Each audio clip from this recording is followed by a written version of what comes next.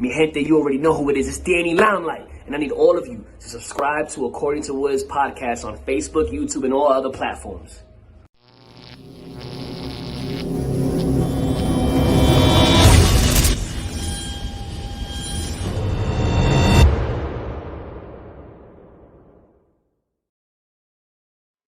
What's good, party people? This is According to Woods, and I have the honor and privilege of talking to my good brother. He is a former host of AfterBuzz TV and is the major domo of the Wrestling Chatter channel on YouTube.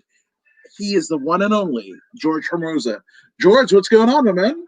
That's an awesome intro. Like, I need to know how to do. I didn't know. I see. It's funny. If anything, I'm learning through you. Like, I didn't know that we were able to do that. I thought we just click live, and then everything else we got to add it on in post. So I'm definitely going to be picking your brain on how to do like a cool little intro before every show. So be prepared for lots of questions after the show, after this 8-hour, 9-hour show that we're going to do. 9 hours. We're going fucking Broadway. We're going live in living color. Might be Damon. I mean, you could be Damon Wayans. I could be Keaton. We're gonna talk about In Living Color because I love In Living Color. There's a great book that I read called Homie Don't Play That I read. That was like the first or second book that I read at the beginning of the quarantine because I went through this reading phase on like reading like all these books. That was either the first or the second book that I read, Homie Don't Play That, which was a phenomenal book just on not just the history of In Living Color, but just history of like black comedy and things like that. So can't recommend it enough.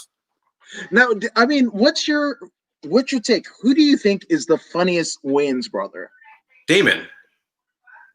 Damon? Without a doubt. I agree, 100%. The question is, who's the least funniest Wayans brothers? There is one that I mean, I don't want to call them out. His name is Sean. His name is Sean Wayans. No, there's even one that SW1. Yeah, yeah, right?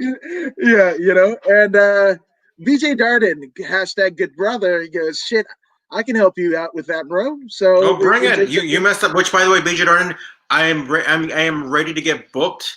I've been training a couple times a week, so whenever you're ready, I'll even fly myself out to be on one of your shows. So if you're watching, I'm ready. I mean, yeah, we'll exchange messages or DMs as the kids say these days. Yeah, absolutely. I mean, slide into those DMs, which, I mean, BJ says Marlon, the funniest Wayans, maybe 97. No, I see that. I think he's got a point. I to some extent, especially with the success that he's had since In Living Color, he's definitely, in some ways, he's kind of surpassed Damon and even Keenan on maybe the most successful Wayans brother.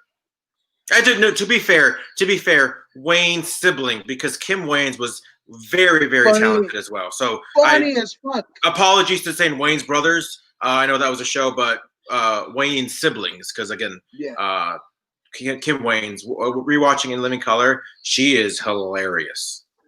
Yes, she is. Yes, she is, man. But one thing that isn't hilarious, I think there is some span of hilarity. But I mean, obviously, how did you get involved with professional wrestling? You mean watching it or getting in it? Either or.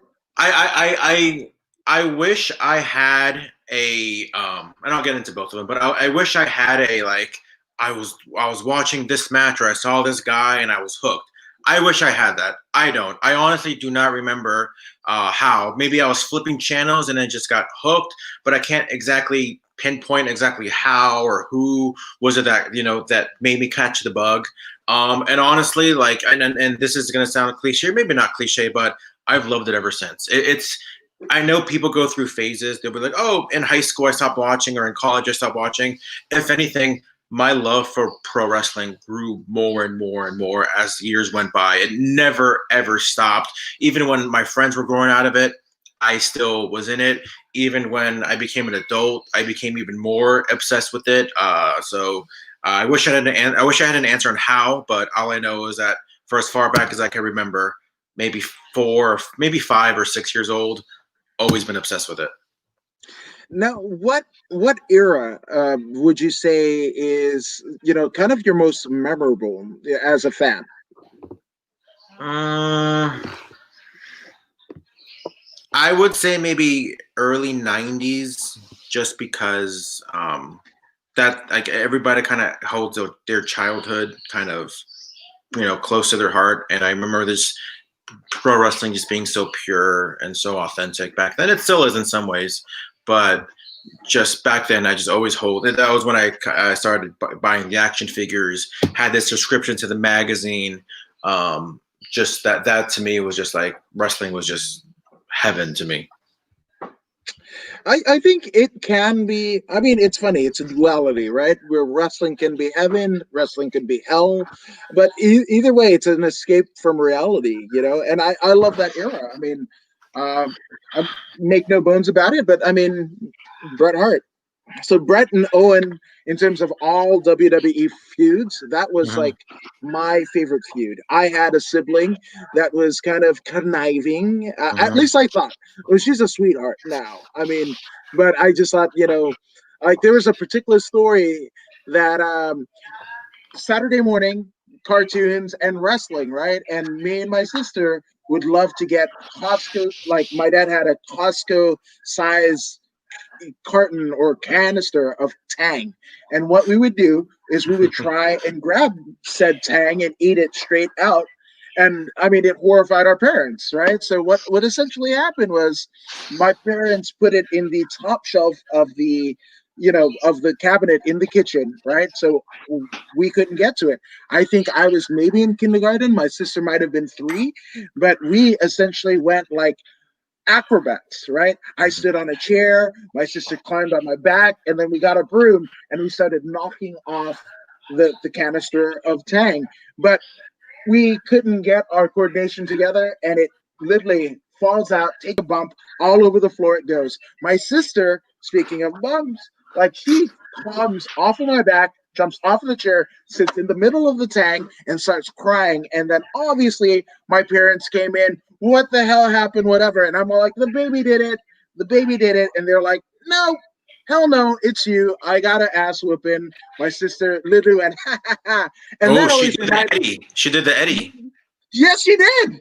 Yes, the chair shot and fucking yeah, she busted an Eddie on me. But I mean, obviously, we're kind of I would say 10 years removed from the greatness of Eddie Guerrero in the WWE, but probably even 4 years away from what he would become in the WCW, right? Mhm. So my only kind of reaction to it is like she's Owen. She's definitely Owen, Mhm. right? And Tilt Rock says Tang is very underrated. Yes, it I is. know, I know, I know who Tilt Brook is. I'm not gonna say it here, but I know who Tilt Brook is. Kiz Fizz kid, Kiz Fizz, but shout out to Tilbrook.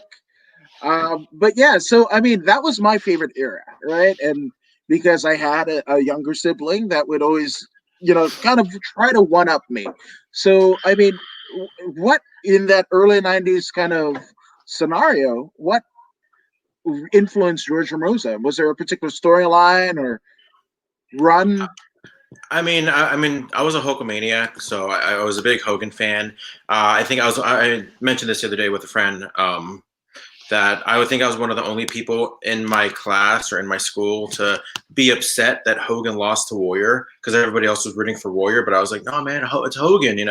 But honestly, just everything. I remember like just being so invested in everything. Like even something as simple as like the Rockers and the Rougeau brothers feud. Like that stood out to me for some reason right now. Just everything made sense back in the day, right? Where there was a clear cut good guy, there was a clear cut bad guy, and no matter what, just everything made sense. Whether it was Tito versus Santana, whether it was Rougeau's against Rockers, whether it is Demolition against the Brainbusters, just everything made sense. And not that it doesn't now. I'm not knocking today's wrestling. I'm not one of those people that implies. I'm not one of those people that says like, oh, back then this was wrestling. No.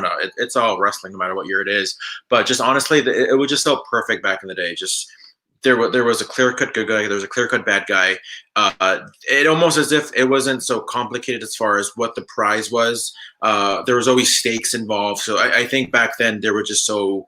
It was just more clear as far as what the message they were trying to say to the fans was, and that to me, I was just hooked.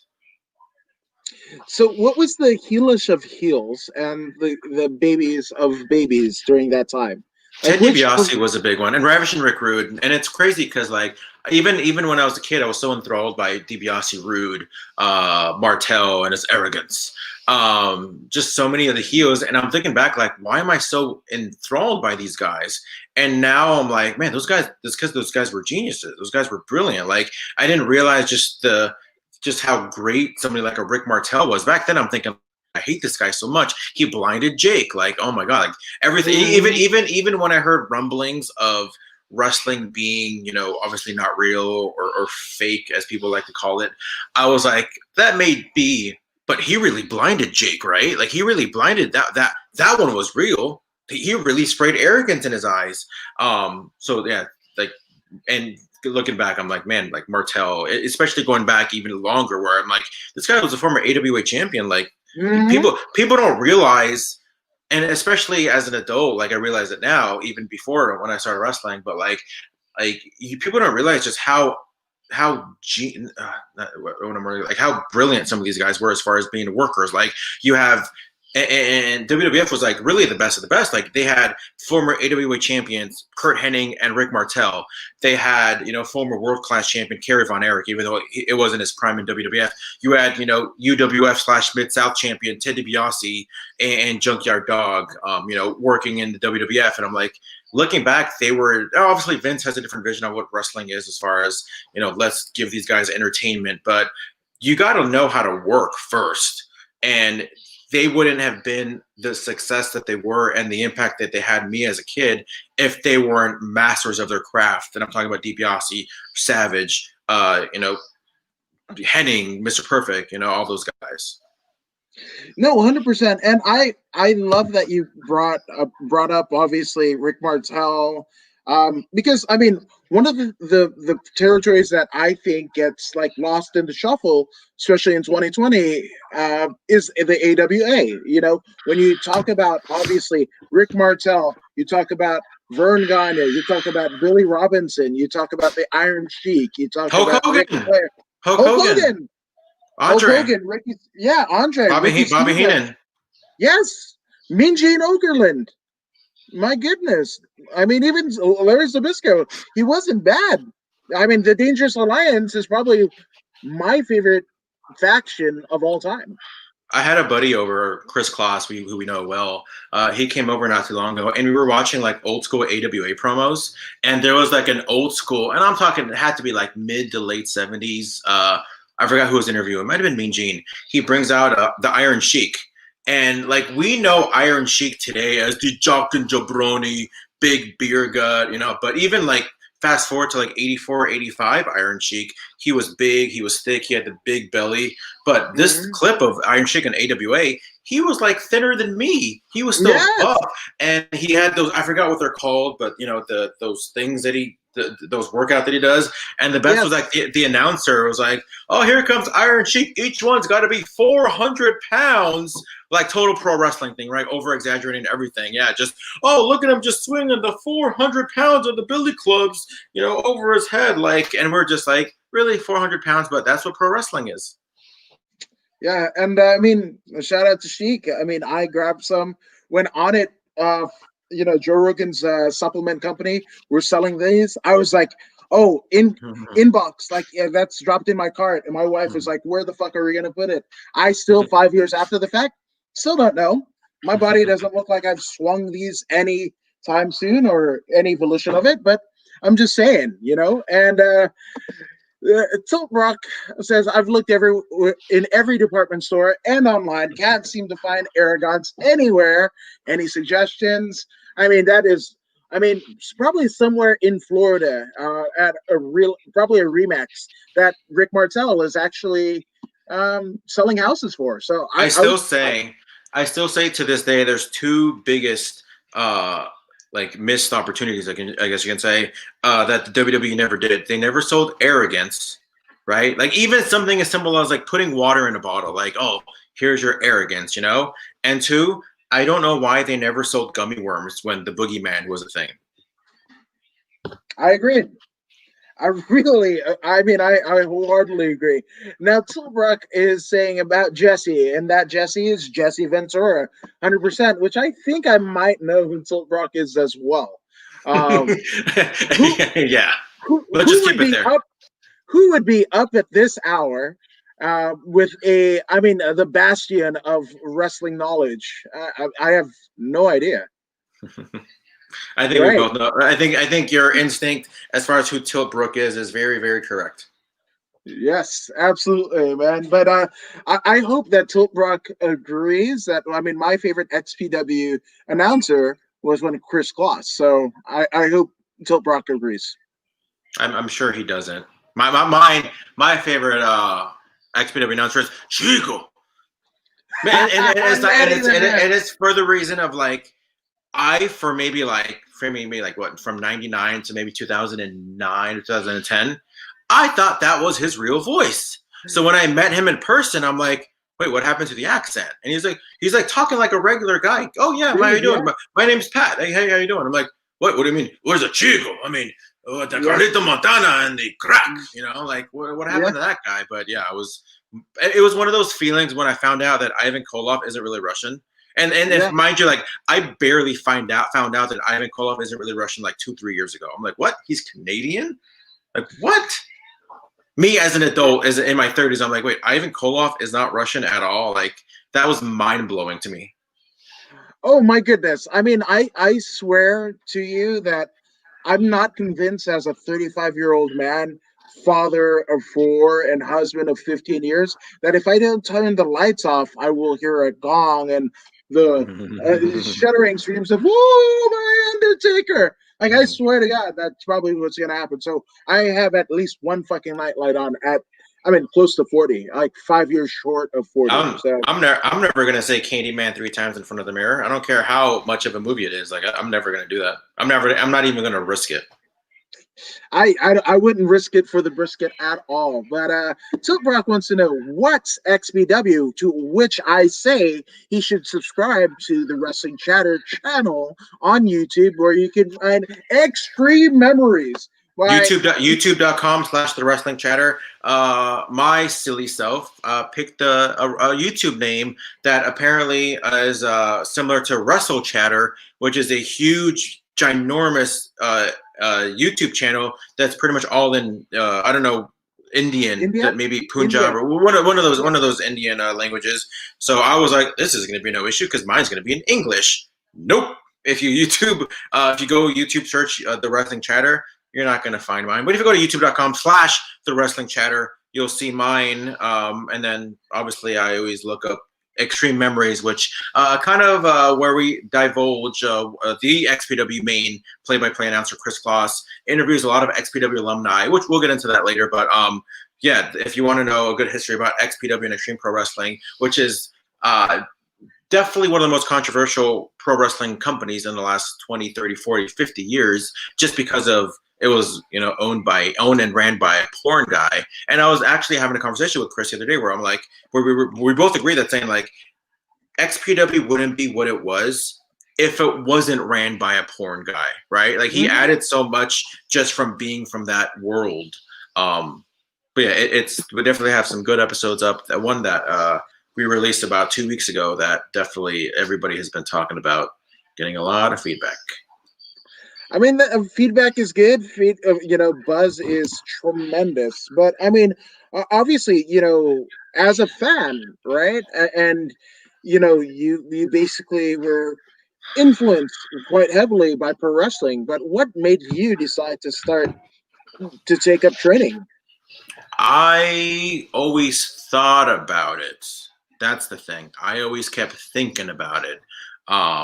And I know it's gonna sound like excuses, but I always kind of had a reason as far as like didn't have time, didn't have money, mostly money, because I would always look into like training, right? And it was always $3,000 for like 6 months or $4,000 for this, or even like you look at like Rikishi school, and because I found out that Rikishi school was like near my house, like in the Valley, because I live in San Fernando Valley in Los Angeles. And I was like, oh, Rikishi has a school in the Valley. Let's see how much it is. And it's like $5,000. And even after you graduate, it's like, oh, you have to stay with them and pay like monthly fees or whatever, which is fine. Like I'm sure that's how a lot of schools are.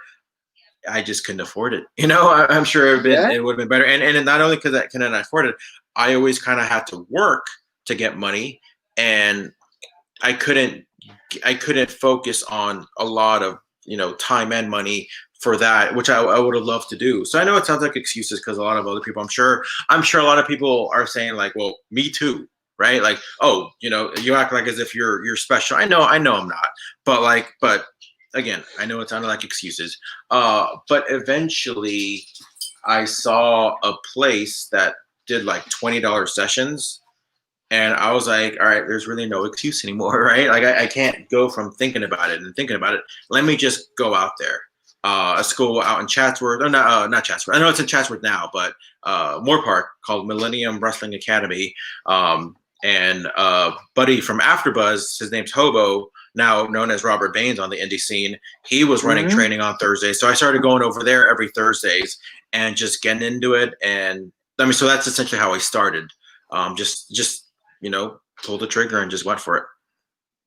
Damn. So, I mean, what year is this? 2017. So, I mean, after, so many years of kind of looking from afar, right? And I mean, one thing that I want to get into, because also you were a host at AfterBuzz. I just had on Jay Tan, your compatriot, as well as TK Trinidad. So, I mean, I definitely want to get into how that happened. But I mean, did that influence you to start training yourself? So back in 2015, myself, Steve Kaufman, who I think yes. Christian Rosenberg, who I know and Christy Olsen, we hosted the last Tough Enough 2015, a Tough Enough, like the after show, right? We watch a show and then we talk about it afterwards.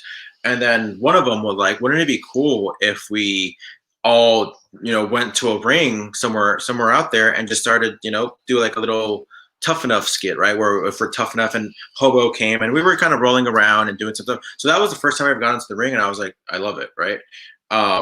So just kind of doing that, I'm like, all right, I need to get into it more. But to some extent, the AfterBuzz thing, because what I also saw, and again, this is like, I shouldn't have waited to do it to realize this, right?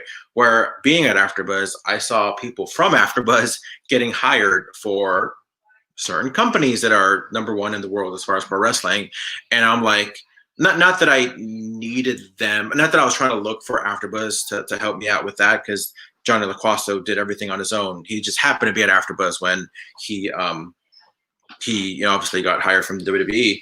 But I'm like, man, like, there's really no reason why I shouldn't pull some kind of trigger to at least be on the same path to not just be in WWE, but just be bigger than what I am now. No, that makes sense. That makes sense. And I mean, I gotta wonder, like, was your kind of initial wanting to be in front of the camera as an interviewer, or was it your desire was like kind of incremental steps to eventually get in the ring, especially having that first iteration, and you're feeling like you've never felt before, or you're feeling like you finally belong? As far as being on camera, when I first started AfterBuzz, who a mutual friend of ours got me in AfterBuzz. I mean, because it was originally we were talking about UFC, and that's where I met Jay Tan and Sonya Deville, and Chris Kloss was actually on that initial UFC AfterBuzz show too. I just wanted to talk about AfterBuzz. I just wanted to talk about UFC, and I thought it was a great way of like maybe. Because I have no desire to be a host, to be honest with you. I have no desire to be, a certain, and kind of funny how that leads into the YouTube channel now. But like, I just don't like, I'm not somebody who's going to be, because I see what people like Christy Olsen is doing, or some other people, that can do it very, very well. And I don't know, just not my thing. And plus I think they do it so well. I'm not like, I can't do what they do. But at the same time, like, I wanted to kind of grow just anything, right? Whether it's like, I want people to kind of, oh man, that George Hermoza, like, he's got his hands on this, he's got his hands on that. And I know I wanted to do a lot of behind the scenes stuff. And at the same time, I know I can get better. And I give this advice to anybody. If you're working on behind the scenes stuff, you'll get better knowing what you want out of somebody who's in front of the camera by being on camera. Vice versa, if you're in front of the camera, you're going to get better at what you do by knowing what it's like to be behind the camera, right? Because it's really easy to say like, oh, do this, do that, do this, do that. But what about you put yourself in their shoes as far as like, okay, like now I kind of see what they're looking for. Now I kind of see what they want. So it was a little bit of both as far as I've always had more of a desire to be behind the scenes or behind the camera. I've done a lot of production stuff. I worked on the first season of the rebuilt or the relaunch of American Gladiators with Hulk Hogan. Oh, wow. Yeah. So just I've always had a desire to be on behind the scenes. So that was more like, let me talk about UFC because I loved you at the time. I still like it now, but I think it's changed, and we can talk about that a little bit later. But I still, at that time I liked it. I thought I was going to be able to network people as well, which I did. And yeah, so it's a little bit of a combination of just networking, knowing what it's like to be in front of the camera, to be better behind the camera, and just getting my name out there. So best case scenario, right? If the AfterBuzz deal would have gotten you to where you wanted to, were you looking maybe at a backstage producer type role in a major organization, or more on the technical side in terms of lighting? Like in mind's eye, where did George Hermoza kind of see that AfterBuzz opportunity kind of springboarding him to? Something similar to like what Ryan Katz did, because he was at AfterBuzz for a bit. But I don't. I can't. Don't quote me on this, but I think a lot of people that went from AfterBuzz to WWE, I don't think they necessarily credit, or I don't think AfterBuzz is necessarily responsible for them being in WWE, because I know somebody like a Ryan Katz worked his ass off for 12, 13 years prior to that to get to where he's at now. And the same thing with a lot of other guys. Evan Mack, Dario / Sonya Deville. I know AfterBuzz kind of helped. But yeah, I mean, I saw what Ryan Katz was doing. I'm like, man, that's pretty cool, and what he did. But at the same time, it's just, again, I don't necessarily have a desire to be in front of the camera, except if it's as a pro wrestler. So if it was behind the scenes, I would love to work for WWE Film Division, just producing, directing things. I'd love to work for even WWE in general, behind the scenes. I'm sure I always hear about a writer being like a thankless job. So I mean, I don't know if I'd want to do that, but just something where I can use some form of creativity. If it's not going to be in front of the camera, but if is it going to be in front of the camera, I don't want to be a Spanish commentator. I don't want to be an interviewer. I want to be a pro wrestler. I want to be known, for just doing good work and maybe making a difference as far as in the ring. Now that's kind of in terms of like, I think it's a bit of not a quandary, but I mean, for the lack of a better term, because I mean, on one instance, you're somebody that is kind of demure and wants to stay off to the background, but obviously being a professional wrestler, as somebody that you've studied under a lot of the greats, and even got to pick the minds of a lot of notables at AfterBuzz. So it's kind of crazy that it's one thing in this and then one thing in another. So where does that come from? Like what kind of desire did you have to be a director of sorts? And I mean, like, was there movies that you were kind of like influenced by to lead you to your decision? So it's one of those instances where even when I was younger, I didn't know what I wanted. Like even when I was going to school, for the first few years of college, like zero clues, zero whatsoever.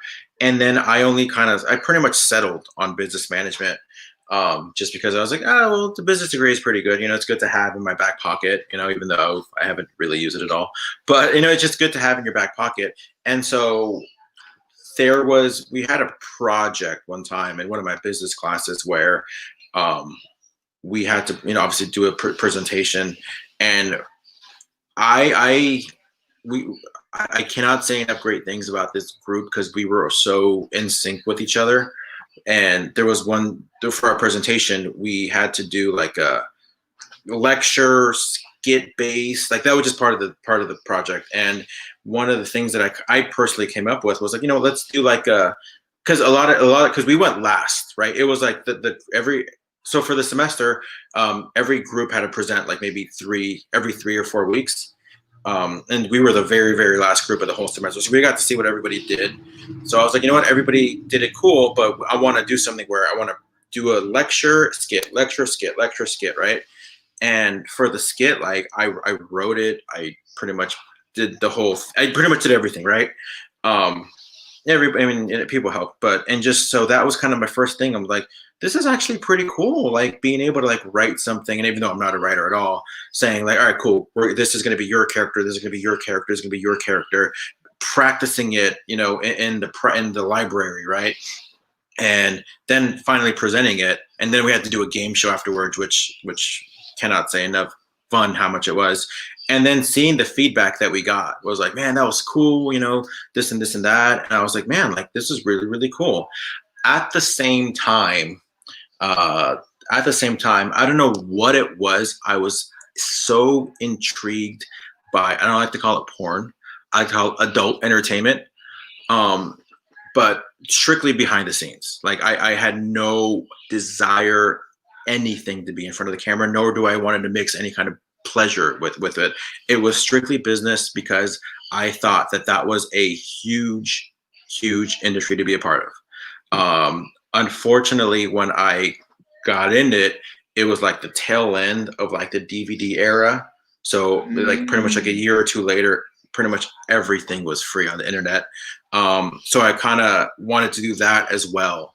So then when that ended, as far as like, well, unless you're kind of, because I did that for like 2-3 years, and then so pretty much like that ended. So I'm like, man, I need to maybe think bigger now. So that's where I kind of get into the mainstream, like, and I had a bud, I don't know if he's watching now. I know he commented on the link, but Mike Paisano, who worked at a casting agency, and it was more like it was extras or audience casting, right?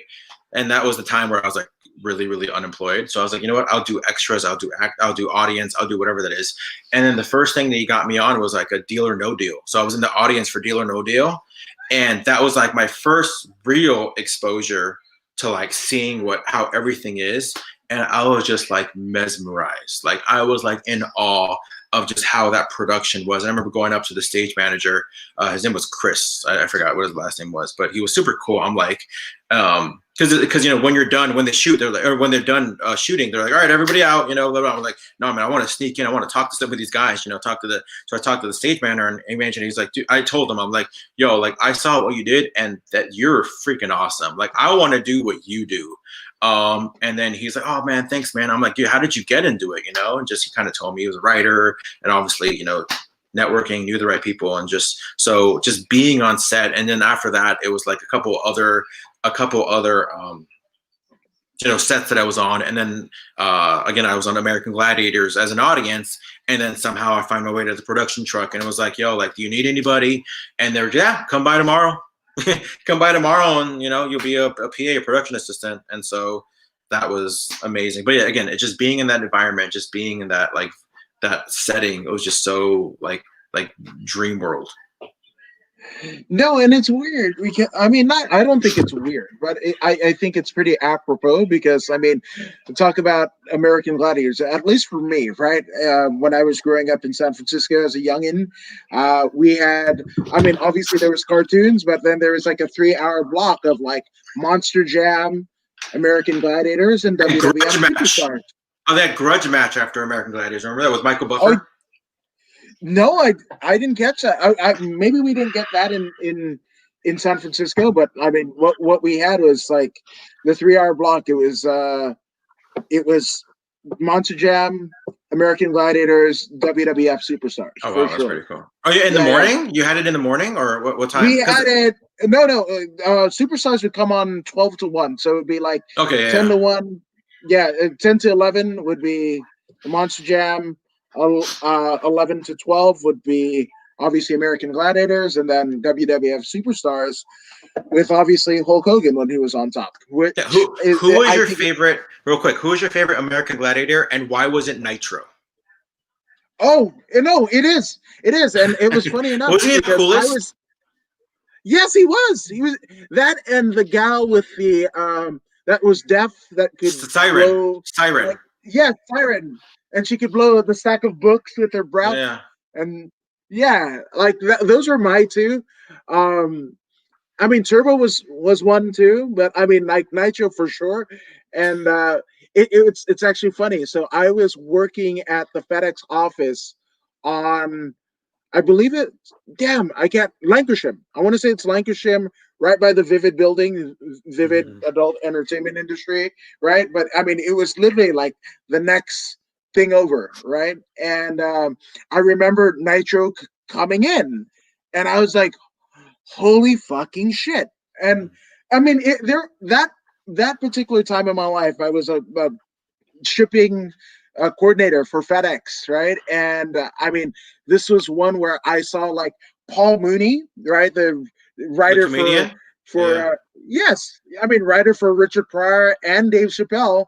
Basically, he comes like dressed to the nines, dropped off in a limo, and literally like 10 minutes later, he's walking with maybe a lady of the night and possibly a crackhead, and a do rag. And I was just like, "Oh, Mr. Mooney," and I kind of found out, and he was like, I was like, "Can I get a picture?" And he was like, "No N word."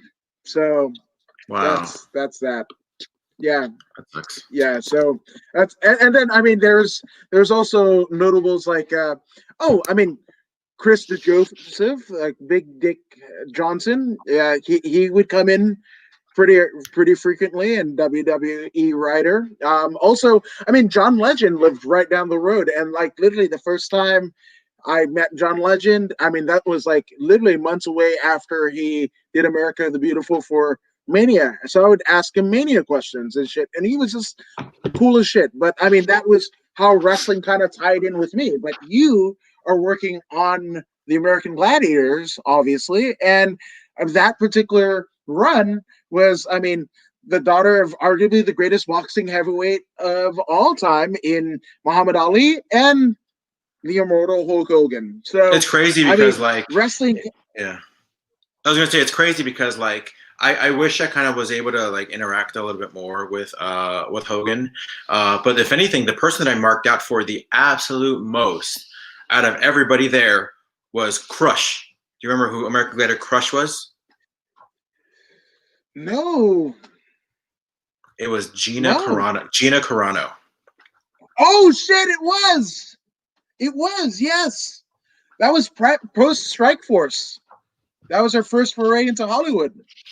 Yeah. I don't think she did anything more than that after that. Cause I remember I was like so trying to be friends with her and so trying to impress her that like I remember I wearing like there you go. I remember I wore one of those like affliction shirts or those extreme couture shirts that were cool at the time. Remember when everybody you Yes. were cool if you had an extreme couture or affliction shirt. And then like she commented on my shirt. I'm like, oh my god! And I mean, I wish I had it handy, but I do have a picture with her. And it's funny because like even with the wrestling stuff, I remember there was a guy. I don't know how in tune you are with like SoCal wrestling or from like 2000s, but there was a guy from like UPW named like Wolf. Like he was a gladiator Yeah. from the 2004 Tough Enough. Yes. The big black guy Justice Smith. He was a gladiator that Yes. year, and I was like, "Yo, man, I voted for you," even though I really didn't. I was like, "Yo, man, I remember you from Tough Enough. I even voted for you." He's like, "Oh, man, thanks, I appreciate it, man." And just yeah, I feel bad for lying to him. So I'm sorry, Justice Smith, that I didn't vote for you. I just said that so you thought it was cool. One of the other gladiators was like The Rock's body double. So like every time I Yes, talk to and his him, cousin. yeah. So every time I talk to him, I'd always like try to get like Rock stories. Like, yeah, me and Dwayne, like yeah, blah blah blah. It's just, I mean, it was definitely a good beginning. I haven't done anything in a while, but like I'm gonna get back into the production stuff soon. But it was definitely a good start to like, man, like this American Gladiator stuff. Like this is pretty freaking cool. I wish I was on season two. Silly me, I didn't know how the production world worked as far as being available to work. But I remember getting called for season two, but I was like, oh no, I got class, And then they never called me back. But like, because Matt Morgan was on season two as Beast. Obviously Yes, he was. Hogan was still there, and so I was like, man, I wish I would have been made myself available for season two. So that's one of my biggest regrets. Hindsight 2020, because I mean that season two. I mean, did it even go a full season before it got canceled? I think it did. And it's funny, like even like I mean, Chris Kloss would appreciate this because like at the first season of American Gladiators, we shot it at the Sony studios in Culver City. In Season Culver City, yep. two, Season 2, he'd appreciate this. Season 2 was shot in the Los Angeles Sports Arena. So, wow, I didn't even know that. mhm. So I missed out on, I guess, working the sports arena. I was there as a fan. That was my first ever wrestling show live as a fan in '96 at the sports arena. It wasn't even WWF or WCW. It was the World Wrestling Peace Festival at June 1st, 1996. Really? Yeah, I was there. Which was funny. I keep saying his name, and I'm trying not to say his name. Chris Kloss was there too. And if you ever watched the video of, we didn't know each other back then, obviously, but if you ever watched the whole video, the Peace Festival on YouTube, which is there, not the best quality, but it's there. At the end of the show, like a lot of people were in the ring, and he found some way to sneak inside the ring at the end of the show, which is a cool little Easter egg if you ever watched the World Wrestling Peace Festival on YouTube. Oh man, I've gotten on many a deep dive with our good friend Chris Kloss, which is, I mean, 2003 me. If I would have told you, like, I'd be friends with Chris Kloss and to an extent, Pat Hode with Larry Rivera, you'd be like, "You're fucking crazy. What the fuck are you talking about?" But it's happened and it's true, and I'm super grateful for their friendship. But I have a funny story, real quick. I have a funny story, and I tell him this all the time. In 2001, I want to say May or June 2001, if anybody remembers the landscape of pro wrestling, it was WCW was already bought out, ECW went bankrupt. They were kind of beginning the invasion angle in the WWF. You know, Lance Storm coming in, Hugh Morris, Stacy Keibler, and so I went to an indie show, and this was in like, not to say peak XPW, but XPW was pretty hot at the time. ECW was gone, so XPW kind of took over reins as far as Extreme Wrestling. They were on every Saturday on KJLA. I want to say 10 p.m. or 11 p.m., maybe 11 p.m. on KJLA every Saturday. XPW was on XPW TV, hosted by Chris Kloss and Larry Rivera. And so I went to an indie show in West Hills. It was Millennium Pro Wrestling at a JCC. And it was cool. Like, it was like Frankie Kazarian. I mean, Frankie Kazarian did not wrestle. He was supposed to wrestle, but because WWE was in town and he was getting looked at, he couldn't wrestle like an indie show maybe like a week or two prior to being on WWE or being looked at in WWE and UPW. But it was like Amazing Red, not Amazing Red, Cincinnati Red. Rest in peace, Cincinnati Red, against Adam Pearce, who's like on WWE TV all over the place. You know, Super Dragon, Rising Sun, a guy named Andy Van Dam, and just a few others. And I remember being in the lobby during intermission, and like, here comes Chris Kloss, and this is me, 17-year-old me, like, oh my god, it's Chris Kloss, like from XPW TV, right? And if you know Chris, he's like the nicest guy in the world, and and so. Silly Mark me, right? And I was like, wait a minute, if you're here at the show, then who's hosting XPW? Like, right now, like what? And he kind of played along with it a little bit, you know. He's like, oh, I get, you know, I gotta go, you know, I gotta go host a show right now, you know. And so like, just to kind of make it a little bit like, wow, like this I always remember is like, you know, Chris Kloss was in the business, you know, doing XPW. I'm sure he met a lot of people from XPW or through XPW, and just out of nowhere, like just a random indie show in West Hills at a JCC for, it's not like a Ring of Honor type. It's like MPW, which you know, obviously was a big deal in SoCal at the time, still is. But like, Rob Van Dam just walks into the lobby, just to hang out. And like, Kloss's jaw was like,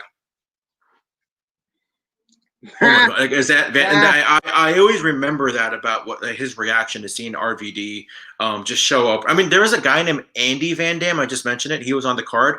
I don't know if they were brothers or just shoot brothers or wrestling brothers, but I remember him using the name Andy Van Dam. So I don't know if it was ever.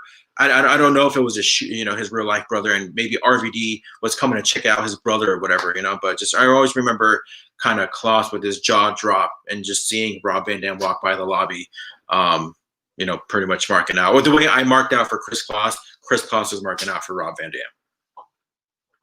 I think that's great. That's fucking awesome. But that's, I mean, it is the pro wrestling sphere, and I mean Chris Kloss. For anybody that doesn't know, I mean, is just like the greatest ambassador of not just like pro wrestling, but he's just like a fucking like great human being. Like, I mean, dude, go on a deep dive and check out.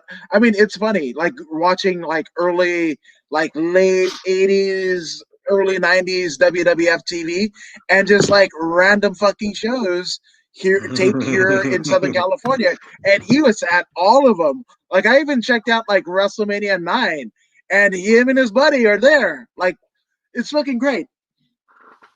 We were watching a random superstars like a couple weeks ago, and yeah, he's like all over it. He's like sitting there, oh yeah, there's me, and he's trying to obviously market out for himself, and just making sure that he's on camera, and yeah, just yeah, a random super. And then those were the days where they would tape like 6 or 7 superstars or episodes of superstars in one day. So for like 6 weeks straight, he was just all over WWE TV. No, 100%, 100%. Shout out to Chris Kloss, the greatness that is. Now, Alex Ramirez wants to know, hey guys, question: how can we score a PS5 by Christmas? And what TVs do you recommend that are PS5 ready? So the question is eBay. Okay. eBay. Okay. If you're lucky enough, obviously you can get a thing. But like I have a Samsung, I never had an issue. I think my Samsung TV looks fantastic with my PS4. But yeah, I mean, I'm a video game guy, but I don't need the newest as soon as it comes out. Wait like a year, and I'll be fine with my PS5 in a year. I don't need it right now. Yeah, I was gonna say in terms of procuring one at this stage of the game, you know the story about Jack Johnson, right? Not Hmm. no Robert Johnson. Robert Johnson. He So went down to the crossroads. He went down to the crossroads, and so he he was won't be like lonely. a He went to the no, crossroads no, so he no. won't be So lonely. No, Bone that's Thugs and kind of Harmony. it. Yeah, Bone no, Thugs and that's Harmony. not wrong one. Wrong one.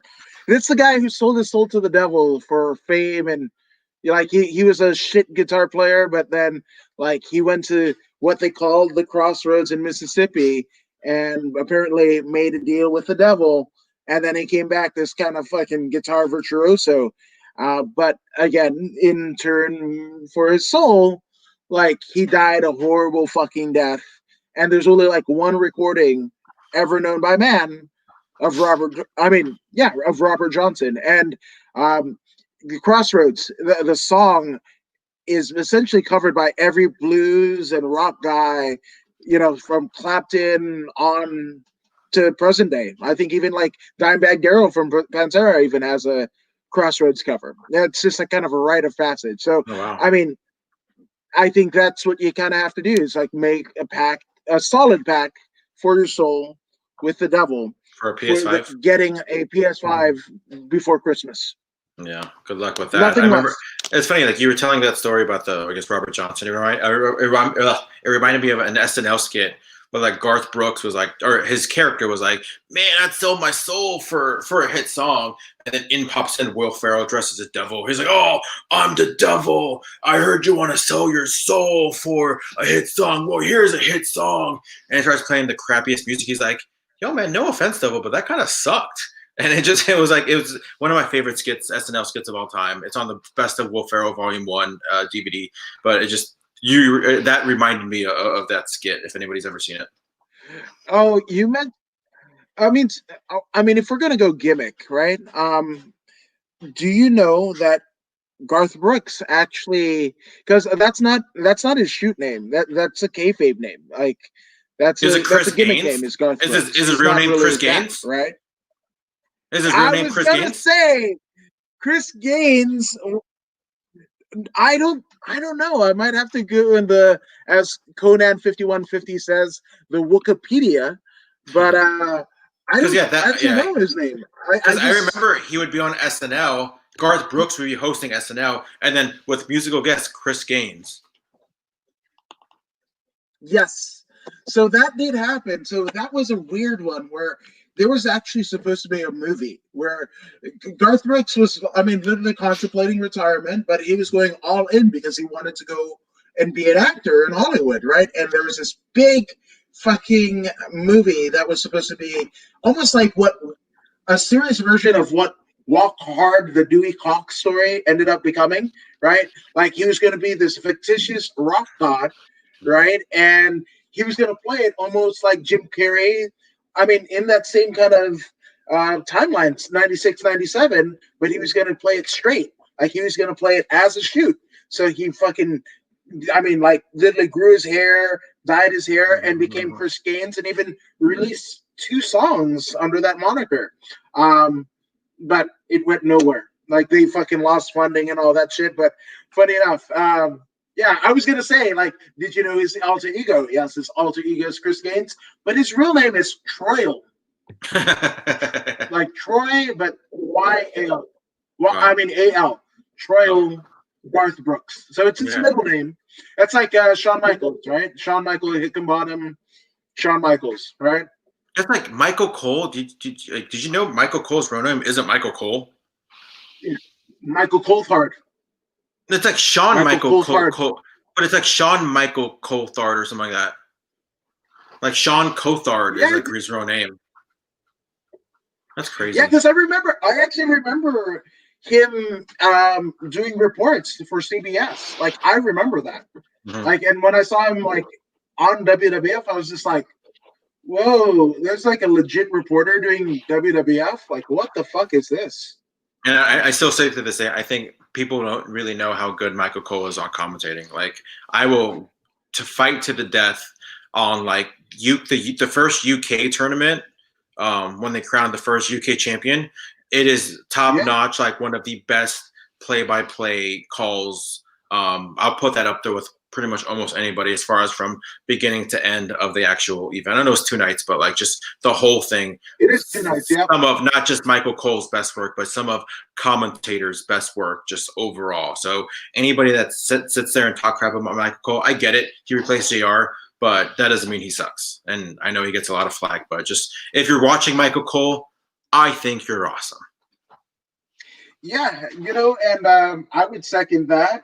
Because of the amount of things that he wants to, I mean, that he has to fucking juggle, you know, the social media shit, the fucking, you know, whoever they're promoting at the time in terms of brands, and then whoever fucking song, like, oh, Downstate, thank you for the fucking SummerSlam, whatever. Mm-hmm. And literally, like, minute by minute, plus having Vince in his ear, like, literally the entire broadcast. Like, I mean, each one of those things are a separate skill to be exalted in its own right, but he does it all simultaneously in front of our eyes every week for the last fucking 20 years, right? Yeah, and it's funny because like everybody's like, it's funny because he's always like everybody, the fans or people online are always like, oh, he's so annoying with the big dog is here or the boss is here. It's like, I'm sure Sasha Banks is perfectly fine making tons of money with the Boss T-shirts. I'm sure Roman Reigns is perfectly fine making tons of money with, you know, the big dog merchandise, you know? It's like, but my point is like, there's a reason why WWE is so great at branding because they kind of stick at home with all the silly, the boss time or you know, what did Taz just say? Oh, Taz when Brock Lesnar came out. Oh, here comes the pain, you know, like it's just, there's a reason why they're so genius when it comes to branding. And again, people, you know, crap on WWE all the time, but then again, that's why they're number one. And I mean, I love AEW. We can talk about that later, but like, I'm hoping that AEW can be at the level of a WWE as well. And I think there's a lot of things that they want to do different just for the sake of not being WWE. But there's a lot of things that WWE does correctly that everybody should be doing. Yeah, no, I agree. But at times, obviously, the current state of WWE and even the state of WWE for the last 10 years haven't been for me. It's for kids, right? So, and that's one thing that they do masterfully is kind of, you know, grandfather themselves into, you know, kids, right? And kids that will, once you have like a kid, you've got at least maybe 5 to 10 years worth of, you know, patronage, whether that be T-shirts, video games, live events, WWE Network subscriptions. Like that's what getting on the ground floor of that peaks of action figures. Fuck action figures. You can't go anywhere and not have a WWE action figure display somewhere, whether it be Target, Walmart, malls. You can't escape it. So they're very, very smart in terms of the way that they operate. But at times, I think they forget in terms of storyline wise that they did Hogan Andre. Oh, they did Bret Owen. They did Bret Shawn. They did Austin Rock. Like I feel at times they forget that they're that same company. Yeah, it's crazy because like there's some things like for example, right now I'm loving the Roman Uso storyline just because I feel like there's so much depth. Like I think Bray Wyatt, anything that Bray Wyatt does right now as a Fiend, I think is just genius. Like genius would be an understatement on what Bray Wyatt is doing with the Fiend. So there's some glimpses of going back to what I said earlier. There's some glimpses of like, man, this is awesome. But at the same time, there's a lot of things that just do not make sense. And as opposed to what I said earlier, it's like as a kid, everything made sense. There was some kind of backstory for everything, whether something as simple like something as simple as like just a one line thing that an announcer would say or a wrestler would say to kind of tie everything in together. I feel like that's what's missing a lot in pro wrestling these days when it comes to not just WWE, but a lot of places where it's like just that one line, just as something as simple as like, oh, they're getting paid more if they win. Something as simple as that, which is why, like, for example, and something is because like you think about it, if I was a champion, especially as a heel, I would intentionally disqualify myself every single time so I can stay champion. But they forget that that's a question that maybe a lot of kids have because I had that question as a kid, but they would kind of throw it in like, oh, well, you lose certain stock or whatever it is, right? So it's just something as simple as like, you get more money if you win. You get this, Dusty going to the pay window, like, okay, like that to me made sense because it's like people want to win. People want to. I literally thought there was a window where you went after the show and collect your winning bonus. I'm sure, a lot of people think that too. But again, little things like that I wish was around pro wrestling. Again, not knocking it. Pro wrestling is still amazing today. As much as I loved it back then, I loved it just as much today. Whatever's on TV, I'll watch. Whether it's Impact, WWE, NXT, AEW, Championship Wrestling from Hollywood. Like if it's on my TV, I'll watch it. If it's on like exclusively on YouTube or streaming, I don't really watch it to be honest with you. I'd rather watch something about me sitting back and watching it on my TV with the remote in my hand. But yeah, again, I love that there's so many options these days too, right? Because back in the day, it was just like you said, Saturday mornings at 12, Sunday mornings at 12, and that's it. Imagine being a kid, like imagine having the WWE Network back then, or like just turning on any day of TV at 8 o'clock or 7 o'clock, and they're being wrestling on. Like that's paradise. Yeah, I remember like the first time that I think the ESPN network, ESPN Classics actually, launched and everything. And there was like AWA.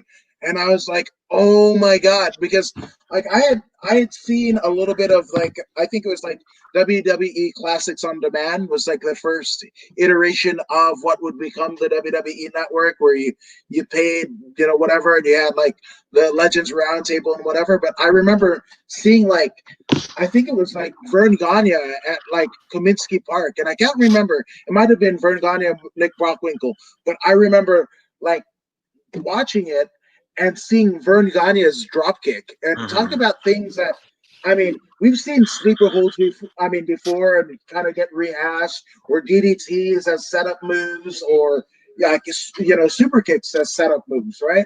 But like Vern Gagne's dropkick, like that's the one thing that I think we need to see more of. And there are a litany of guys and gals even to kind of pull that off. I mean, the way that he shoots somebody into the ropes and like on contact literally spins and takes a flat back bump. I think it's just like some of the most brilliant kind of like, I don't know, like technique and maneuvering that you can do. And Vern Gagne was doing it right up until like 52. he's still doing that spot. Yeah, I like to watch every now and then. I watch a lot of like, older wrestling just because, like, man, even like British wrestling. Like, I remember a few months ago, I was on a British wrestling kick with like Johnny Saint, and this stuff must have Oh been yeah, from like the 70s, and I'm like, oh my god, like if it was like obviously the picture was all grainy, but if everything was in HD, you would not even know that this was from the 70s. Like you would yep. think like this is all today because like again, like somebody like mostly Johnny saying, I don't want to single anyone out, but like, because I know there's a lot more British wrestlers than Johnny Saint, but yeah, like obviously, whatever it Billy was when it Robinson. comes to um, yeah, it's just I could not believe my eyes on just how ahead of his time in some ways Johnny Saint was when it came to just wrestling. This was from like the 70s. Like people can sit there and talk like, oh, it was so boring back then. I see what you're saying. I'm not disagreeing with you, but like you got to watch it with different color eye. You could with different glasses. Like it just there is a lot of genius in 70s wrestling, whether it's British or AWA or WWF.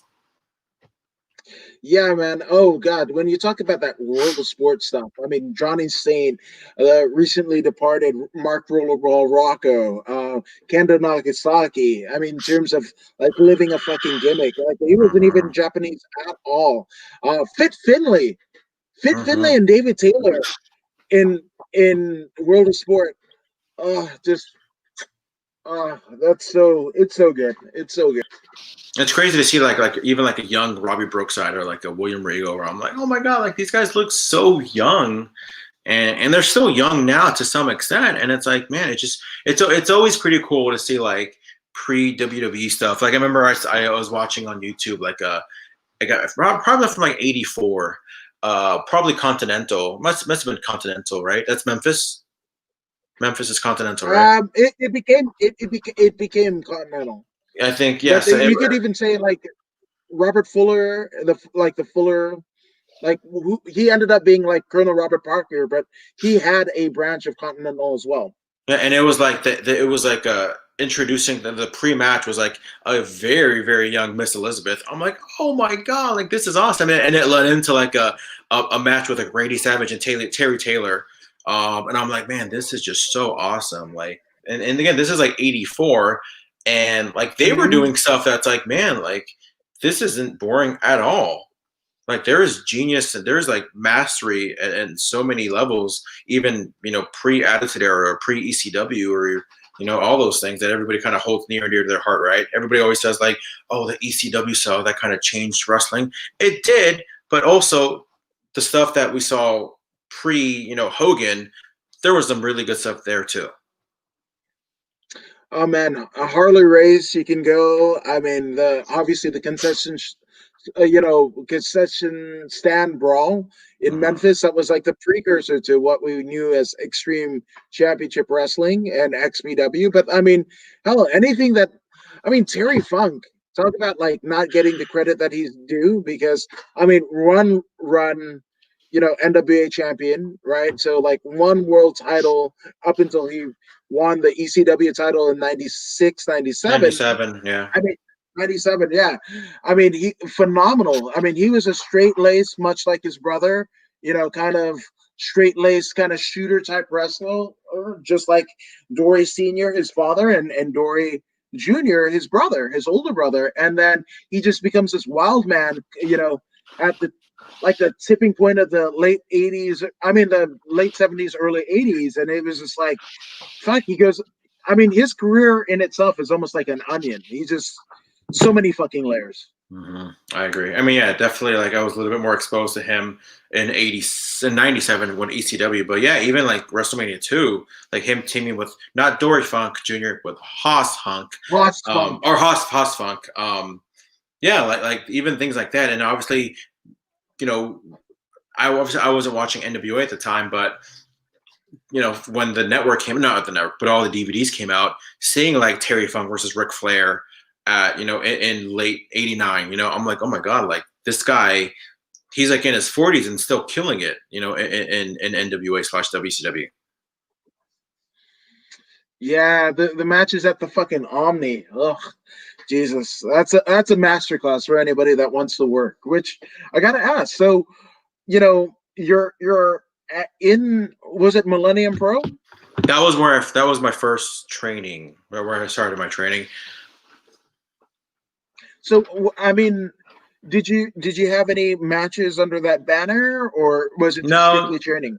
it was strictly training. I mean, I would have liked to, because yeah, I started there, and then like literally like weeks later, I found out that Championship Wrestling from Hollywood was doing like free training, and I was like, oh, that's interesting. Because yeah, I'm paying like $20, and then like I mean, it's in Oxnard, it's far, but I mean, I was like, but it's free training, you know.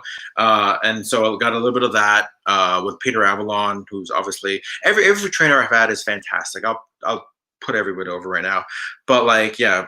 Hobo was fantastic. Peter Avalon was fantastic. And the thing about Millennium was, and they're closed now because of COVID, but they had training from Monday through Thursday. And so Monday, Tuesday, Wednesday, Thursday, there was a different trainer every single day. And so what worked best for me was Thursdays, which I trained with Hobo, but then I would try to make it every Monday here and there, which was a real name Steve, but his wrestling name in OVW, he wrestled in OVW with CM Punk a lot. And then during like the mid 2000s, Seth Skyfire. Oh yes. Yeah, and so he trained on Mondays, and like I couldn't say enough great things about him as well. Just fantastic. Like I walk in, and even though it was my first day training with him, there was a lot of new faces that I saw there, and I could not have like the vibe that he created was just so fantastic. Like it was so cool. Like I cannot say enough great things about him and its class. And then just again, it's one of those where I just wanted more, right? Because I'm a little bit older in age, where I didn't really have time to sit there and waste. Because I hear about Steve Austin, where like, oh, I trained once a week, and with Chris Adams, and I started wrestling like 6 months later against Frogman LeBlanc. You know, like I don't have time for that, right? Even though I don't think of myself as old in wrestling years, you know, even though I still don't, and I'll get into why I don't kind of worry about certain things like that, like age, but just trying to get as much different mindsets. And it kind of the bad thing was like I had so many different trainers to begin with that they had different mentalities. Like even something as simple as locking up was like, no, you're supposed to lock up like this. No, you're supposed to lock up like that. At the end of the day, you do what your trainer tells you, and you do what works best for you when you're out there working matches. And then so I got a little training there, and then a couple months later, I saw like on Facebook through a mutual friend, just on their chat, like or the leaving messages and whatnot, and I saw like, wait, does that look right? Brian Kendrick's doing free training? Like, oh my god, like how is that? Like, is that for realsies? And yeah, so I took advantage of that as soon as I could. Like I literally changed my schedule to like train with Brian Kendrick as well.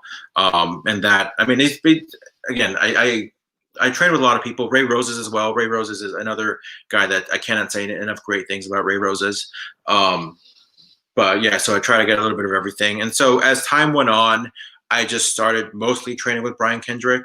Yeah, and so I remember I hadn't trained at Millennium for a little bit, and just because like it got a little bit more pricier, like it wasn't the $20 sessions anymore. It was like, here's a monthly fee, pay the monthly fee, and you can train as much as you want. I just couldn't afford the monthly fee at the time, but I remember they kind of use their students a lot. So again, me not being a student there anymore, I didn't want to just put myself in the situation of, hey, let me train with you, let me work your shows. Even though I did ask Ray right before the COVID hit, what would be the best route to do so, and he's like, yeah, just hit me up in a month or so, and then we'll work something out. But yeah, for the most part, I did it. So going back to what you were saying as far as not working for Millennium, again, they used a lot of their students, and because maybe I wasn't really there as much as I was before, but I do work a lot of Wrestling Pro Wrestling, which is Brian Kendrick's promotion. I know you've been to a show or two, and that promotion is something else. If you like strictly wrestling, it's not for you. If you like to laugh, just have fun, which is what wrestling should be, then you'll love Wrestling Pro Wrestling. There's a lot of cool videos on YouTube. Yeah, so I've done a lot of those shows, if anything. Yeah, which I gotta ask, man. how do you get in? I mean, obviously you were training under Brian Kendrick, but I mean, Mhm. wrestling for wrestling. I mean, it's crazy. You could actually find gifts, even if you don't know the promotion. You could find gifts on literally on like every kind of swipe keyboard Mhm. on your phone and whatever of wrestling pro wrestling, and it is probably one of the most unique experiences, not just in wrestling, but in all of entertainment. So like how does this kind of idea get approached to you, and how'd you start working them?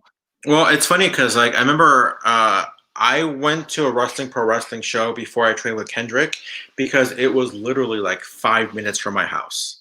It was like I mean I live in North Hollywood, like on the northern side of North Hollywood, and if anybody knows the valley, like Burbank and Lancashire, which is kind of in the middle of the NoHo Arts District. I don't know if you ever passed by there, but on Burbank and North and Lancashire, just Yeah. right off to the side, there's like a right across the street from Denny's. There's like this weird circus-looking building that looks Yes. dark. Yeah, and Yes. so and I was like, wait, they're doing a show there? And I obviously, me being training for like a good year or so, I was like, I kind of know some of these people that are working the show. Let me just go check it out, right?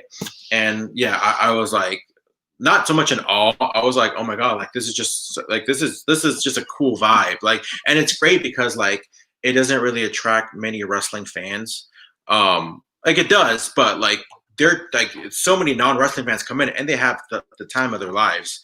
And so I talked to Kendrick for a little bit. I was always like, every time I'd see him, I'd be like, hey, I'm friends with so and so. I've met you before. So I don't even think he remembers me. Me remembers meeting him, and before I started training with him, but just kind of um, doing that. And then once I started training with him, I mean, the cool thing about wrestling pro wrestling is like, if you show up and if you want a spot on the card, you'll probably get one. Um, because I remember so they were like, oh, they did a show every month.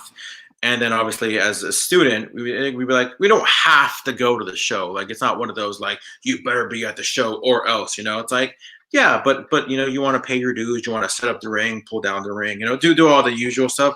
And also it's just good to just get your name, get your face out there, right? It's the biggest misconception, not just in Hollywood, but the world is, oh, I got this job. It's who you know, right? Oh, it's who you know. Uh-uh.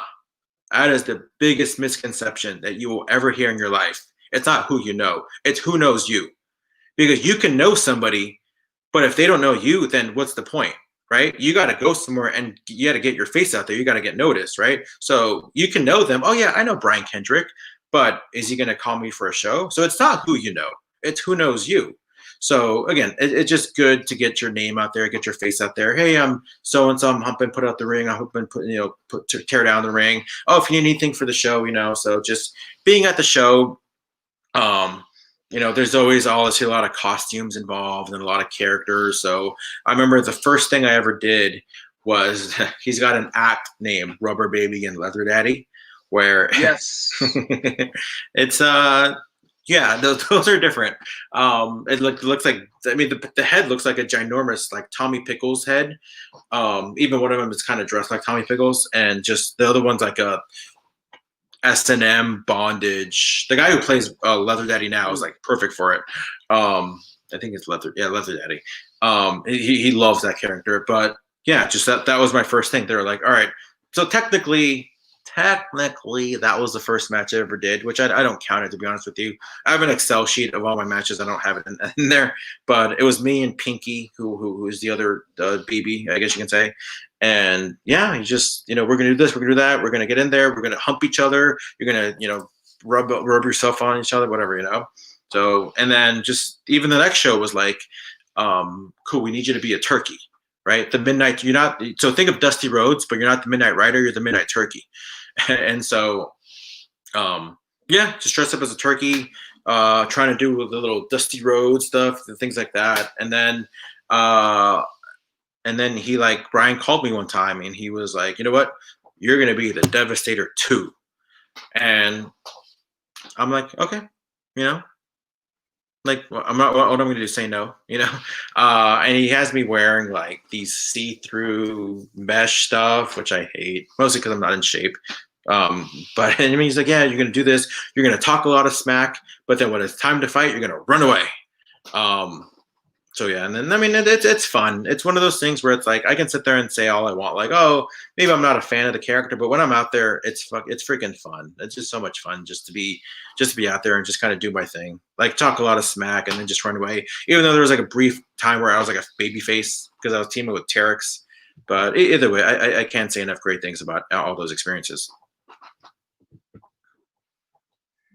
No, and I mean, again, it is an experience. Now, obviously, nobody's going to confuse it with, I don't know, let's say, Harley race Ric Flair, right? But Mm-hmm. the thing about it is, in terms of being a performer and just kind of being able to let yourself go in ways that you probably wouldn't be able to if you're like a straight ardent technical wrestler. Like, Mm-hmm. what is it? What does wrestling for wrestling mean to you in terms of what it's shown you how to be like a complete performer and really pushing the boundaries of what you can do? I mean, it just so here's my thing, and this is if there's one complaint that I have about maybe certain trainers, and no one specific, because it's never really the trainer that says it. It's usually some of the fellow students that say it. Is and I mean, I'll answer your question in a second, but it just kind of ties into it. Is like I trained with Brian Kendrick, right? And again, no disrespect to anybody trainer because they're all fantastic, but just to be fair, he's the most successful trainer that I've had in terms of he's been in WWE. He's former cruiserweight champion. He was the longest reigning SmackDown Tag Team Champion for the longest time until New Day broke it. Like he just was just he's done stuff in the business, right? Like he's done a lot, more than some of the other guys, and maybe even if some of the other guys deserve to do more than the business, just for the sake of Wikipedia accomplishments, Brian Kendrick has done more, and so some of the vibe that I see in the other schools is like there's only one way to do this. When you lock up, make sure you lock up like this. When you do this, then there are a lot of things in wrestling that no matter what should be universal. But there's a lot of other things where it should be like, no, you're supposed to make contact when you hit. No, you're not supposed to make contact when you hit. It just you do what your trainer says, but it's just weird how people say like there's only one way to do it.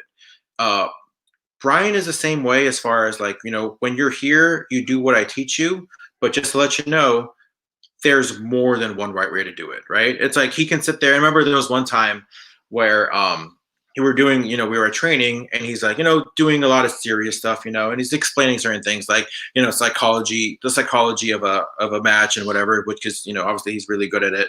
And he's, explaining things, oh my God, like, it makes sense. And then he's like, but then again, I have, Loch Ness Monster and Bigfoot on my show. So what do I know about wrestling? It just kind of opened my eyes as far as like there are like hundreds of ways to present wrestling. There is no one right way to do wrestling. So that's kind of something like when it comes to wrestling pro wrestling, it's like it's just how can I explain? Like that's just the exemplary of like, yeah, it's got a ring, but that doesn't mean you're limited to what you have to do in the ring. You can just do so many more things. You can have a ring in the middle, obviously, which is pretty much the center of what we're selling, but there's so many endless possibilities when it comes to just presenting wrestling. Like it doesn't just have to be the Ring of Honor style, the PWE style. It doesn't even just have to be the WPW style. It can just be a little bit of everything. Whether you want to do pure wrestling, that's okay. Whether you want to do pure comedy, that's okay. Whether you want to do no ring, that's okay. Like everything is okay to do. If you're gonna draw, if you're gonna sell it, people are gonna have fun. Because at the end of the day, wrestling is supposed to be fun. All that is okay. How many friends do we have that say like, "Oh, I can't believe AEW did this"? Like that's not wrestling. Who cares? People liked it, and that's what matters.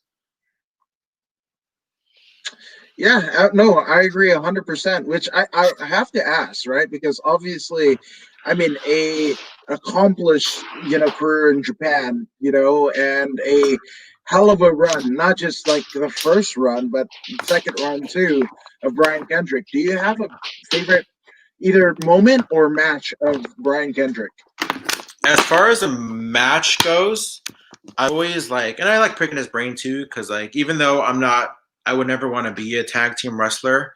Like I love tag team wrestling. I love it. I think it's just such a lost art, especially compared to the 80s and 90s. But just kind of, I remember picking his brain and just about like when you and Paul London would do this, like what was your mentality? Like what was like what who would you watch? Like what would you guys talk about on the car ride? And just the usual, just rocker stuff, Rock and Roll Express. Sometimes in training we'll do tag team matches and be like, for next week we're going to do this, but make sure you watch, Rock and Roll Express versus Midnight Express. But I remember just as a match, him and Paul against Eminem. I want to say Judgment Day 2006, maybe Judgment Day 2006. Oh my god, like that match is phenomenal. Some of his newer run though, I want to say didn't he face like Kota Ibushi at the Cruiserweight Classic? I want to say he faced Ibushi at the Cruiserweight Classic, and yeah, just that match was fantastic. Especially like I said, some of his newer stuff, obviously since he came back in WWE. But yeah, and it's one of those where I always like to watch his matches just because I kind of want to pick his brain on like why he did this or why he did that too. So even if it's just like against Sean Maluda or whether it's against Akira Tozawa, like I always try to like just find something I can ask him about from that specific match that he had, just days before, our training. No, I love it, and I love especially this run of Kendrick, where he's adopted a submission hold, which he's an ardent, kind of purveyor of, that British wrestling style. Even, he in London famously trained, at the what was it, the Texas Wrestling Academy with Shawn Michaels and Skady, and Yeah, so I think the main four was like Lance Cade, Michael Shane, Kendrick, and Danielson. Mm-hmm. Yeah, so that's a Hall of Fame class right there. Even Michael Shane was a former X Division champion in Impact. So I'm just saying that like everybody went on to do something, and then something big in the industry. Yeah, especially Danielson. I would like for them, and I would love for just dream match or fantasy booking. I'd love for like Daniel Bryan to go to 205 Live, and just compete and wrestle against like everybody there. And I think there is a story to tell with him and Kendrick. Especially I don't know if you guys remember when Kendrick got eliminated from the Cruiserweight Classic. I don't want to ask if it was legit or not. I don't know. Maybe one day I will. But after the match, they showed Kendrick coming back and he was crying, and then he gives like him and Danielson give like a big hug to each other. Just because at that time, I didn't know if some of these guys were going to get brought back for a cruiserweight division. A lot of them thought it was just a one-time thing for the tournament, but it was a really cool moment. And I thought, man, like, there's a story that can be told there. Both being trained by Shawn Michaels, both started together.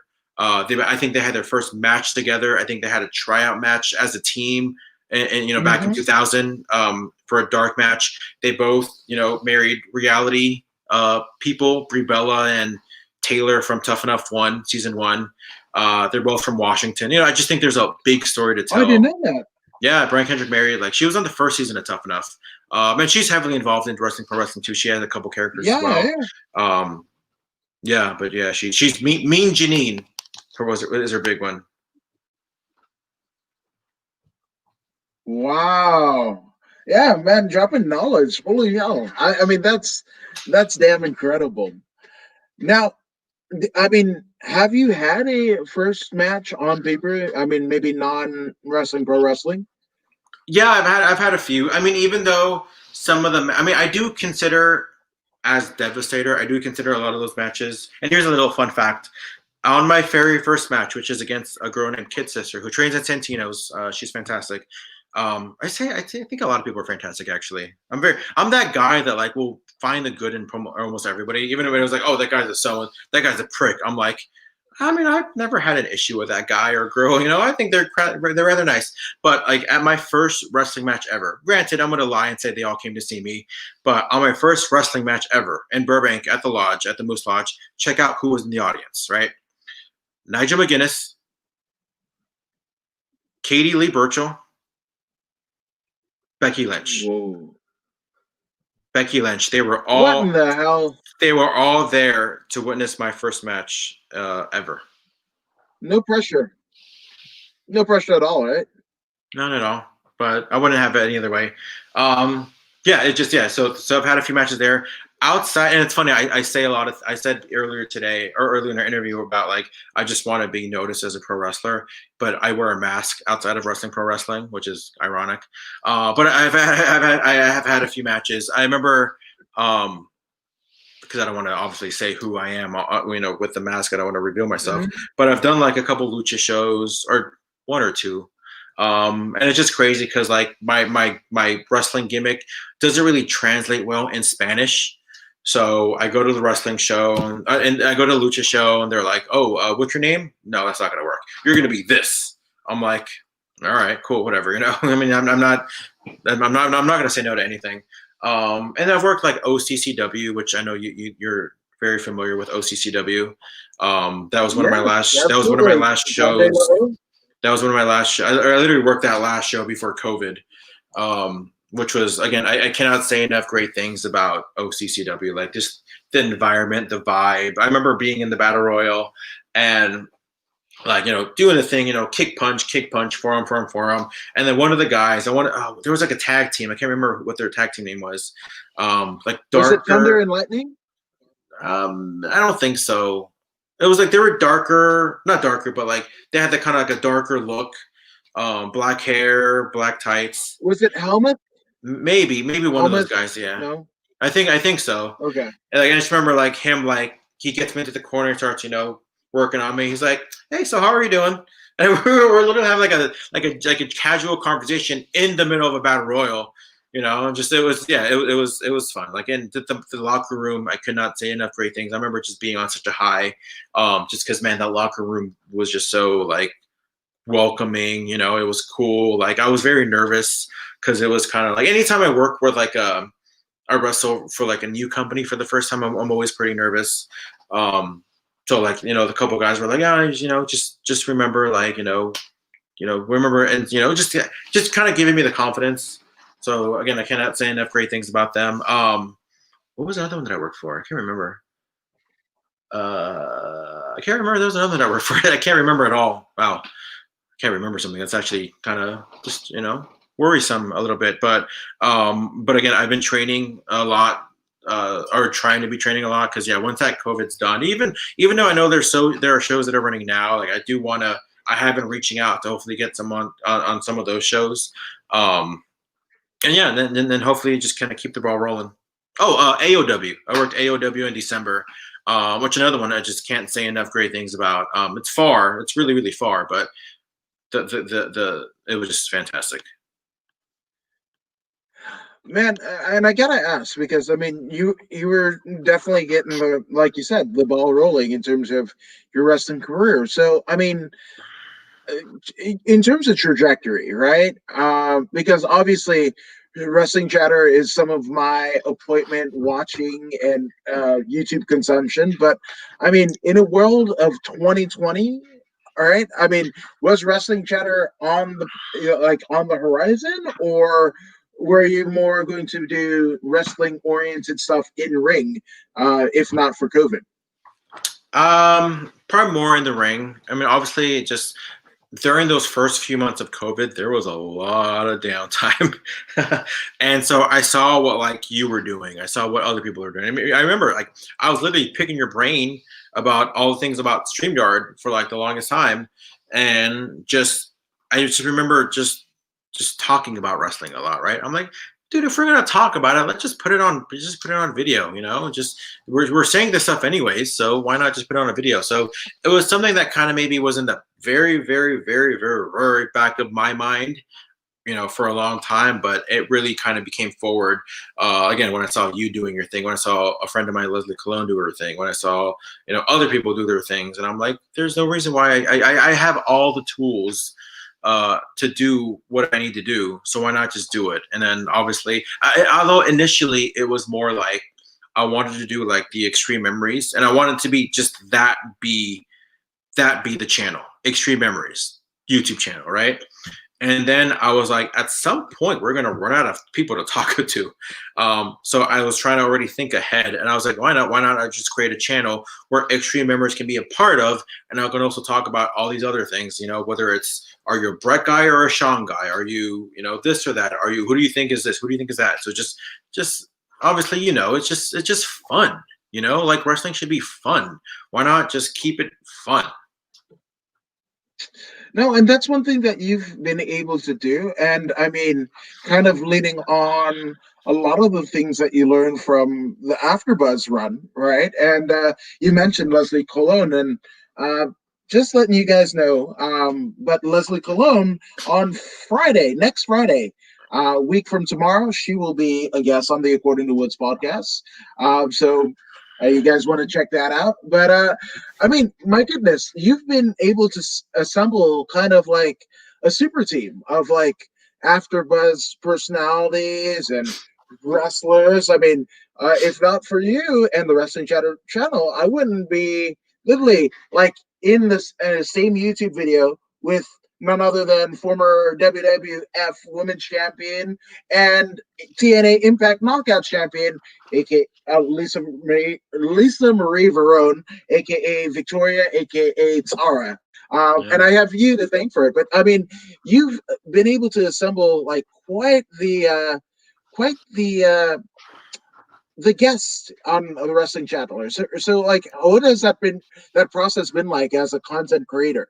It's been both rewarding and I don't want to say upsetting because it's like I really tried for my expectations to be pretty low because I did get Coach and Vampiro and Victoria, but I have had a few no's, but I've had a lot of just no responses at all. So that part where I'm like, man, like, and I don't want to think that it's not that they're not responding. I just don't think they see them. Because if you're going to put your email on Twitter or whatever it is, or DMs, then I can only assume that you're getting a lot more than whatever it is that I'm sending out. And obviously, thankfully, there have been a few people that have responded. And even if they say no, I am grateful for them taking the time out to say no. But yeah, you just gotta shoot for the stars, and hopefully people respond. I have had to email a few times before I got a response. So it's not just, you can't just settle on that one time and then if they don't respond, all right, cool, I'm just gonna give up. No, like I don't think there's any shame in reaching out multiple times, and hopefully, because I'm thinking like maybe I'm wrong. I don't think they're ignoring me. I just don't think they see it. So at some point, I think they have to see it, and I'm hoping if they see it, I'm hoping they'll at least take the time to respond, whether it is a yes or a no.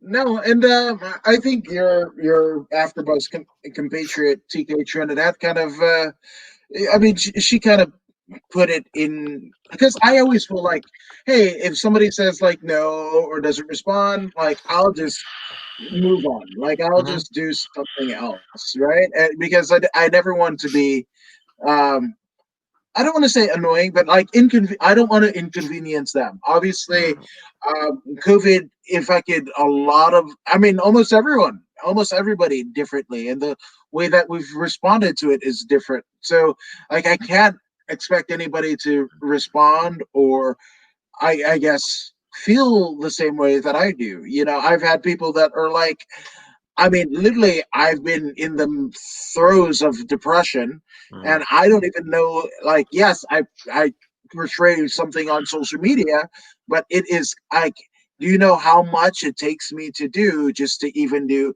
one post or one whatever, And I'm looking at this person, and they're kind of notable in terms of like, I mean, their followers are literally 20 times what mine are, but have kind of like these kind of, I don't want to say weird nuances, but like, I mean, it's tough.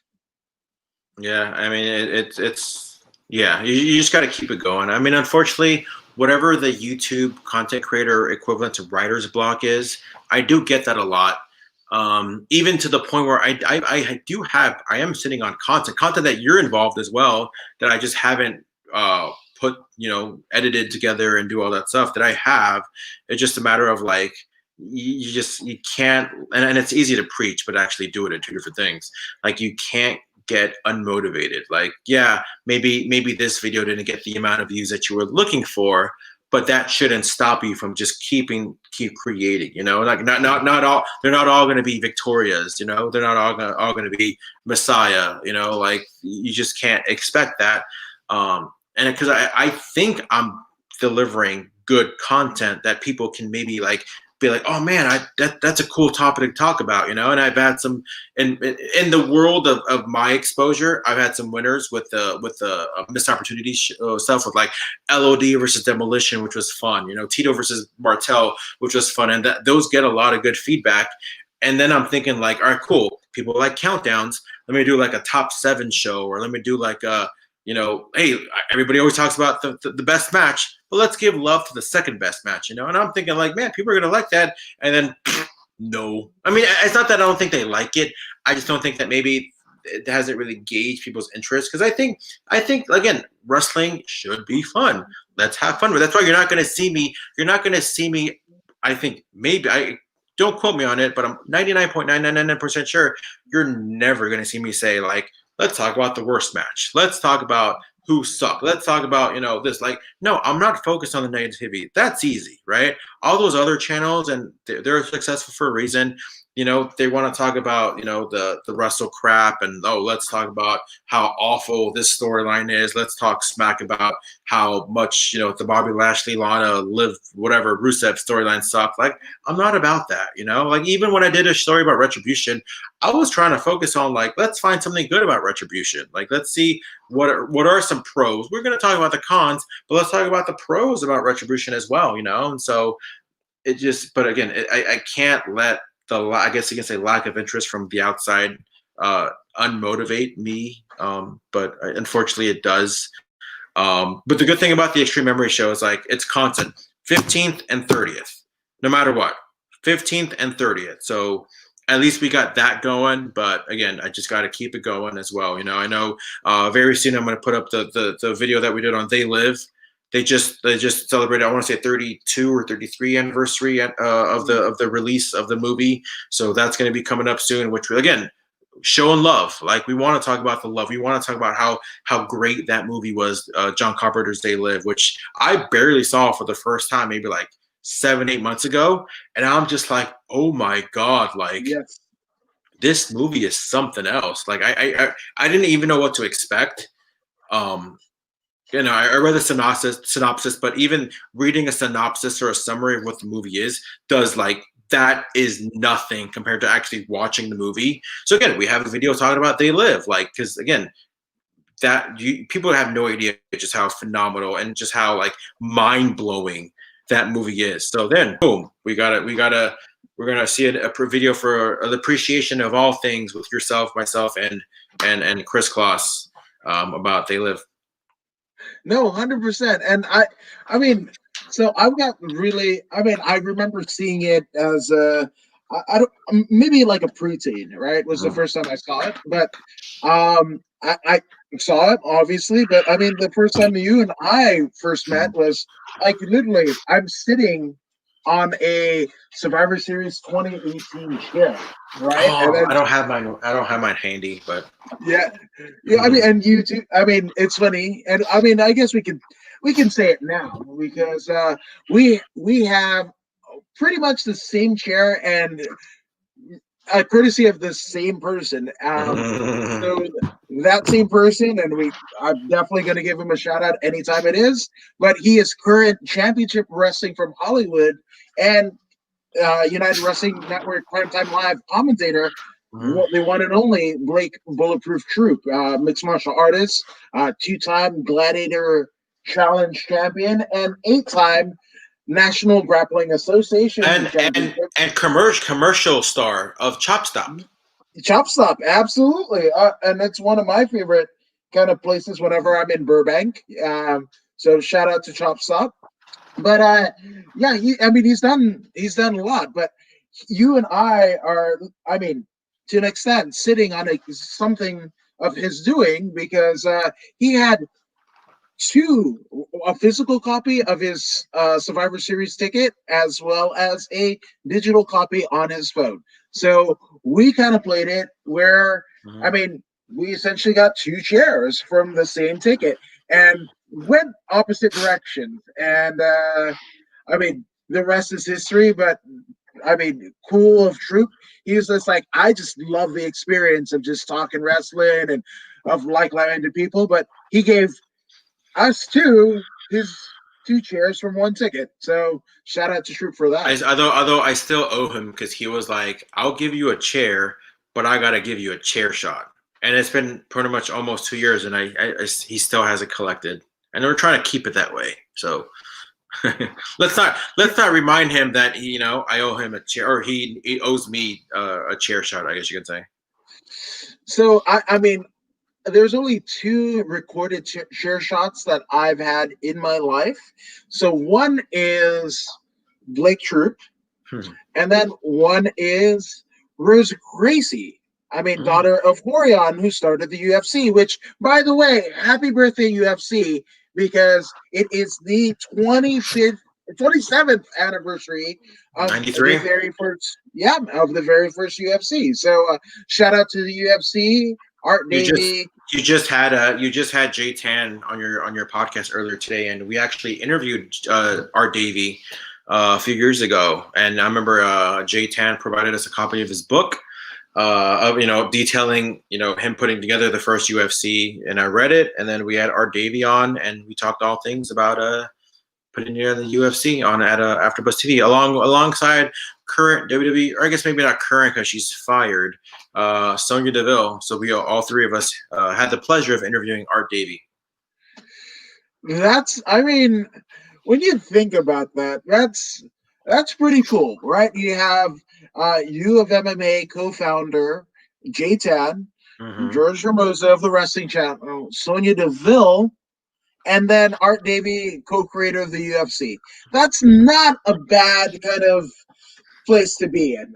And again, when you talk about U of MMA, launched the careers of Jacob Little Badger Rosales and former UFC title contender Dominic Reyes. Heck, even Scorpio Sky fought in U of MMA 2 fights. So Sonya Deville did too. She had a fight. Yes, she did. Yeah, as an amateur. Yeah, so it's kind of fun. It's just kind of fun to kind of look back in retrospect. Did you ever go to any U of MMA shows? You know what? I was actually supposed to go to the last one. So essentially what happened was, so I had attended EBI, Eddie Bravo Invitational, the all submission only tournament at, I think it was the Orpheum. It was at the Orpheum, and I saw none other than Tate Fletcher, and I knew because of Tate's fighting career, the Caveman Coffee, and how tight he is with Rogan. And I was like, I try to get a picture. You know me, and the picture and the selfie. I mean, I that's something that I do. If you're notable, we're not going to forget this moment. I never want to forget this moment. So I do remember you're a big fan of the selfie. I do remember that from a Survivor Series weekend.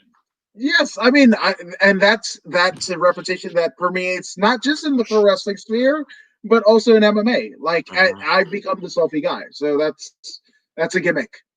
That's a gimmick. But obviously, yeah, shit, man. It's just kind of a cool kind of retrospect. Like you guys were all doing that shit together.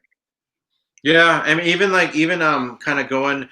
Because I sometimes would do the Total Divas after show at AfterBuzz TV, and so I would do it with Chrissy Olsen and Sonya Deville, and there was a period where they were both in NXT at the same time, and I'm like, here I am, it's just me, I did a show with two people that were in, I guess WWE or NXT at the time, and I just thought that's so cool, even like something to the extent of like doing a Total Divas after show with Sonya Deville, and then fast forward, 4 or 5 years, and then she's on Total Divas, and I'm like, dude, that's pretty cool. Like that's just a cool journey to be on, as far as from the beginning and then going all the way to being on the show, talking about it, and now you're actually starring on the show, which is always a pretty cool. I don't think you could write it any better. And not to say that wrestling nor Total Divas are scripted in any iota. We're not at all saying that. But I mean, it's cool. It's something that, I mean, in terms of making your goals, shoot for the moon. Even if you land short, you land among the stars. Mhm. That is, I mean, you can't get any better than that. And it's crazy too because I remember when we were doing the Tough Enough after show. So after Sonya got eliminated, and obviously she was in Orlando for Tough Enough, and then she got eliminated, and then came back to LA where she lived. Like we had her on, she was on the show, and then just the way she talked, like literally a week after Tough Enough elimination, she's like, "I'm gonna be in WWE." Like, there's no like, "Oh, I still want to do it. I still want to know." She's like, I'm gonna be in WWE. Just watch." Like, and it's funny because like she I don't want to say she disliked wrestling, but just because she was so focused on MMA that she was a fighter, right? She was focused on MMA. She had no desire to be WWE because she was focused on MMA, and then she got the opportunity and then just fell in love with it. And I'm like, see, this is what we've been telling you. Wrestling's the way to go, you know?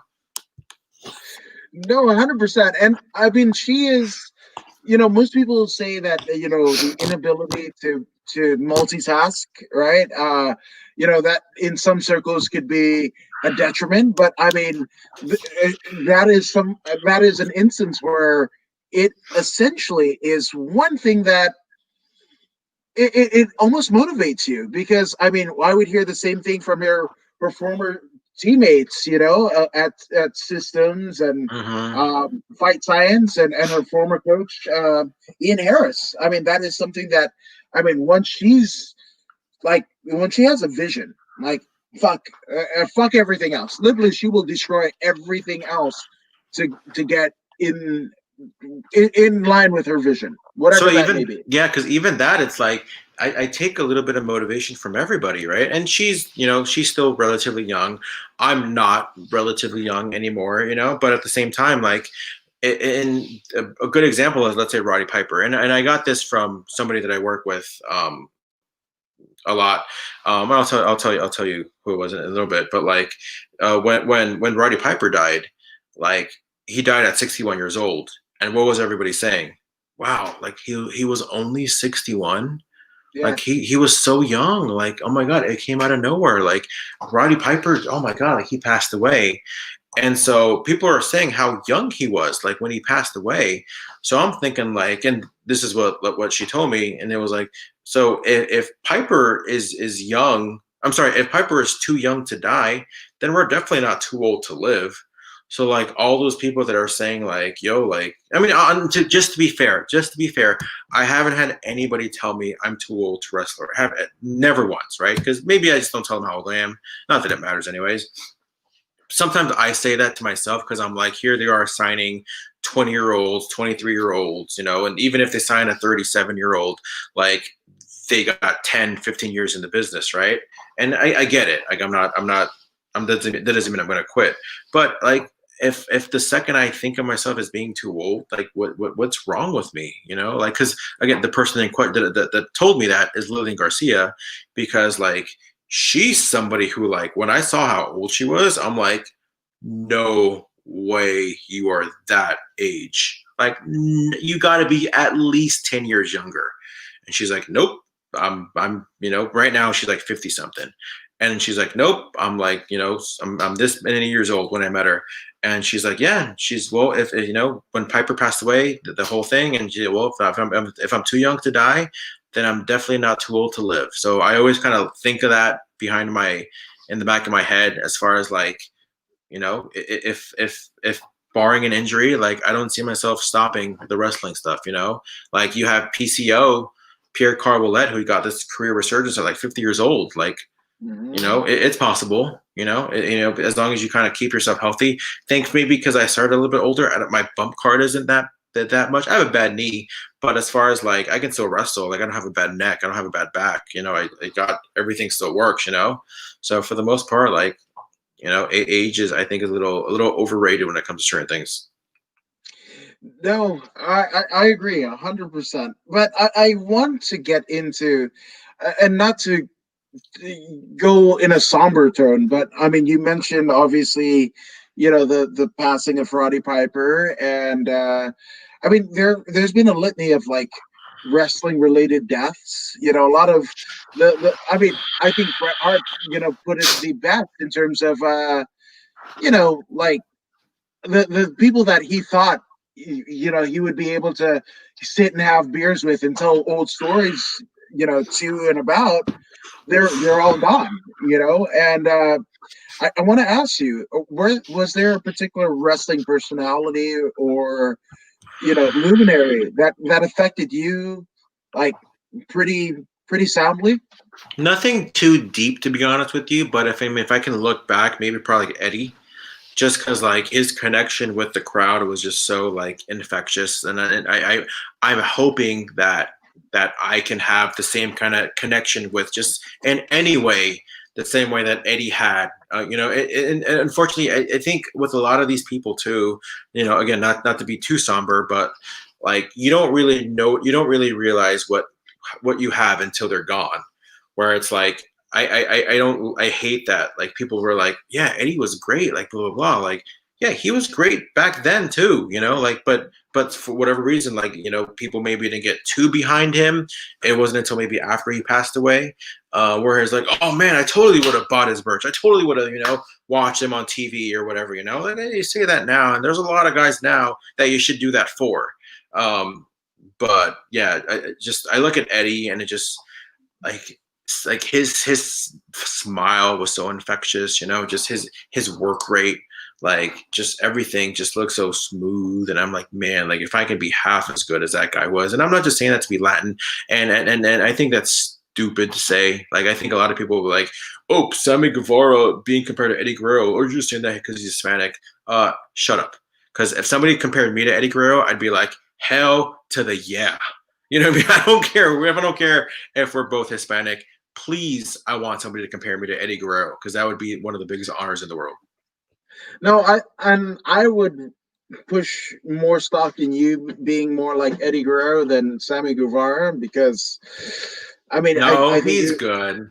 I know he comes across as a little douchey, but that's I don't know. If I've never met them ever in my life and only taken maybe people's word for it, I at least want to somehow meet them before I start just judging their personality, because that can be all character. You can say the same about MJF, but yeah, but MJF hasn't literally, I mean, on air, yeah, you're right, basically professed sodomy. Yeah, it's not good. And You're again, right, if you guys want to know what we're talking about, you can put it in the Google machine. But yeah, you're right. Jeremy Ebenstein says, "Cool to have seen you with Klotz and Sonya Deville on AfterBuzz." So shout out to Jeremy. Jeremy Ebenstein, Jeremania, as Klaus likes to call him. But yeah, the early days of George Hermoza on AfterBuzz was with Chris Klaus and Sonya Deville. Yeah, and I even remember like we had like Josh Barnett on as a guest, and we had like Don Fry on as a guest, and we'd be talking like me and like Klaus would be talking like wrestling questions, right? And then like obviously Sonya would be talking like MMA and whatnot. But yeah, just definitely cool when yeah, those are cool, good times. And J10, I don't want to leave out J10 because he was there too. Yeah, I mean, we just had him on Voodoo in the Woods with former U of MMA champion Pius Inilolobo. And I mean, it was cool because he would say, like, you guys would just vibe on wrestling. And I was just like, damn it. Like, I wish, and talk about, like, being too young to live or too old to live or whatever. Because, like, I saw you guys at AfterBuzz and I was just like, man, maybe one day, and I actually Flobo, our good mutual friend, Flobo Boys, was trying to work me in, but like there was a demo reel and I didn't have one at the time, and try to get whatever, but it didn't work out. But this was about probably about a year ago, and then obviously AfterBuzz, kind of. I mean, AfterBuzz right now, it's not extinct, right? I mean, it doesn't exist. I don't think it's finished at all, or I don't know, maybe yet. I don't want to say yet or at all because I don't know. Nothing said. No one said anything officially. I mean, it was supposed to be just be a summer hiatus, but I don't know. I mean, I think it's still there, and obviously, I know that there's a lot of things that they're working out internally as well. But yeah, I mean, a lot of good things can come from AfterBuzz as well. I've gotten a lot of good things. I've met amazing people through AfterBuzz. I met Lillian Garcia through AfterBuzz, and even to the point where now, like, I'm working on the Chasing Glory.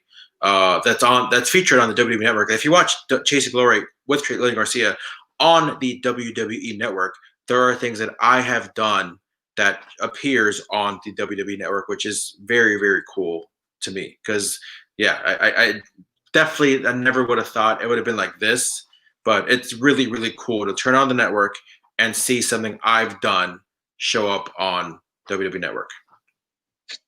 It's not a bad deal, man. I mean, when you look, I mean, we obviously, we're talking about Adam Pearce, who's all over WWE TV right now, and with Steve Carino or Pat Buck, it's just like it's not the way that they intended. Sarah Stock, right? Or Sarah Del Rey, even, right? It's not the way that they maybe intended to be in the WWE, but they're still in the WWE. Like when they look at their paycheck, it's still Stanford. It's like you're still there. Yeah, I mean it's still a little surreal. It's still pretty cool. Definitely excited. Like I said, just months ago, I didn't know that this was going to be part of the journey. But yeah, either way, it's pretty cool to do something like that. But I wanted to ask you something though, because we talked about UFC for a little bit, and what do you think of the status of the UFC? Because I just kind of have an overall theory, and I don't know if it's coincidental that my interest in UFC has dwindled in the last couple of years, and I think it has a lot to do with people not caring anymore. So okay, I think what we're going with is like, and I think the WWE struggles with it a lot of times because it's oversaturation, right? Because especially during COVID, since July, there hasn't been a Saturday. I think there might have been one Saturday since July that we haven't had either a UFC pay-per-view or a UFC fight night card, much like the one we're having on Saturday, right? So I think it's a bit of oversaturation. I mean, even this card, we had an instance where the main event, half of the main event essentially got pulled because we don't know exactly what went on, but theoretically the main event got pulled, and Paul Felder, who is a commentator normally, former fighter, he basically filled in. He's still in that USADA testing pool. He filled in on 5 days notice, and he's getting a main event slot against a former UFC champion in Rafael dos Anjos, right? So I think even with 12 fights on the card, and we're not talking about like injuries or weight cutting, obviously, knock on wood, we're Thursday here. So theoretically speaking, nobody's been off weight or whatever, but there aren't a lot of names. So if you're a casual MMA fan, there's not going to be a lot of things for you. Now, coming out of it, are there going to be talking points? Are there going to be stellar knockouts, stellar like wonky positions that you can post on your Instagram and whatever later? Absolutely. But if you're a casual fan that just knows the names, this one doesn't have a lot of name recognition if you don't follow an Cage Warriors in UK, LFA, or even Invicta Fighting Championship, all female MMA here. So I think that UFC's problem, especially during COVID, is I think partly it was almost like what the WWE had, where you had a certain amount of dates that you had to fulfill your obligations to whatever TV deal that you had, right? But then there was like no. I mean, this is pre-NBA coming back. This is pre-NFL coming back, pre-soccer, Korean baseball, all of that coming back. So they had no other original content. So at first it was like fulfilling obligations to like the money. The Brinks truck is always going to come to the UFC Apex Center, right? And Dana is not going to say no, especially when he's worked his entire life for 20. I mean, we're talking since 2000. So we're talking about 19, 20 years, right, when the new film ownership takes a place, that he wanted to get on ESPN. So now that they're exclusively on ESPN, and they've gotten to a point where they've even shed their pay-per-view revenue to be on ESPN. So it's just like, I think it's an oversaturation. I think that's where it's waning. There's so, like, that when you fire up the ESPN app, like anywhere between 2 p.m. or 4 p.m. Pacific Standard Time, or 3 hours after Eastern Standard Time, that you're going to see UFC from July on to right now. I think it's oversaturation and the lack of stars. I don't know. There's something I try to explain it, or try to explain it to myself, where you look at the second half of 2013, every single division had best case scenario that just played out perfectly, whether it's Anderson Silva versus Chris Weidman starting, the first half of, or the second half of 2013, to ending it to when we saw, obviously Anderson Silva's leg being broken, to Ronda versus Misha, to Kane versus Dos Santos, to, Demetrius against Benavidez, I think it was, to even like GSP versus Hendricks, like every division had like best case scenario. And I think that is probably the best period, of UFC. So I don't think so much it's them condensing everything, or because again, everything just fit. We saw John Jones versus Gustafsson in one of the best fights ever. Then like fast forward, I honestly think, and I'm trying to pinpoint the time where maybe my because I still like it. I still like it a lot. I still follow it. If there's a big fight on if I'm interested, like I'll watch it, right? But when they got bought out in 2016, I honestly think that was the beginning of the end as far as my love for it. And I noticed a lot of other things going on in that time too, because when you buy, was it $3 billion that they sold for? 3 billion, 4 billion? 3.8. When you buy that for something for that much, what's the first thing that investors are going to want? They're going to want their money back. So I think we ended up seeing a lot of like things that like I think would have played out better had it been stretched out a little bit more. So I just noticed like a lot of things happen after that where like I don't know, I just feel like they stopped caring. Like, I don't know what it is. Like I even look at it now where it's like there's no Ultimate Fighter.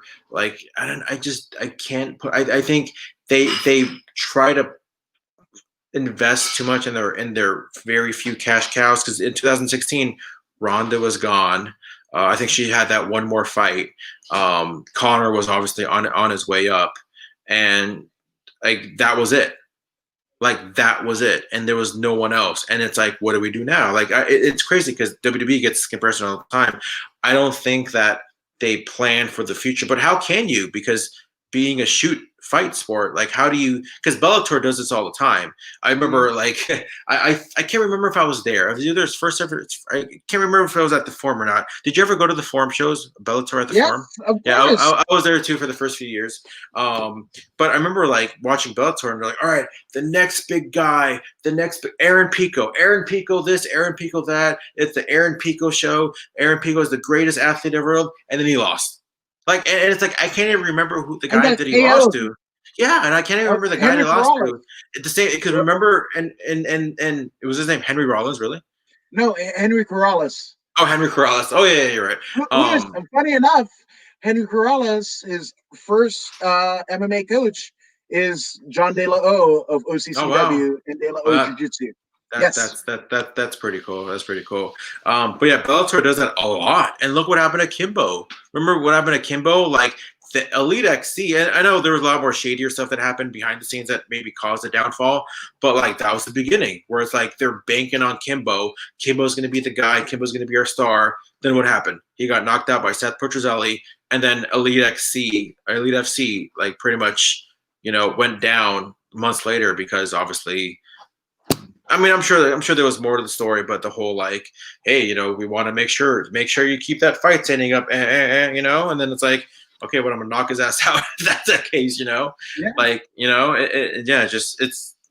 I think UFC has that problem where it's like, I don't know if maybe they lost somebody important as far as somebody who can make stars and bank on stars, but there's something about it that just not appeal to me the same way it did 4, 5, 6, 6. I was all in between 2005. I always liked it. I always liked it. But obviously, when the Ultimate Fighter first started and it really became mainstream from '05 to 2016, I was all in. And going back to what you said earlier, I remember, and I talk this with Jay all the time, where literally for like 8 or 9 weeks straight, every single week we're at AfterBuzz, like covering the event. You know, I literally had to ask for every Sunday off because every week there was a UFC event that we covered that would be on a Saturday, and then we watch it back on the Sunday just so we can talk about it for an hour right afterwards. And even sometimes there'd be like 2 shows on a Saturday, or there'd be like a random Wednesday show that we would talk about after we would watch it on Wednesday at AfterBuzz, and then cover it right afterwards. So I was still all in back then. So these whole like week after week shows, that's not it. They're just something about like I think Dana's a scumbag. I think the way he talks to his fighters is so disrespectful, especially like just how much they do for him and the company. I mean, I think he's an interesting character for the most part, but I think he just comes across as so scummy. Like the way he like, and I get it. Connor's your cash cow. Like you're gonna bend over backwards for Connor. I get it, but just like he would say, like, "Oh, I like Connor because he'll take a fight anytime." Hello, Donna Cerrone. Like, I'm saying like say I like Connor because he's a moneymaker, but don't sit there and say like, "Oh, well, Connor, I respect Connor because he'll just take a fight anytime." Like, dude, so is half the freaking roster. You know, like you see, especially during COVID. Yeah, and it's like I don't know, like it just I don't know, like just maybe he comes across as so scummy now, but yeah. Yeah, I'm not too sure, but I mean, I definitely understand. But I mean, I gotta acknowledge this. Jeffrey Ebenstein says, "I like the channel talking both MMA and pro wrestling. You guys ever think you would ever do a show incorporating both? Like how they used to promote boxing and wrestling on the same card?" Well, I got news for you, Jeremy. It's happened.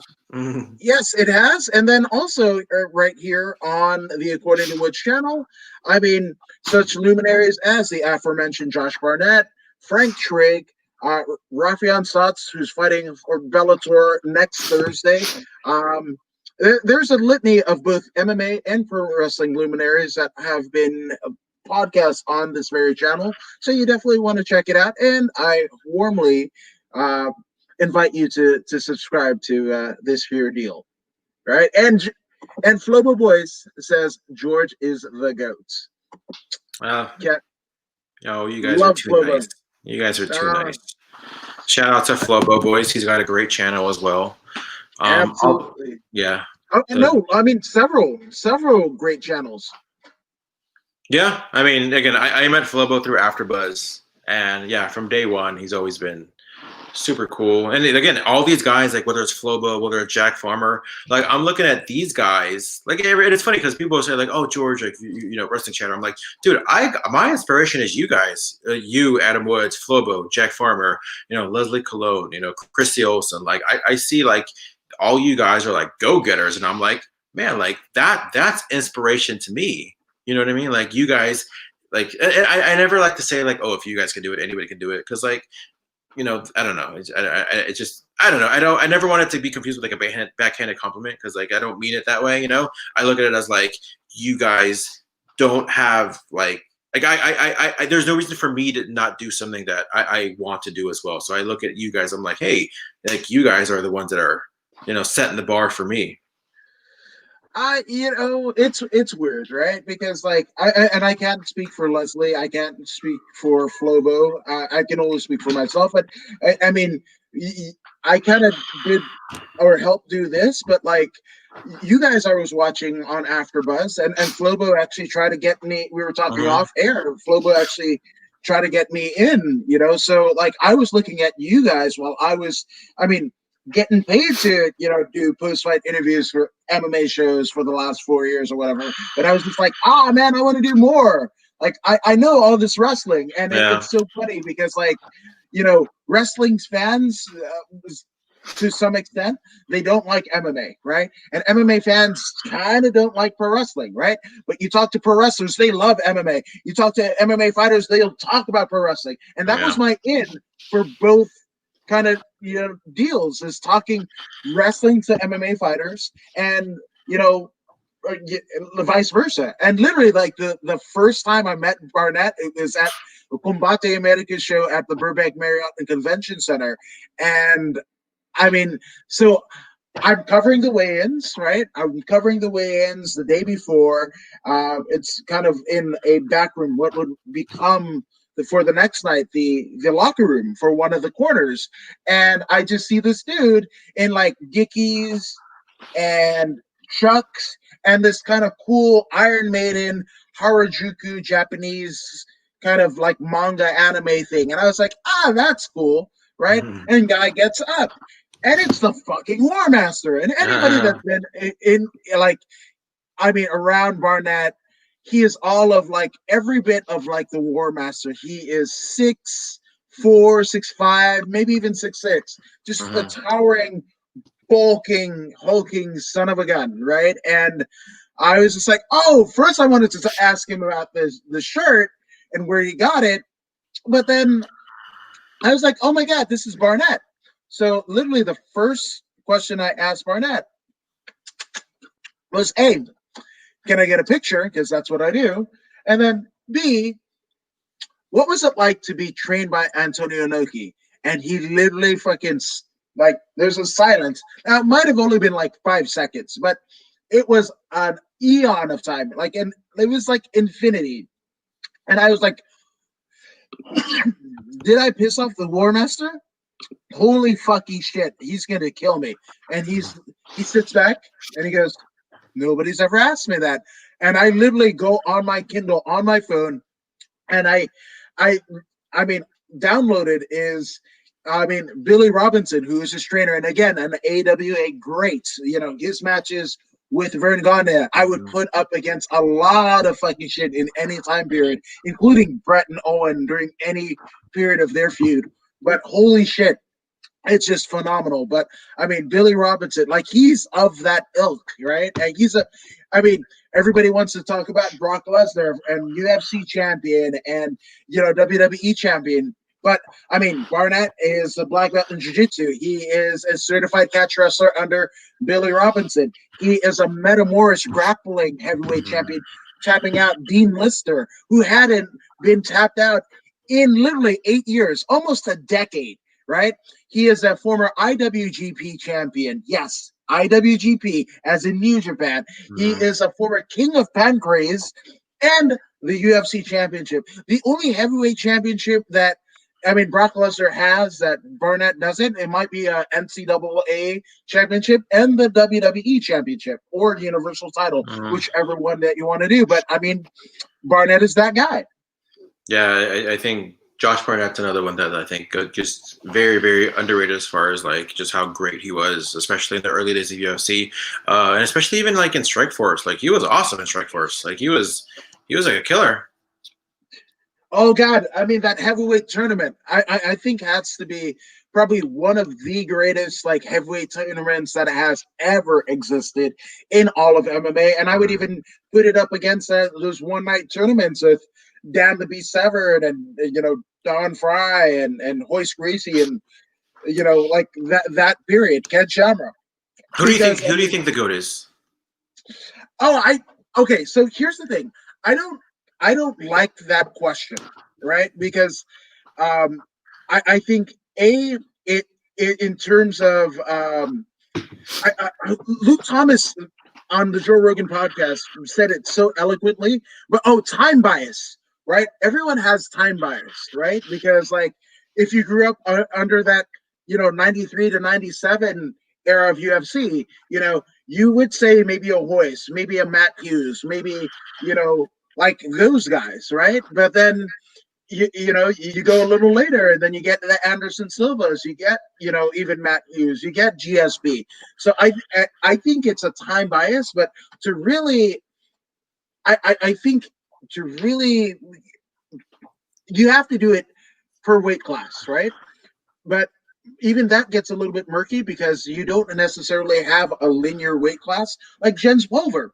Jens Pulver and Frank Shamrock were champions of, I mean, a division that doesn't even exist anymore, right? It was the precursors of what we knew as like light heavyweight or Mhm. whatever, but like they get lost in the shuffle, but they definitely earned their place, you know? So, I mean, I think it's a loaded question, but in terms of heavyweights, right?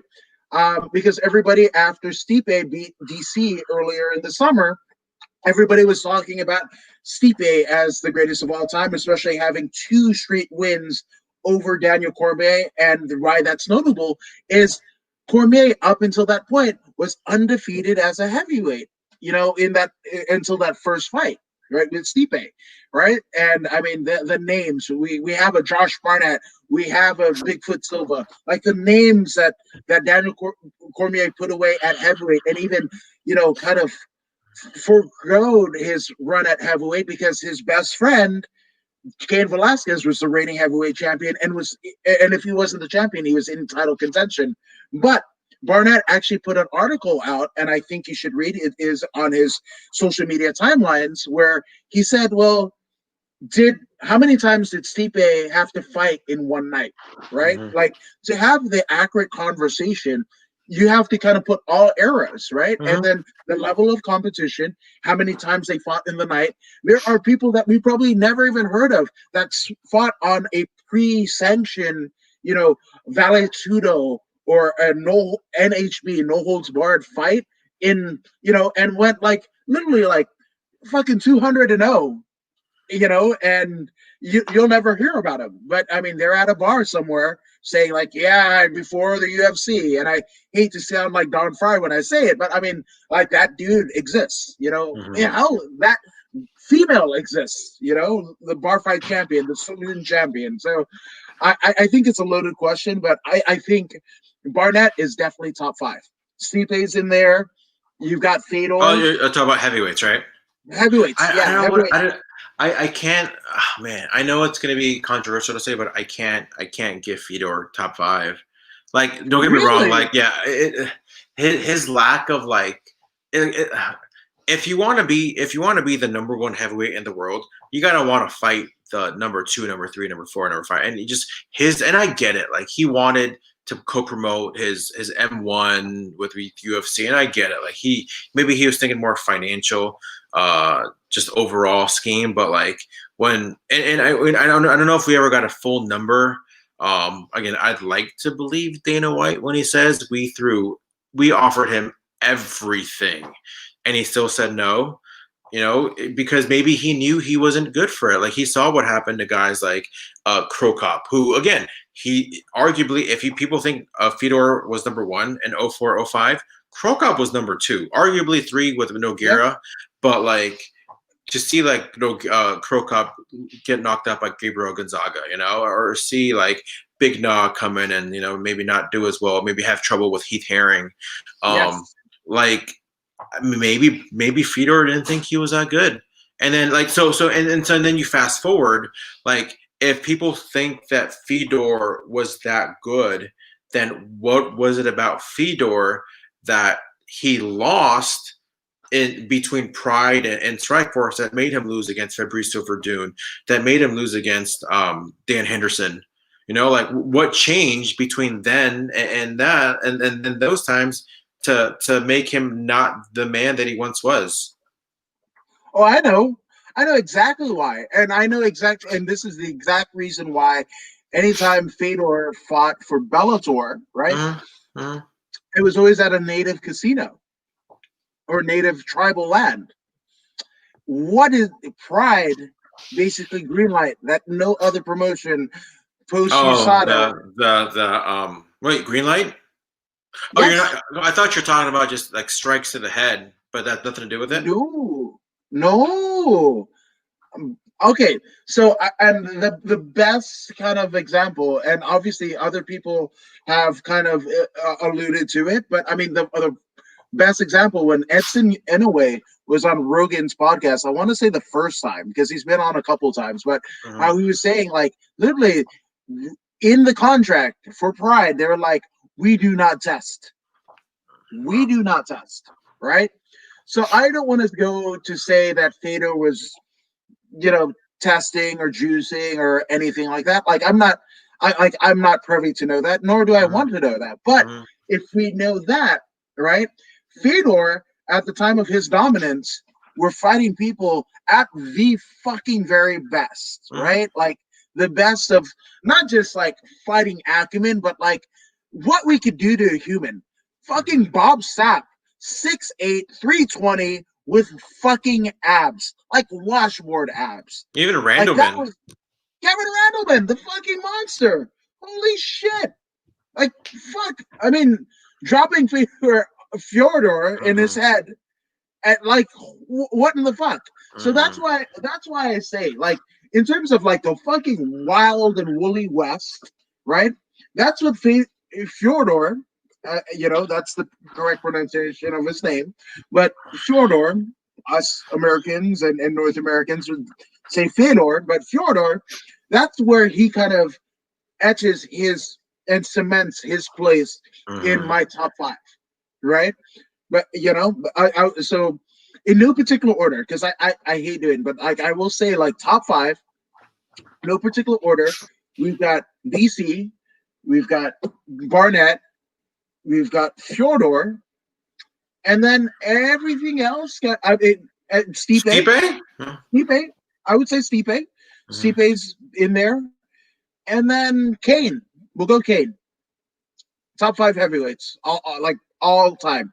Now, obviously, when we get to 10, that gets even more fun, right? But Mhm. like, definitely, that's my top five. Now, obviously, it's debatable. I'm nowhere Mhm. near the Ariel Hawani, Luke Thomas, Dave Meltzer, whatever. But No, that's but you know your stuff though. Like what singles you out from somebody like them just because they have more exposure? Like that doesn't mean your opinion is less valuable than theirs. yeah. But I'm very careful, especially we just got it out of a very opinionated period in not just American history, but all of history Mm-hmm. in 2020. Like I just, eh, like my opinion may matter to you, Mm-hmm. or may not matter to you. You may Mm-hmm. subscribe to my channel, but you may not. That's all cool. You might like a meme, or you might block me for a fucking meme that is meant to do absolutely all good and nothing else. But Mm-hmm. c'est la vie. Like, do you think that Anderson Silva is like because a lot of people thought of him as He's the the greatest middleweight, of all bro. time, No, but you He's don't the think middleweight. his stock has maybe dropped from maybe GOAT status because of everything that's happened in the last 7 years? Uh no. Okay, so and here's the fun thing because you kind of alluded to it, right? Like how Fyodor isn't in your kind of top five because he didn't go to the UFC, right? That's Mm-hmm. what you were alluding to, It's the right? same reason why I know we're talking about MMA, but it's the same reason why I can't have Sting in the top 10. Yeah, and that's absolutely fair, and Yeah. I totally get it. Whether I agree or disagree, I mean Mm-hmm. that is to me, I think it's cannon fodder. But the thing about it, right? I was also there at Tito Chuck 3 for the weigh-ins, Wow. right? So in terms of and this is what I get, and one of the reasons why I've done interviews, doing this podcast, and everything, like I've seen my friends, I've seen guys and gals that I've liked, right, that get their shot in the big time, right, and that red light goes on, and they can't articulate what they're feeling, and they lose what could have been a large following, whether it be social media, whether it be, you know, endorsement deals. They lose it because they weren't comfortable in front of the mic. So for me, or in front of the camera on the mic. So for me, I want to do as many interviews, as many podcasts as it takes for you to feel comfortable because I love the sport. I love the people that compete in the sport, and I'm very grateful for them. Otherwise, I would have absolutely nothing to fucking talk about. But it's because of that reason where it's just like, of course, you want to be a consummate martial artist and like you want to test your metal against the top tier or what society has taught you that top tier is right, in the UFC or the WWE or what have you, right? But I mean, I'm not going to count Christopher Daniels any less because he didn't have a major run in the WWF or WWE, because he's been able for the last 20 some odd years to make his living solely on wrestling. To me, that's a win, right? Mhm. You figured out to do something that even, again, you can talk about who they are as people or whatever, but just fighters, that Tito Ortiz and Chuck Liddell, two bona fide Hall of Famers, two former champions during an era where we really needed, these enigmatic personalities, right? And you, Christopher Daniels, figured out a way to do something that they couldn't do because Yeah. they had to have the much babblehued to the Truck 3 under the Mhm. Oscar de la Hoya Golden Boy banner, and it was not pretty. It Yeah. was not Like pretty at I all. can't stand Tito Ortiz.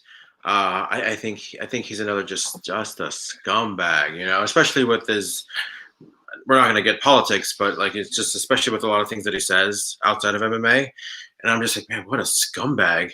But I think that MMA needed Tito Ortiz during a certain time. So I'm not taking anything away from his legacy as an MMA fighter. So yeah, I do think and I think with the whole Anderson Silva thing, I think because his stock, he's still the GOAT of the middleweight, but I think it should be easy for someone else to take it because like I know he broke his leg, but then he just never performed to the level that he once was. Like what happened between losing to Weidman and now where it's like what happened to that killer instinct? Like I remember I love watching the Forrest Griffin fight because Oh man, yeah, like I remember watching that at a friend's house and literally my jaw was like on the floor because I'm like, how is this even like fair? Like I had never seen such like a display of just like this is the greatest fighter of all time. Like he's literally toying with a top-notch former light heavyweight champion Forrest Griffin. And did you ever watch that or listen to the interview that Forrest Griffin was doing after talking about that fight? I don't remember the specifics. I remember It's the the interview, but funniest thing because Forrest Griffin kind of had that he he didn't take it too seriously. He's like talking about like just literally clowning on himself about that fight. He's like, man, it's like, man, like he just looked at me like I'm stupid. Like I went for a punch and he's like, you bad little white boy. And he just, well, if you ever, I want to watch it again. I like watching it because it's just hilarious, and I'll send you a link on Facebook. But it's just so funny. But man, that fight, like even like Yushin Okami, like when he was fighting him, and yes, like he was, I remember watching that fight, and like Silva was just like cranked up, just like ready. yeah. Just like, oh my God, he's literally going to destroy him right now. And he did. And it's like, what happened to that? Like, is it just something like a confidence issue that like you're just afraid to break your leg again, that you're never ever going to be the same? Well, okay, so that's a weird one, right? Because everything. So, and we're seeing a little bit, not to the same extent, but like, uh, uh, Volkanovski, right? Alexander Volkanovski, right? Mm-hmm. Goes, 2 for 2 with Max Holloway, right? Mm-hmm. Arguably the greatest the greatest of all time in that particular division, right? But goes toe to toe. I mean, one would even say that he lost both fights. Like the decisions were kind of wonky, right? But well, the first one he won. The second one was absolutely debatable. I don't know what the fuck they were thinking because I had Holloway winning. I mean, he fucking did more than enough to secure himself the victory, right? Mm-hmm. So you got as Conan, Mr. 5150 says Weidman, right? Chris Mm-hmm. Weidman. But Chris Weidman, the All American, basically he does like a Volkanovski, right? Where or what the precursor to what Volkanovski was, right? I mean, Anderson, even more so than the leg kick, right? Anderson was always elusive, right? The fact that he could do fucking Matrix shit, he can do Michael Jackson shit in the middle of a fucking title fight, and he did that for literally a decade, right? Mm-hmm. I mean, so incredible. The fact that that first fight where Weidman caught him slipping, right, in the thing that we know Anderson Silva to do, right? being cocky, being not arrogant, but he was just flashy, enigmatic, right? And he got fucking KO'd. Like, there's no dispute. He got KO'd, right? Then the second fight. And the second fight I didn't like, right? Because when Chris Weidman went on, the post-fight press conference, he was saying that he was training in check kicks, which is almost like saying you're fucking training in headbutts. Like, what the fuck, right? Like, to me, I just thought in terms of gentlemanly, like, of course you want to check a leg kick, when it's formed, but like to have that in your arsenal, just knowing that, it didn't sit right with me, is what I'm saying, right? So the fact, and it was a freak injury, right? I think there was money in a third fight, right? And I think this is something in a third fight that, at least in my mind's eye, that Chris Weidman would have cemented his legacy in terms of beating, because I thought both Anderson Silva fights and he both lost. wins were fluke. Yeah, he lost. He absolutely. didn't. Wyman didn't win. Anderson Silva lost. Right, exactly. Anderson Silva beat Anderson Silva. That resulted in Chris Weidman getting the middleweight title of the world, right? And subsequently losing it, to short notice Michael Bisping, right? So, and it's hot potatoed ever since. He lost right? the Rockhold. He lost the Rockhold. He lost to Rockhold. Oh yes, exactly. He lost to Rockhold. Rockhold lost to Bisping on short notice. But again, hot potato. That shit hot potatoed after Silva. So to me, that's where I like fucking Anderson Silva's greatness. Like that right there. The fact that the title fucking hot potatoed after him, and obviously there are mitigating factors like the level of competition and everything like that. But even still, the fact that we had less rules and Anderson still dominated. That's why I would put his run as champion, middleweight champion, as the greatest middleweight of all time, despite whether he never fight again, even after the shit. The very same things that were kind of, relishing in Donald Cowboy Cerrone, that we're relishing this weekend with Paul the Irish Dragon Felder, in taking a fight, whatever. I mean, shit, John Jones tested positive, pulled out of UFC 200, and the piss yellow canvas that was UFC 200, and I'm glad they never did that ever again. But I mean, literally on fucking hours' notice, faces the reigning light heavyweight champion, and didn't look bad. And that was another one where Anderson beat Anderson. Like, DC didn't look phenomenal, and if that DC had, if he fought John Jones employing that same game plan, John Jones would have, there wouldn't be any fucking disputation in terms John of Jones is still like the greatest. As much as I hate saying it, he's No, and you give that man his just due. I don't care what happens after. Something like it would have to be a fucking lemony snicket, a series of unfortunate events for John Jones. In terms of greatest of all time, that one I will say at right now. November 12th, 2020. I will say as of right now, he is the greatest of all time. He just has a way with his words that doesn't really set well with people. It's like, dude, shut up. Let Khabib let Khabib have his day. It's like you don't have to tweet after Khabib won. I'll fucking kill you to Daniel Cormier. That isn't a way for words. I'll come over there and fucking kill you if you come and spit in my mouth and fucking kill you. Yeah. Well, but even the whole when obviously people were giving love for Khabib and obviously him retiring and obviously the stuff with his dad and everything, it's like John Jones doesn't have to sit there and go on Twitter and be like, actually, you're not really the GOAT because I'm alive. Yeah, it's like, oh my God, let the guy give him a day or two, before you just go on and on. So take that out. And obviously, even with a failed drug test, it's like the thing that he did, even the first time where because obviously we see glimpses like, oh, this guy can be good, even though he didn't really lose to Matt Hamill, just a technicality. Right. So we all know he's really, really undefeated. But man, the way he just toyed with Machida, that was oh my God. I remember exactly where I was, and I'm like, holy crap! Here's Machida so elusive and so like Yes, technical, and like he's sitting there knocking people out, exactly. and former champion and everything, like beating Rashad Evans, and even though that first fight against Shogun was a little controversial as far Shogun. as who should have won or not. Like Machida was like, he was great, and for Jones to just toy with him was like that still is like just haunting to me, just the way just Machida just dropped after that chokehold. Yes. Oh, unless we forget, even the way that John Jones won the title, right? Yeah. Again, it's stipulations and rules of engagement get lost, at the hands of battle, I think. But remember, he fucking stepped in for his teammate, Rashad Mhm. Evans, Yeah. right?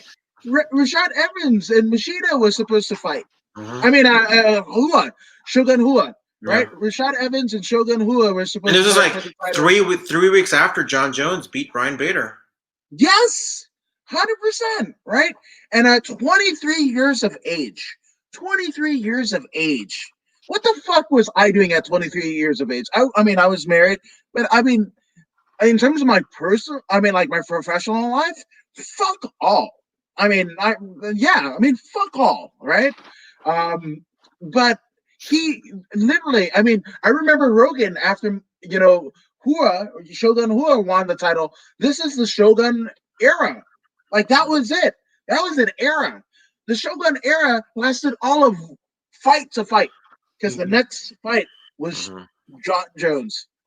Like, that was it. Like, Shogun Hua is out of the fucking greatest of all time category because, like, he literally Mhm. had like a fucking one-run championship. Like, that's fucking crazy. John Jones can lose his next 5 fights at heavyweight, and he'll still be the greatest light heavyweight champion of all time, or light heavyweight period of all time. Like it Yeah, just, yeah. yeah, and it's weird, right? Because obviously, it championship DNA, right? John Jones's father is a mountain of a man. John Jones's Brothers. brothers are both in the NFL, both Super Bowl champions. And John Jones, I mean, I would say the consensus greatest light heavyweight of all time. If he isn't the consensus greatest of all time in all divisions, but he was the runt of the pack. He was the Hmm. runt of the pack, to his two older brothers. And I mean, even as recently as probably about like 3 to 5 years ago, that like, oh, Dana White, pay me money. I'll beat the shit out of my fucking brother. Like, no problem. Pay me fucking money. I'll do it. Hmm. No training. I don't give a fuck. I do it all the time. Let's do this. I Like, mean, that's fucking crazy. that's something that like as much as maybe my interest level has maybe gone down for UFC, when John Jones fights at heavyweight, that's going to be something to watch. I want to see John Jones beat up Greg Hardy. That's what I want to see. Oh yes. Yeah. I want everybody to beat up. I want like, okay, so Greg Hardy, I don't I don't like Greg Hardy. I will say it. I don't like what he stands for. I don't like the fact that, I mean, fuck Christopher Curtis. I mean, I'll make no bones about it. Christopher Curtis is a friend, but Christopher Curtis is somebody who literally, I mean, on the Dana White Contender Series, broke his hand in the first exchange, right? Breaks his hand and literally super kick KOs his opponent. Fucking dead dick in the dirt Hmm. with a fucking broken hand. And Greg Hardy gets the fucking contract right then and there. Like the Dana White Contender Series, in terms of its relevance and getting to the UFC and Yeah. all that, whatever, it lost its luster. I'm not even going to get into the Roosevelt Roberts, the Jalen Turners, the Daniel Rodriguez, who have all gone on to each of them scored a $50,000 performance of the night bonus and whatever. But like, Hmm. they didn't get the pass to use a comedy score, Mitzi Shore way of metrics. Like, what the fuck? What are we doing? And then now, like, because of COVID and they need bodies, like everybody's getting passed. And I'm not saying that not to besmirch or begrudge any of the four fighters of last week and the three fighters, like literally everybody who won their fight, four fighters last week, three fighters this past Wednesday. Not begrudging them at all. All of them sensational fighters, all good stories, and all finishers. So kudos to all 7 of you. But I mean, if you're judging by even Dana White Contender Series season 1 metrics, none of them would. But then it's a fluctuating thing. What are Dana White's metrics? I don't fucking know. Looking for a fight used to be looking for a fight. Now it's just a reality fucking show with Dana White and Matt Serra, and sometimes a non-COVID Din Thomas. Don't fucking know. Did you go to the? I want to say it was RFA or LFA. It was the June 2016. No, I wasn't even my first actual like live MMA show was Combate Americas, and that I knew of because Kurt Bauer, former WWE, executive producer or executive writer, and now MLW, I mean MLW, right? Mm-hmm. He was doing Combate, so he would talk about it on the MLW podcast, and I was like, fuck, it's in town. I had already had tickets to UFC 199 with the aforementioned Luke Rockhold, Michael Bisping fight, and Uriah Faber and Dominic Cruz. But I was just like, I don't want to just go to the fucking UFC and not like know whatever. And obviously, the Inglewood High School's my alma mater. I had my high school commencement ceremony at the Forum that year back in 2003. So like I didn't want to just like go to that one. I wanted to experience something else. So went to that Combate. So that was my first that was my first fight. And then 199 was shit, that had to be like almost 4 years ago. Yeah, because it was 2016. I remember I went to the LFA RFA. I forgot which one it was at the time. I know it was probably RFA. Yeah, I was with your previous guest Jay Tan, and it was actually we were at the show when they announced that Muhammad Ali passed away. During the show, yeah. I'm just kind of trying to figure out like if what shows maybe we've been to the same one, obviously without even knowing each other. That's actually fun. Well, not fun because obviously the passing of Muhammad Ali, that's not a fun deal. But yes, so that was probably Friday, the Friday before UFC 199. And the reason why I know that is because on the opening, like literally the opening fight of UFC 199 is Brazilian Jiu-Jitsu black belt King Kevin Casey, who happens to be Muhammad Ali's son-in-law. He went to a no contest that night, but they basically gave him the floor because his father-in-law, again, the greatest of all time, passed away the previous day. So that RFA that you and Jay Tan went to was literally a day before my second live MMA contest. Yeah, because doing interviews.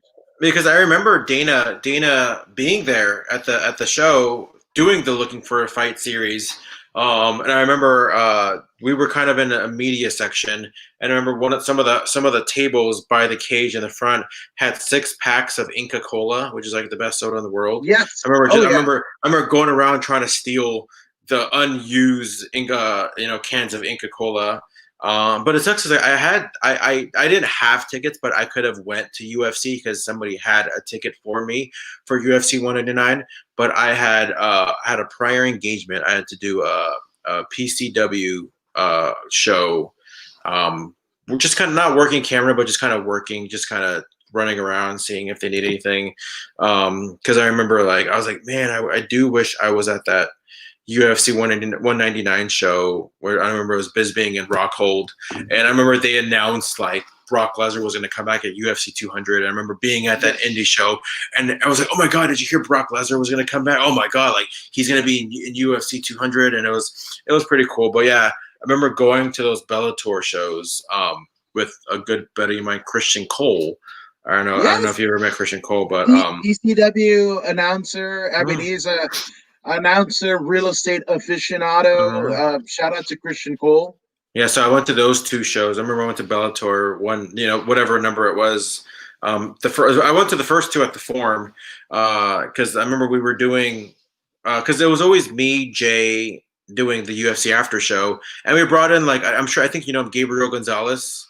Yes, yeah, who has a great episode of the podcast of the Keyboard Warriors MMA Uh-huh. podcast, uh, detailing his experience at UFC Fight Island. So you Yeah. definitely want to check that out. The Keyboard Warriors Yeah, MMA he's YouTube. so knowledgeable, and I'm happy because I know he left after Buzz maybe a couple months later, so I'm happy that he's still doing stuff out there. Like that's another guy that I'm sure is a very big go getter. So shout out to Gabriel Gonzalez. But I remember, Christian Cole kind of came in and was doing the UFC after show with us, or since J10 had to move away to Seattle. Now he's in Vegas, but I remember we reached out to Bellator because hey, we're with AfterBuzz. We wanted, we like to cover shows. We were trying to build a relationship with Bellator, and then much to my surprise, because UFC never responds, was like Bellator was like, sure, come on down. So we were literally not ringside or cage side, but just where the media was at, and me and Christian Cole were like, how are our seats this amazing? We're literally marking out the whole time of how awesome our seats are. And we look around and we're just like, man, what great seats. And it's funny because even we thought it was a one-time thing. And then right before the next show the following year, they reached out to me again, hey, do you want to come to the show, represent AfterBuzz again? And we're like, sure, absolutely. So we were there 2 years in a row. And then the next year, and then mind you, after that Bellator show, we stopped doing the UFC AfterBuzz for whatever reason. I forgot why. We just stopped doing it. I just think schedules didn't work, so we stopped doing it. So even after we stopped doing it a year later, we still got invited. I don't think them knowing that we hadn't been doing the after show, but we weren't going to say no to an invitation to go to a Bellator show. That was the one where Jack Swagger came out and announced that he was going to fight for Bellator. Got a big pop. We did the We the People, which is pretty cool. Yes. But then I remember the following year, because I think they were in the forum every January. We were every January. Yeah, so hey, let me reach out to the guy again, maybe get some free tickets to Bellator. And then finally they were like, show us what you've done recently. And I'm like, I guess the free ride's over. No more Bellator for me and Christian Cole anymore, So, but they were fun shows. And I remember seeing MVP was at a show one time, and it was just cool. I remember seeing Brooke Hogan. There's so many celebrities, and being right there in the media section, it was man, we're turning around, oh my god, there's what's his name? Sakuraba. There's Sakuraba. Yeah, Sakuraba. Yeah. Turn around. Oh my god, there's Voice. Yeah, who you go? Just all these people. I'm like, oh my god, this is pretty cool. This is really, really cool. Yeah, I mean, there's a fun story. So I never like to get press credential for any of the forum shows. I mean, the De La Hoya one. I mean, shout out to Harvey Castanello, but he matched me. Harvey. Yeah, you know Harvey. Yeah. Harvey. So I mean, he match made the California amateur title fights, and I mean pretty much that whole undercard. But he was just like, dude, what are you doing? Get your ass to the forum. So I was like, yeah. So I covered the weigh-ins, and then I didn't work the actual show, but I never like to, actually work those shows because, I mean, again, I'm at my home arena. This is a place where I mean, I actually had a really cool moment with Tito Ortiz. He's always treated me well. I might not agree with all the shit he says. I mean, there's not too many things that I agree with in terms of that aspect, but he's always been great to me. At that, aforementioned Survivor Series 2018, he fucking cuts a promo with me, the Mean Gene, selling the next week's fight with, Chuck Liddell. And that is going to be forever etched on my Instagram. Where did you see him? Because we were hanging out that weekend. Where did you see Tito Ortiz? Tito Ortiz was actually he was actually right above you. You had better seats for Survivor Series 2018 than we. He was actually above you. Him and his wife were actually they were there was that front, that landing, right? That led you up into the high echelon of Staples Center seats. So he was 3 rows beneath that barrier, that whatever. So I think it was Mike Rain of Championship Wrestling from Hollywood who kind of said, "Hey, Tito Ortiz is up there.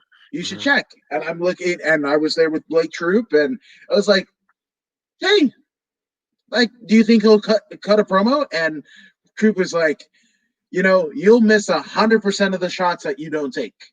So I was like, "Fuck it, I'm gonna take this shot."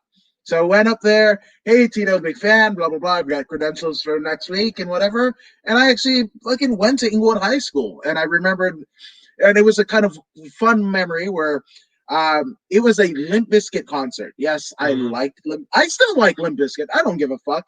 There we I go. like Limp. Yeah, I'm a big music guy too, so I'm all things pop I'm music or rock, dude. that pop culture. Yeah. Yeah, and if you fucking hate on Limp Bizkit, listen to the one and then come back to me. That there you go. There you go. But in terms of like him being so cool and so willing, because at that Limp Bizkit concert, I mean, I remember right before intermission, I think it was like Family Values Tour, and that particular tour was like at the Forum. It was the B show, right? So the A show, the A towns essentially got Limp Bizkit headlining. I think it was Exhibit as the rap artist, and I think Papa Roach as the mid level act. But I think the B town got a better show because we had DMX, Godsmack, and then Limp Bizkit, and that was the one where Fred was had so many like libations and what have you, and he was drunk, and he literally like toppled over the PAs and shit like that. Like I was at that show, but before Limp Bizkit went on, Fred Durst came out during intermission and was like, "Hey, that's Tito Ortiz, Ultimate Fighting Champion, blah blah blah," and he got like a fart in church reception. It was like dog shit. Like maybe like literally five people out of a sold out forum basically acknowledging Tito Ortiz, right? So it was cool to be at the forum with Tito, and then he looked as good as he's ever looked, right? Against his what would become his only win over Chuck Liddell. And we're literally standing in the same place that he was like literally 15 years before, not not knowing anybody from Adam, getting a shit reception, and here he is. And that is also 5 feet away from the place where I got my high school diploma from Inglewood High. So, and we talked about it, and he was like, "Look," he told me, "Look at us now." Mhm. So, you know, I might not agree with him, but he's always been super fucking kind to me. So, a shout out to him. Yeah, I mean it's good that you think that way because I shouldn't maybe say certain things about, let's say, Dana White cheaters because I've never met them. Um, yeah, just yeah. I have the same experience with some people where it's like I never had an issue with them. I mean, I don't dislike them. Like I talk to Eric Bischoff every single week on they're on the 83 Weeks YouTube channel, and it's like some people may not like him. He's always been nice to me. Like he's always like, I've met him in person. He's always cool. Saw him at the hotel, or not the hotel, but at the bar after the SmackDown on. Were you there at the first SmackDown on Fox? No, I was done after 2018 Survivor Series 2018. I was pretty much done with live shit. Yeah, like I honestly I try to go to all the shows. To be honest with you, I went to Survivor Series. I went to there was another one after that. I can't remember which one it was. But I went to the SmackDown on Fox. I went. There was like a house show at the Staples Center. Yeah, the last WWE show I went to was December 29th or December 30th of 2019. It was the one where the Bobby Lashley and Lana wedding where Liv came in, whatever. I'm glad. I mean, I Okay. watched it anyways, but yeah, I mean, I try to go to all the shows, and yeah, I honestly, I usually go so I can see what celebrities are going to be there. AC Slater was there the last time I went, or Big Boy, and like Ice Cube Jr., O'Shea Jackson Jr. Like Yeah. he's a big wrestling fan. Yeah. Yeah, like it's surprising me how much and it's crazy because like I don't know about you, but like when I was a kid, like I was never ashamed. Maybe ashamed isn't the right word, but like it wasn't something that was always talked about. Like it was like I'm not gonna sit there and let everybody know, hey guys, I'm a wrestling fan who wants to talk wrestling with me. If it just comes up with somebody, it comes up. But it was never like I didn't have wrestling shirts when I was a kid. Not for any reason specific. It just I didn't have any. I was more about like the posters and the wristbands and just random merch, but never the gear, right? Even now, actually, I do want to give a shout out to my other trainer that's always training with Brian Kendrick, Sasha Derevko. Another, I don't want to leave him out as far as the development of my wrestling skills, who's just as great as everyone else. But yeah, but it's just even like growing up, I'm like, dude, where were all these people when I was growing up as a wrestling fan? Like this wasn't like this when I was a kid. Like you'd find a random wrestling fan, but definitely not as mainstream as it is now. Like man, like whoever's a fan now, like maybe like in their teenage years, man, they got it. They're like spoiled. I always say like wrestling fans are so spoiled when it comes to like you have no idea like just how much access we didn't have to wrestling back in the mid to late 90s. No, 100%, and that's one thing that I've really enjoyed. You're one of my favorite people just ever, but I mean, I think it gets like even more heightened your value because you are a wrestling fan. You kind of know what it is like, and especially to be grown adults, right, and professionals, right, and are still fans of it, right, and for every one of us, we're even looking up to like the Sam Roberts and the Pete Rosenbergs and stuff like that. Like there's levels to this shit, right? But it's anytime, like I remember like a house show in Bakersfield, right? And my wife was just like, you fucking go, right? Because I bought tickets and whatever, and there's like, no, sell the other two. Me and the baby don't want to go, and you just go. Or we just had maybe one money enough for one ticket, right? So got a good seat, blah blah blah. But I met these dudes, right? These fucking dudes who I'm still in a Facebook group with, like to this day. But I had a replica of the big gold belt, and they were like, oh shit. And these dudes, like, one's a lawyer, one's a cop, and whatever. And we were taking pictures of my belt. Then we go on like bar hopping in fucking Bakersfield, them paying the tab because I had a fucking gold belt replica. And we probably drank probably 2 times what I paid for that fucking big code replica, but I mean, shit, that was it. That from wrestling. Mm-hmm. Yeah, it's like I know honestly, me and you are in a group chat on Facebook, but I'm in another group chat on Facebook with some of the Vegas bad boys of podcasting. They're the ones that invited me onto the group chat, and yeah, they got in that group chat is like literally people from all over the world. That's like some of the main guys like met at a WrestleMania. Because like a couple of those guys go to WrestleMania every single year, like every year. I've only been to one. I mean, technically one, but I was in Phoenix for 26, but I didn't actually go to Mania. But I was in Phoenix. But San Jose was like the main one where like that was really like the first time I had the whole Mania experience. Where did you go to 31? Never been to a Mania. Oh wow, okay, yeah. So I went, like I drove up on a Friday. Did like everything. I mean, anything WWE related, because obviously this was during a time where there was like 50 indie shows going on, but I did WWE, right? Because I just wanted to do the whole thing. Whether it's I did Access on Friday, Access and NXT on Friday, Access and Hall of Fame on Saturday, Mania on Monday, Raw or Mania on Sunday, Raw on Monday. But man, like it was just like it was like amazing, right? And then now it's to the point where it's like the Hall of Fame is great, fantastic, but I can't go to it anymore. I have to watch it on TV. There's so many other things that can be done but it's just kind of cool. Like you're just walking down the street. Oh, look, there's Bob Backlund. Oh, look, there's Ivory. Just seeing the most randomest people that like you would watch when you were a kid, just like walking like, hey, what's up, dude? Like, oh man, yeah, you're a big fan. And like, it was just, I don't know. It's just an overall, like, I'm happy that it's at where wrestling is at where it's at now, because man, like even when we were kids, like Mania was a big deal, but not to what it is now. Like I was so excited for it to be in LA. Obviously, I don't think it's going to be in LA anymore, even though they haven't officially said anything. I think it's fair to say it's probably not going to be in LA next year. But man, like I was excited for it. Like I was just being. I mean, it's congested enough as it is, but at least it'd be congested with like just people that love wrestling, right? Like it just, man, it's crazy just to be in a city like that where it's like when I was in San Jose, it was like just I thought I liked wrestling. Like man, some of these guys are like even more passionate. Like, and I always say too, where it's like I don't know if you're in the same boat. I know you have some merch. I know you have a belt.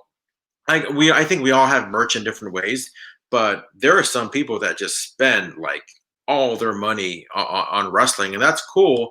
That's amazing. Like I wish I could do that, but that doesn't take away. That doesn't mean you're more or less of a wrestling fan because we all love wrestling in our own specific way.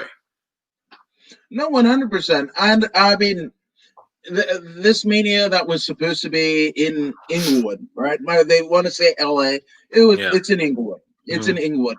So just the fact that there was going to be a point where I attended my first WrestleMania literally like Minutes. a mile from where I grew up.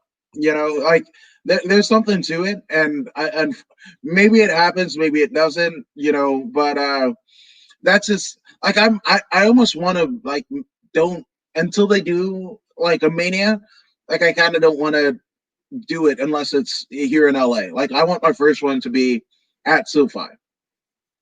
Yeah, it would have been crazy. I mean, honestly, it was all leading up to like I was so focused, like because right before that COVID hit, I was like, all right, I worked AOW December, I worked OCCW in February. Like I was literally gonna try to dedicate this whole year on like I want to get booked on shows, as many shows as I can for when everything hits LA.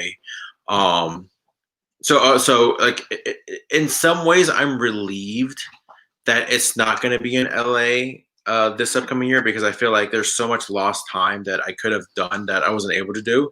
So now that it's going to be in LA, hopefully the following year, it's like cool. Now I got an extra year to really polish up, to really network, to really hopefully put my name out there. And because even though I have a mask and I have the whole thing, like I have an actual plan on how I don't want to be masked forever, but I have a plan, just a bigger plan on just the development and the evolution of my character. And again, at the end of the day, I'll probably end up doing whatever the promoter wants because that's essentially I'm working for them. They're not working for me.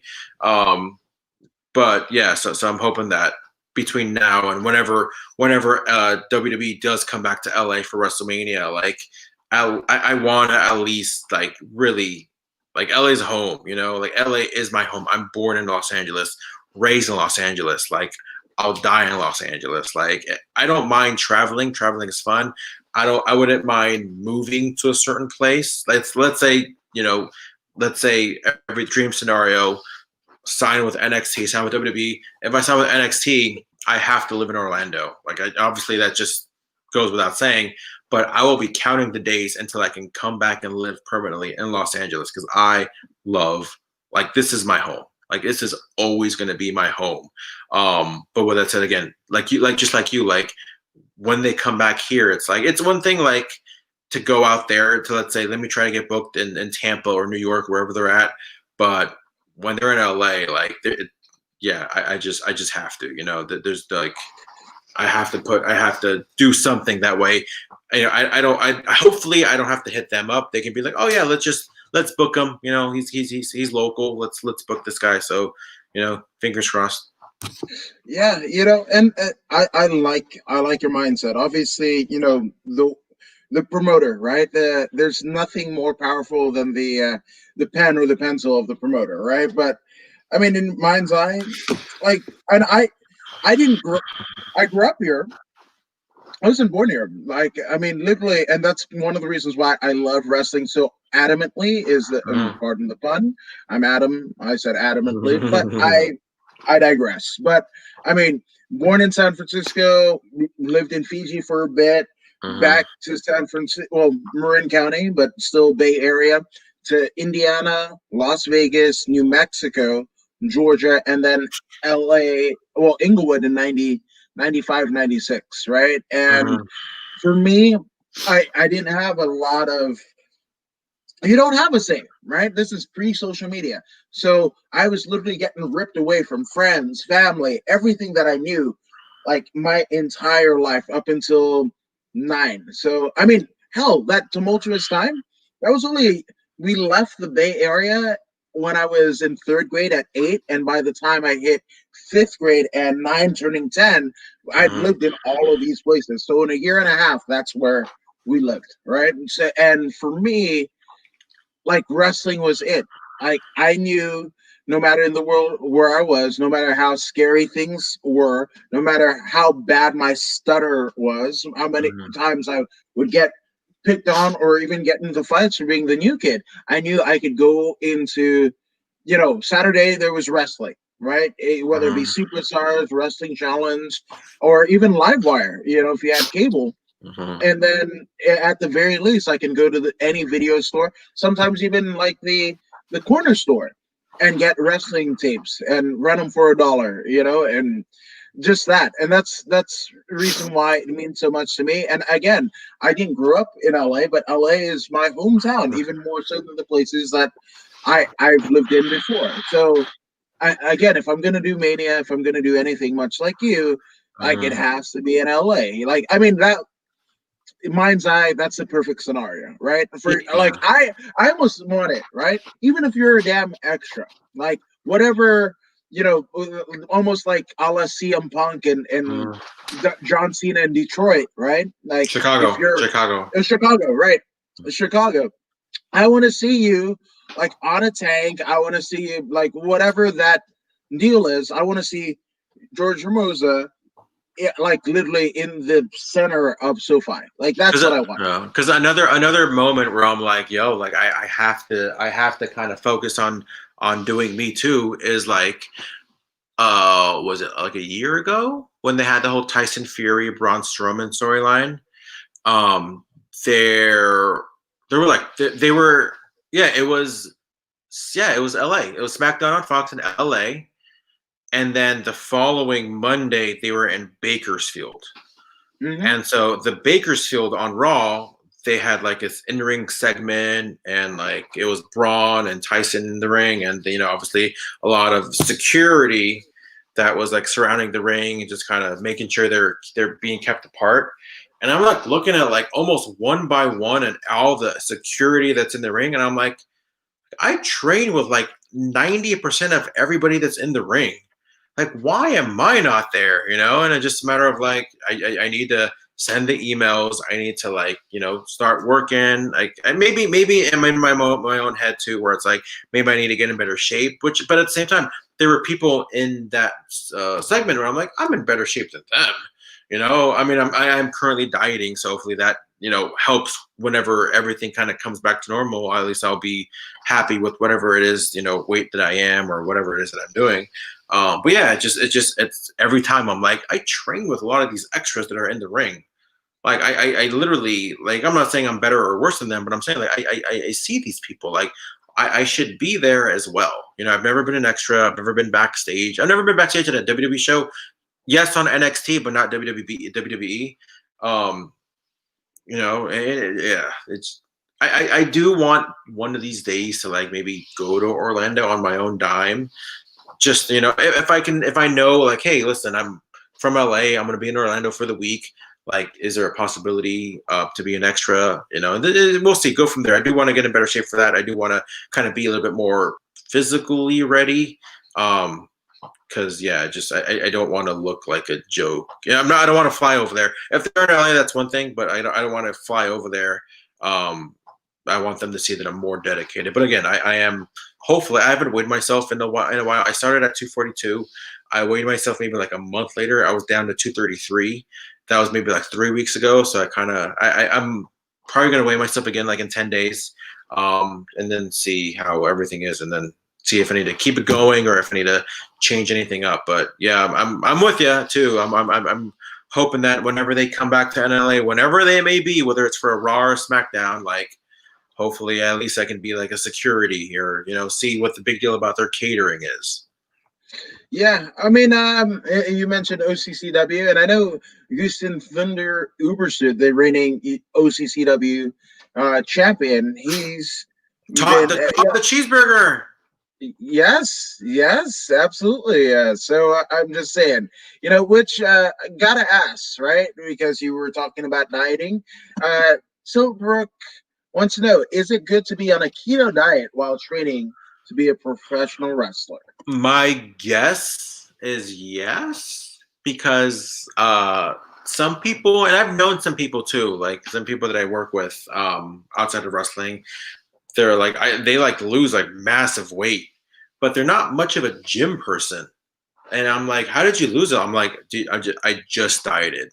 They're like, you didn't go to the gym? Like, nope, I just went to the diet. Went dieting, right? And I'm like, okay, well, I am doing the diet. I go to the gym, try to go like 2-3 times a week. Just my schedule doesn't really permit for me to go more at the time, but I go 2 to 3 times, and I'll train wrestling to once or twice a week. I'm hoping that results are happening. Again, I'm not going to weigh myself for like another 10 days, and if I see that it's still working, then I know I'm doing something right. If I see that it's not working, then I need to obviously switch things up. But yeah, hopefully. I mean, we'll see. I mean, I don't feel too different. As much as I hate feeling that way, I don't feel too different. I still feel like I mean, obviously in 2 months, which is a little under 2 months since the diet started, like I know that I'm not going to be at the place that I want to be, but I just gotta, like I mentioned earlier with the YouTube channel, just kind of keep it going. Like I can't just stop because I feel a little unmotivated. Just got to find the best in every scenario, whether it's dieting or whatever else it may be.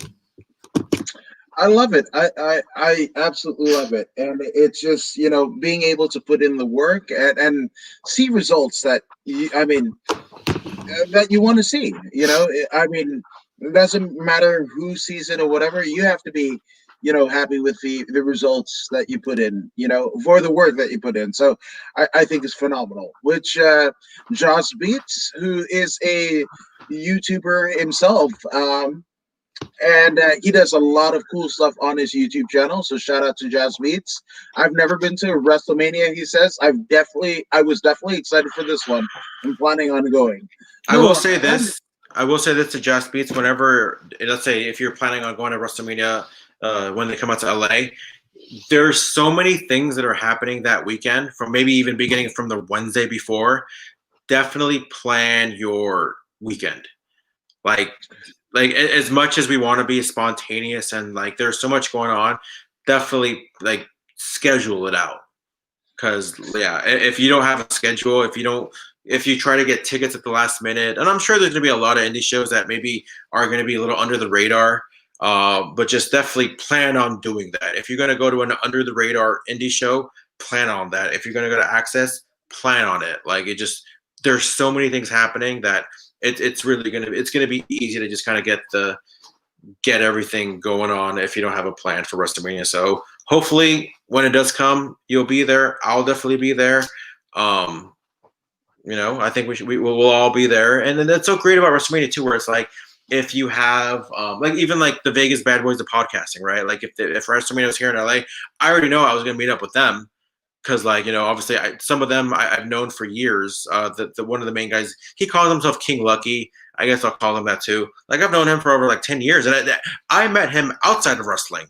We worked together. Really? We worked together, and like then obviously through talking, we're like, oh, you like MMA? Oh, cool, me too. Oh, you like wrestling? Oh, me too. And then like yeah, it's so crazy how like paths cross. At least in my life, I've crossed paths with so many people. Just to kind of make a long story longer, like I worked with this girl, right, at Best Buy. Like we worked together, and like her cousin was like a local SoCal promoter that I didn't even know. I had met her cousin before. We talked a little bit. He looked a little intimidating, but like we talked a little bit, and before you know it, I was like, I saw him at like a Dynamite D tribute show. back in 2010. I'm like, oh my god, like I didn't know you were in this stuff. Like, he's telling me like, yeah, I used to promote this, I used to promote that. I pretty much did PWG style shows before PWG even existed. And it's just so crazy. It's like here, like I didn't even think like we crossed paths before, but I didn't even know that there was a wrestling path we can cross as well. Like, unfortunately, Henry Luna did pass away maybe like a while ago. So unfortunately, he did pass away. But it's just so crazy, like just how many paths can cross. Whether it's like through King Lucky at Vegas Bad Boys, who obviously worked with him in Sherman Oaks, but now he lives in Vegas. Yeah, WrestleMania, like definitely. If you have like an online community, your friends, whether it's on Twitter, whatever, like. You'll probably end up meeting each other or meeting maybe even future friends at a WrestleMania. Like it's unbelievable. Yeah, man. I mean, it's I don't want to say like a religious experience, but it's definitely something of that ilk because people that you meet. I mean, we were talking about the doing that show on the Wrestling Chatter channel yet to be released with Chris Claus and you and I. And, one of the coolest things of that Survivor Series weekend was literally like walking through the alley that Roddy Piper went down and like Chris Claus narrating. And I'm like, I've got my bro for life here. And then fucking Chris Claus, who would end up being a bro for life as well. And we're talking about wrestling and like we're here. Like we're fucking here. So I mean, I can only imagine what it must be for like WrestleMania weekend, which I gotta ask, like as somebody that hasn't done it, right? Hasn't been to a Mania, I haven't even had a cup of coffee in the big time. What is that experience like? And you were talking about preparation. Like what should one do? You mean for WrestleMania? Yeah. Or what?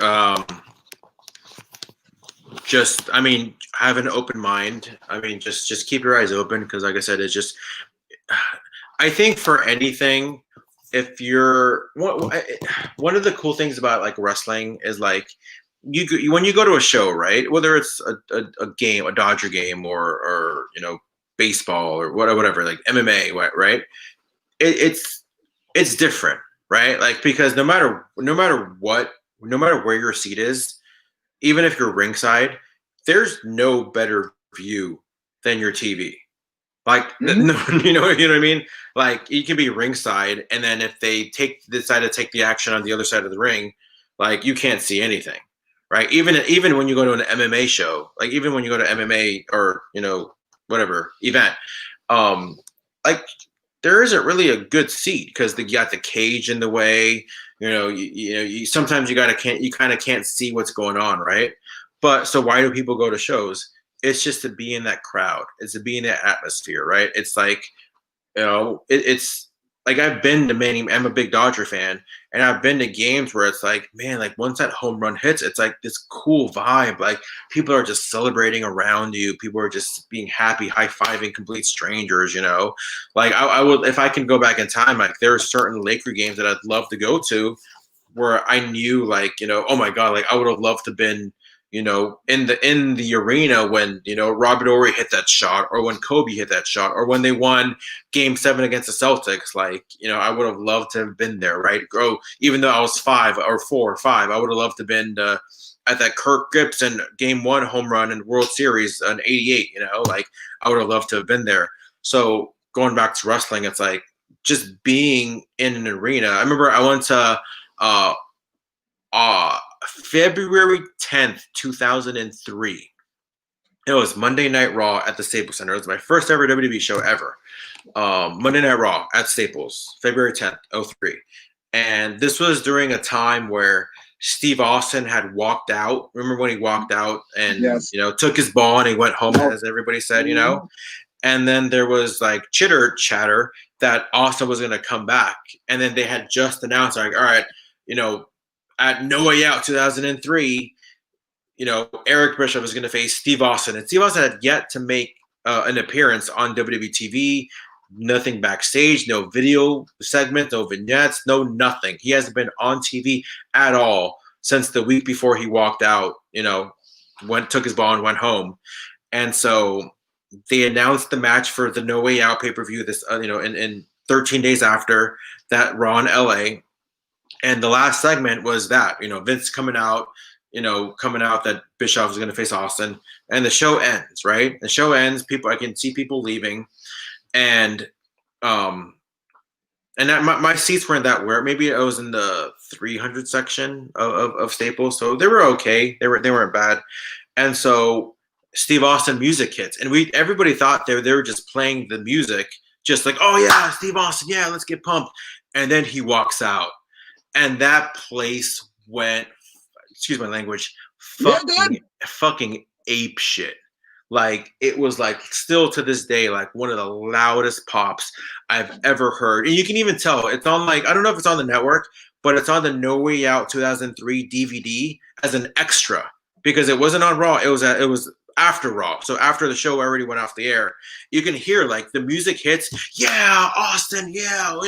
Then when he walked out, and even that loud pop got even louder. And I was like, and I still get goosebumps to this day, because that reaction was just like, and it was just so cool to be in that vibe, in that arena. Like, man, like, that's a cool thing to be in an arena when there was a huge pop like that.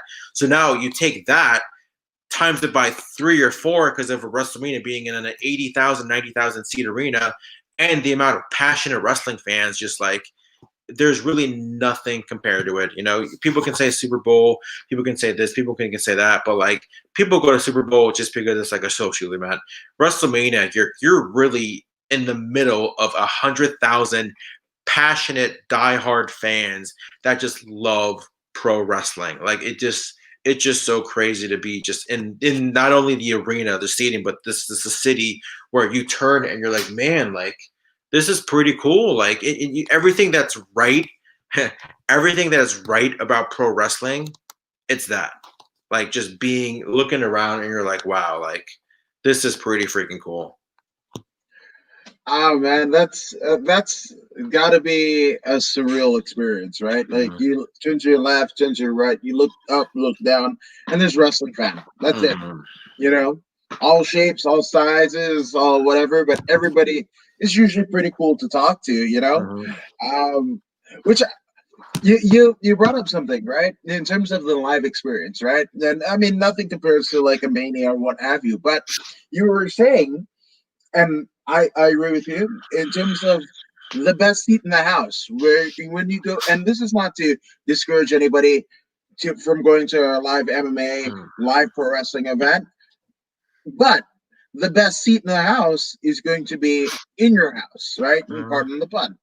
So, in terms of, we've seen like, I think it's Frank the Clown, the guy in green, like people that just go to like habitual every show, every TV taping, at the very least, every pay-per-view. Like, what are your thoughts on that fandom? Do you think it kind of borders the line of craziness, or you're just like, oh, they're still fans? Because like, I think I remember meeting the guy in green in Bakersfield, right? And essentially I was just like, how does he have all this access? Because if you know, I guess I'll let this out, right? So if you live in Bakersfield, right, and you go to the Rabobank Arena for a SmackDown or a Raw taping, right, the Marriott is right next door to the arena. That's the same Marriott that everybody checks in and checks out, right? So if you know what time checkout is, 10 a.m., you will essentially see your favorite superstars walking up and down.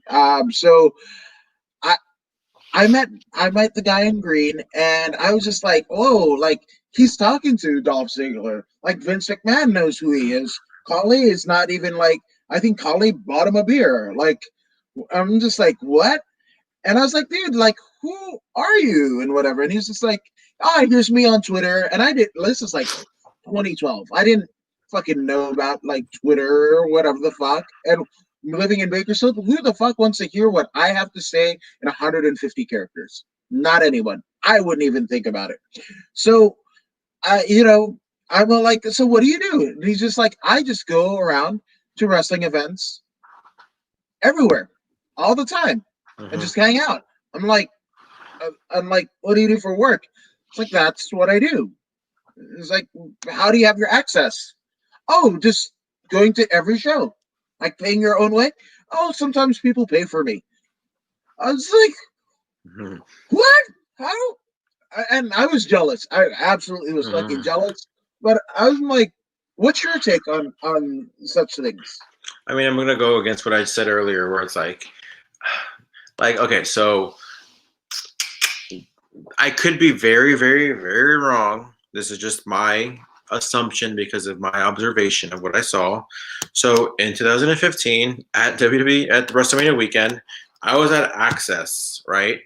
And I saw like the usual suspects, right? Of like clearly, you know, I don't want to put them over, but like just all the fans that you see on a regular basis, clearly creating their own kind of following by wearing the same clothes and making sure that their Twitter handle or Instagram handle is that, you know, what everybody kind of knows them as. And they can be nice. I'm sure they are. But like, maybe it's not my place to be annoyed, but it just sounded like, it just looked like they were just marks for themselves, right? And I know Mark gets thrown around a lot, like, oh, because we're all marks, to be honest with you, we're all marks to some extent, it's a lot of extent, but it just looked like they were just marks for themselves, like they were literally just standing in the middle of Access, like trying to get recognized, like, because obviously, like when you're in like a convention center, it's like it's very spread out, whatever. But they were just kind of right in the middle, like just trying to beg for attention, like. And again, that's just my observation. I could be very wrong. It just more oftentimes than not, when I saw them, they were just in that one place, like, hey, look at me, I'm someone too, So again, but kudos to one of them because he's going out with a very, very attractive woman whose dad is a Hall of Famer. So he's got to be doing something right. But as far as some of the other guys, like, I don't know. It's like the guy and his mom. I mean, he's not bad because at least he doesn't wear the same thing every single week. Like, there's some people that, like, literally, it's like, dude, you wore that shirt one time because the camera caught you marking out for Brock Lesnar, and now you're like, you want to be known as that guy, and like you literally wear the same shirt all the time. Like, I mean, if you want to be a mark for yourself, that's fine. Be a mark for yourself. If somebody says it, just don't deny it. Be you. Be who yourself. I'm me. I'm who I am. But if that's who you are, cool. Kudos to you. Like, I don't want to sit there and tell anybody they're doing something wrong or doing something right. But if somebody says you're a mark for yourself, then just don't deny it. Yeah, well, I mean, I can speak for all of them, but I mean, you mentioned, one who's dating. I'll say it. He's dating Noelle Foley, And right? good for him. Yeah, good. That's a great get. Great get. But at the very least, like the Brock Lesnar guy on his social media handles has kind of ventured into our kind of realm of, I wouldn't say expertise, but like our realm of relevance, where he's doing interviews with like WWE talent, and I'm like, whoa, what the hell? Yeah, I mean, good for him. Yeah, I mean, honestly, like I would love to go to like a convention, like a Wrestle Reunion, whatever they're called, WrestleCon or whatever, and just try to see if I can network, because obviously, I think there is a lot to be said, or a lot of things that, like, again, going back to my channel, it's like I don't want to just talk to anybody. Like, I mean, I do want to talk to people, but I'm saying, like, I don't want to just have a regular interview, right? I want to talk to Victoria specifically about her feud with Trish. I want to talk to Shane Helms specifically about his feud with 3 Count against the Young Dragons. I want to talk specifically for to Godfather, because I think Papa Shango was a missed opportunity to have, because I think that maybe gimmick was way, way, way ahead of its time. I want to talk to somebody about, and maybe not Matt Bourne because he's passed away, but like, someone like a Doink. Because if you watch like early Doink when he was a heel, that character was amazing. Like, oh my amazing. god, I was watching King of the Ring '93 not too long ago, and there was something so spooky yet like genius about the Doink character, and I think they really dropped the ball by turning him babyface. I want to talk to Paul Roma, not specifically about his career, but I want to talk to Paul Roma because I think Power and Glory is one of the most underutilized tag teams in the entire wrestling industry. Like, I can't emphasize how much Power and Glory is one of, to me, a missed opportunity. Like, I think they had everything that had to do. I think they could have been the same way Heart Foundation were heels, when they first came in. I thought Power and Glory would have been the next incarnation of the Heart Foundation, where you had the power guy and essentially, the potential technician. Obviously, we never really saw Paul Roma.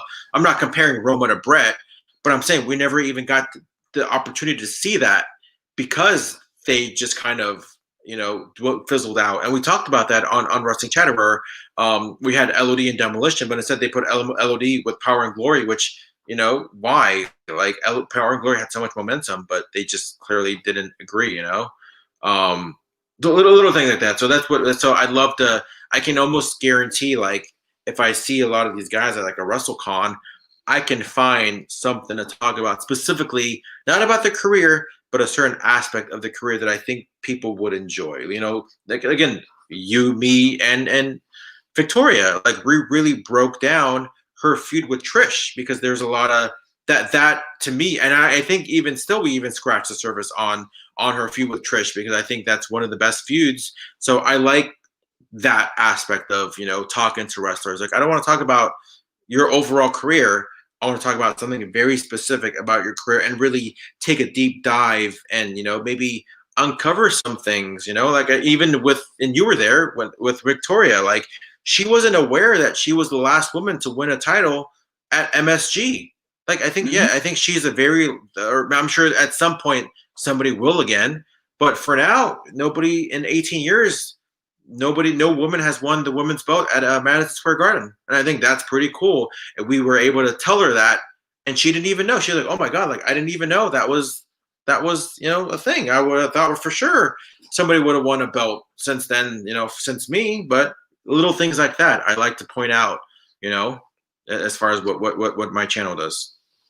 Which I gotta ask, man. Obviously I've been a contributor, but I mean I'm a fan of everything in the Wrestling Chatter. So I mean, you kind of alluded to it, but like, what was the genesis? Like, and you were so kind, and I really appreciate it. But I think what you're doing is absolutely all you. But and this is the thing. You say that, like, not everybody can do this, but like, if this is your thing to do, like, I want everyone, like, whatever their thing to do, right? Like, who'd have thought being able to talk about MMA and cage fighting, like, I would have a career? The 17, 18-year-old me would have said, you're fucking crazy. Like, and the fact that Joe Rogan, the Fear Factor News radio guy, whatever, is making more money just talking about random shit than he has done anything else, right? So, I mean, talk to us about the Wrestling Chatter, because it is one of my favorite fucking channels on YouTube. And Wrestling Consumption, I put it right up there with Wrestle Talk, with What Culture, with Cultaholic. That's my point. Every time I see a notification on my YouTube digest, I'm like, fuck yeah, I'm in. And it's not just a nepotistic thing because I'm on some of the content, but like, I see you, I see Farmer, I there's a lot, Flobo, like, I see all of my friends, and even though I was never a part of AfterBuzz, but you guys were people that I took great inspiration from, right? So tell us about the Wrestling Chatter. So I'm a big fan of, like, the morning ESPN, or specifically First Take, because I can't stand the Fox one. Skip Bayless, I think he's a shitty human being. But like First Take, and even like Around the Horn, or even Pardon the Interruption, like, I like those shows on ESPN that just talk specifically about one aspect of a subject, right? Like, where you look at First Take, which I'm sure any wrestling fan has, if they're a fan of Charlie Caruso, because I love Stephen A. Smith, like, just his his outgoing personality. Just he gets so passionate about certain things when it comes to like certain aspects of a certain sport. Max Kellerman's kind of sometimes the yin or the yang to his yin because a lot of people disagree with him. But the main thing, and again, when I first started this channel and I was reaching out to people, one of the main things I said, I want be you, be honest, don't sugarcoat things, and I want you to just just be passionate about it, right? So I was, and just kind of watching some of these first takes on YouTube, and they'd be 7-8 minute clips, and that's essentially what I wanted at first, but then obviously we just ramble, and it ends up being like going from an 8-minute video to like a 40-minute video sometimes. But it's fine. And I'm like, especially in the days where they're not really in studio anymore. They are now because obviously they've taken the proper protocols. But in like May, June, when everybody was working from home, I'm like, I can do that too, right? Like, what is it that they have that I can't do? And so I'm like, I mean, I have enough, I know enough people to where we can talk wrestling, and we can agree, disagree, point, counterpoint, things like that. And I'm like, so I honestly, trying to be, I don't think I'm there where I want to be yet. I really want to be the ESPN morning talk show of pro wrestling.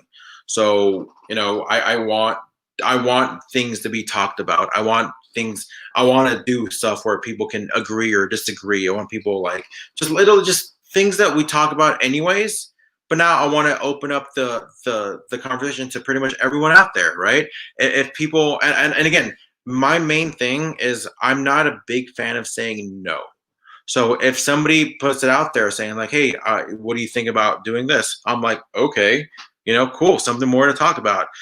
Even to the point where I wouldn't mind having some of the people that are watching, hey, if you got a hot take to say, come on in. Like I'm more than happy to send an invite to people out there. If you want to disagree with us, cool, come on in. As long as you're not out coming on here and be like cursing this or cursing that. And if you got a great analytical take, if you're not just saying like, oh, Ric Flair is the greatest of all time because he's just the greatest. No, I want substance behind what you're saying. I want to hear, like, you look at drawing power, you look at personality, you look at work rate. You incorporate all these things. Not just saying like, oh, well, Brett's the greatest. Okay, I think some ways you're right, but I want to hear your not just opinion, but your analysis of why you think he's great. I really want to open up just more conversations to just a more analytical approach to pro wrestling, which again, ESPN does all the time. That's what I want to be. I want to open up the analysis, the analytical approach to just WWE, TNA, AEW, all those things. So that's just something that I think isn't really out there on YouTube. Again, some of these channels that you mentioned, they're all great. They're all fantastic. I'm not taking anything away from them. But again, I'm not looking for like criticism of the product. I'm not going to be here and be like what you see on Wrestling Observer Live or whatever it is that they do, because I just think they're so negative. Like, Jesus Christ, like, wrestling is supposed to be fun. Like, I get it.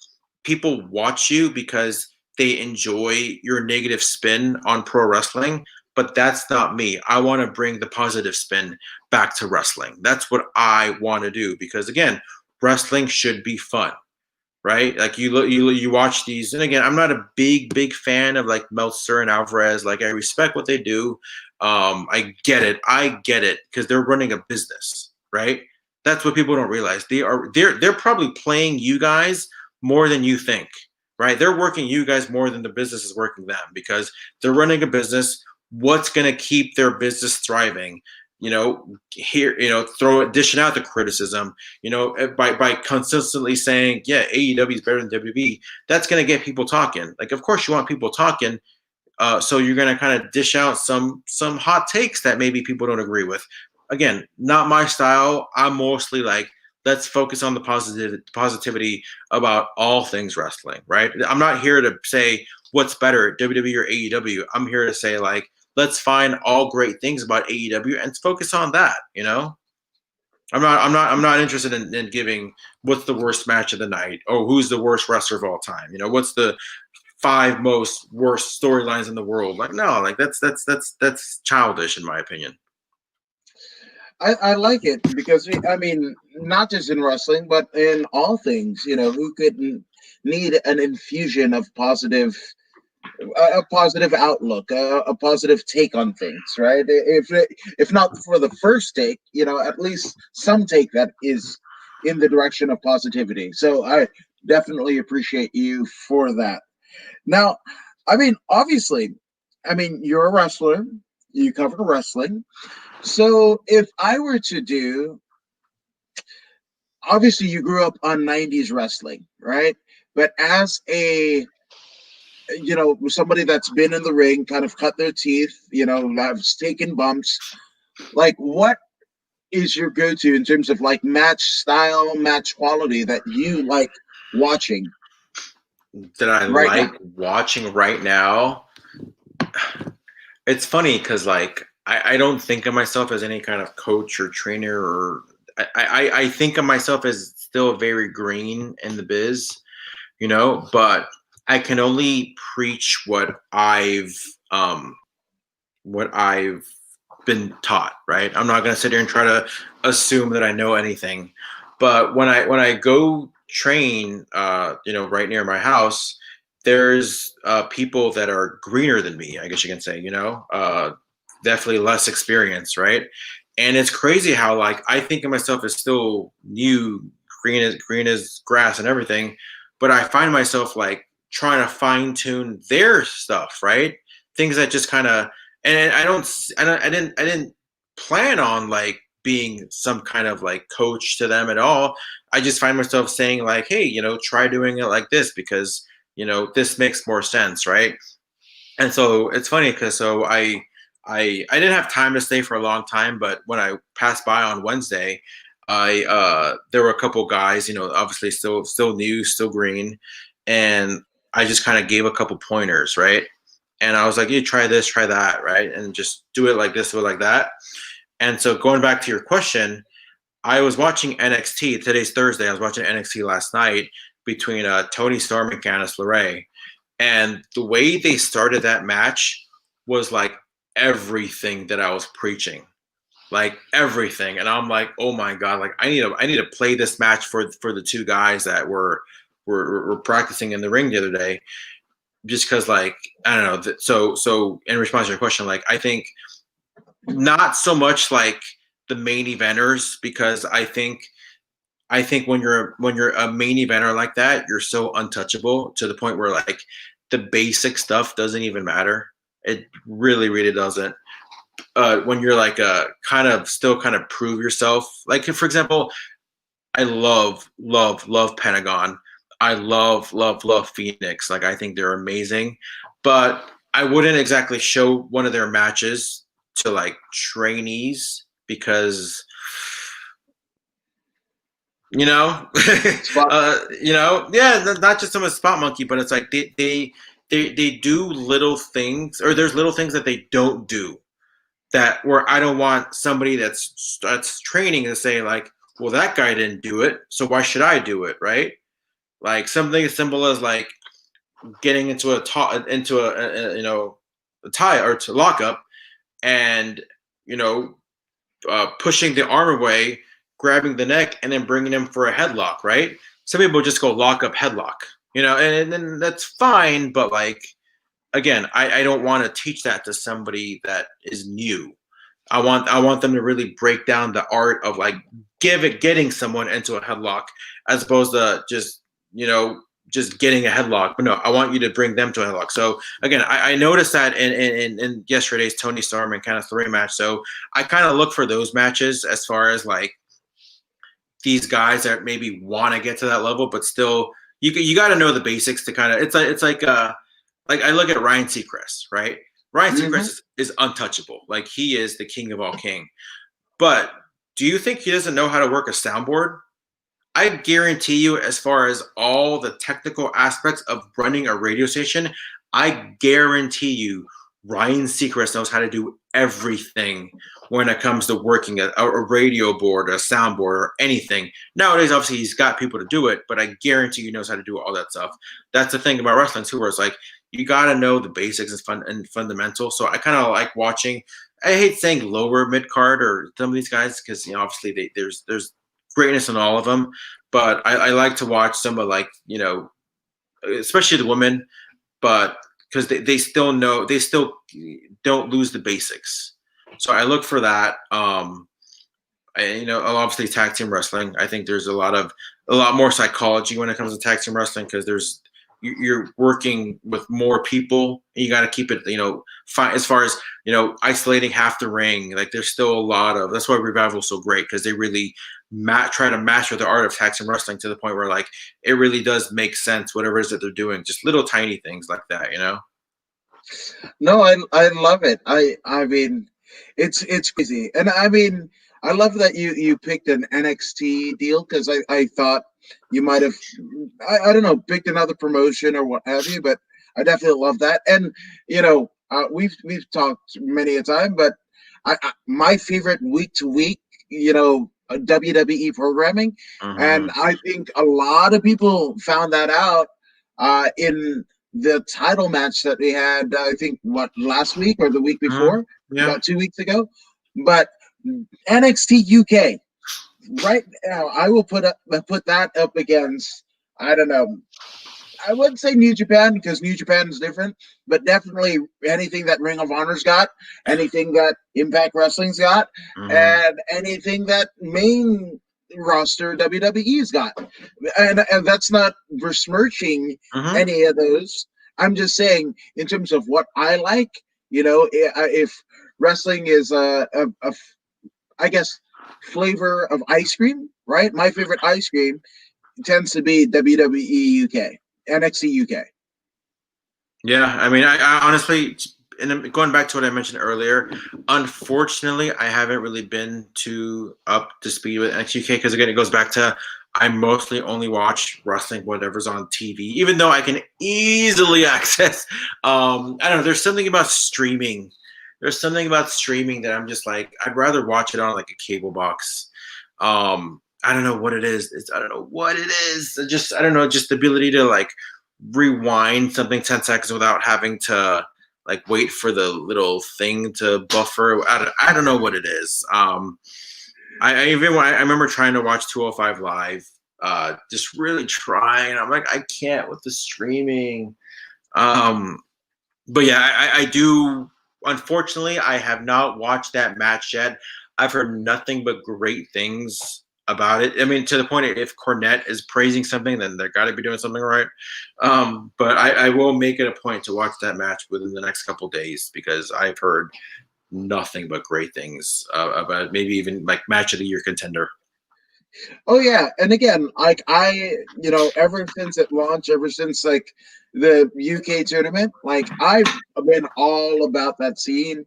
I mean, obviously there are things that I don't understand, like maybe a Wolfgang. I don't get what Wolfgang is and everything like that. But like the totality of what NXT is, and even belt designs. I think the belt designs for the tag team, the women's and the UK champion are the best that the WWE has to offer right now. I agree. I will buy that replica like a motherfucker. Like I agree. Yeah, I'd love to have that belt. That and the US title, I think, are the two best. It's not bad, And I mean, even more so, we were talking about him at the top of the show, but Johnny fucking Saint. The fact that Johnny Saint has an on-air WWE deal and he gets to just be in the UK, that's fucking great. And again, people are going to go down wormholes. Who's Johnny Saint? And just go down all the world of sport shit. Even like the last run where he did, what is it, the Chikara King of Trios and the matches with Danielson or Daniel Bryan as we know him now. Fuck, man. Those are just, or hell, that Eddie Van Halen, or the Van Halen halfway around the world compilation of his entire career. That and Billy Robinson's A Wrestler's Wrestler, like that is like my new lullaby. As an adult, like I just I'll go to sleep watching that and just having like, what the fuck would you know? I don't know, Gary Tonin. What Gary Tonin versus Billy Robinson would look like? What Gordon Ryan versus yeah, Billy Robinson. Like, what the Hmm. fuck does that look like in EBI rules? Like Hmm. Johnny Saint versus Eddie Bravo in the EBI rules. Like, that's what I fucking dream about. Like these kind of cross promotion, cross martial art fucking things that just show the art, and I love it. It's funny because like we all kind of say like, oh, if I had more time, I'd definitely probably watch more wrestling or do that. But I had all the time in the world during the COVID, and I still didn't watch more wrestling. I mean, not that I dislike it. It just it's yeah. I'd like to think that maybe one day I'll sit down and watch a lot of these things, like all the new stuff, even like all the like the indie stuff that they added to the network, like the WXW or the Evolve, like I love to watch it. I just don't. I don't know what it is. I try to balance myself too. Like, as much as I love wrestling, like I gotta do more. Like I've tried. I'm trying to do the gaming. Like I'll play the occasional PS4. Unfortunately, even though I probably read like 15 books from like March to June or July, like I've kind of been slacking off with the book reading as well. I got like 4 or 5 books and that's excluding. And mind you, like I used to only read nothing but WWE books or wrestling books. Like almost every autobiography, I've almost, oh, not all, but I've read a lot of them. Whether it's all of Foley's book, all of Jericho's, Brett, uh, Austin, Hogan, Dusty, Terry, who else? Bischoff, Justin Roberts, like Hardcore Holly. Like I've read so many wrestling books, and I still have like a few more that I own, like China, not China. I have Jim Ross, Pat Patterson, that I'm dying to read. But I just haven't for some reason. I should maybe once this semester because I'm taking a class at a community college online. Maybe once it's over, I'll probably go back to reading. No, we'll see. It just yeah, I really try to balance things out as far as I not that I'm ashamed or not that not trying to be, but it can't always be wrestling. You know what I mean? I'm sure some people are like, oh, my life is all wrestling, and that's cool. That's fine. I'm not. Kudos to you. I don't know if I can do that. I really not that I've never once gotten tired of wrestling. Even like when I'm like even like for Survivor Series weekend, I went to NXT Survivor Series. I didn't go to Raw, but I went to SmackDown. So I went to those 3 shows in 4 days. I was like, oh, I think I'm gonna take a break for a while. But lo and behold, the next WWE show, I was there. Um, so I mean, like, I don't really get tired of wrestling, but at the same time, I want to be able to like if I ever want to win Jeopardy, I'm not gonna win Jeopardy just by watching wrestling. I gotta read books and watch TV and do other things in life. Music. Yeah, I'm a big music guy too. Like I mean, 90s pop culture music or whatever it is. Like I'm all for. fuck, we could have dedicated like this whole podcast and stuff. Like, I'm the biggest like fucking dude. I literally on the TK Trinidad podcast, I dropped like John Mayer, Sarah McLaughlin, and an Ace of Base reference.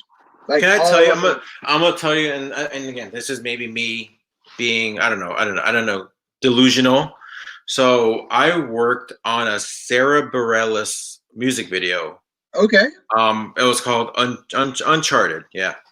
And it's crazy because like the actual video never came out. Like I always look for it, and the version of whatever the video is now, I was like, wait, that wasn't what? Because the actual music video, if you ever look it up, it's like just a bunch of her friends, whether it's Adam Levine or whoever, just singing the song, right?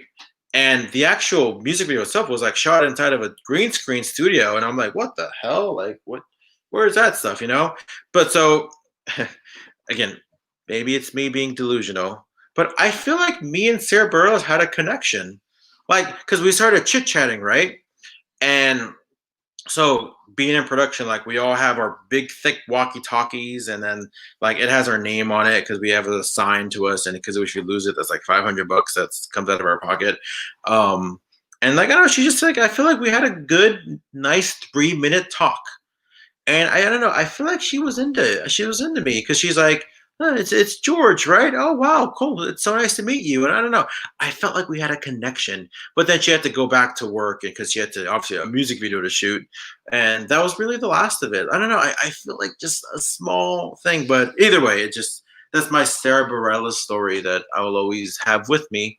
Um, I was it was fun Mark, being on a video. But you said Sarah McLaughlin. I thought you were going yeah. to say Bareilles. I thought you were going to say Bareilles for a second, then I thought of the Sarah Bareilles story. So, Well, I'm gonna Mari Yamasaki your oh yeah, Cerebral story, and I mean that's kind of fun. But I mean, are you trying to say that Cerebral is not gonna write you another love song?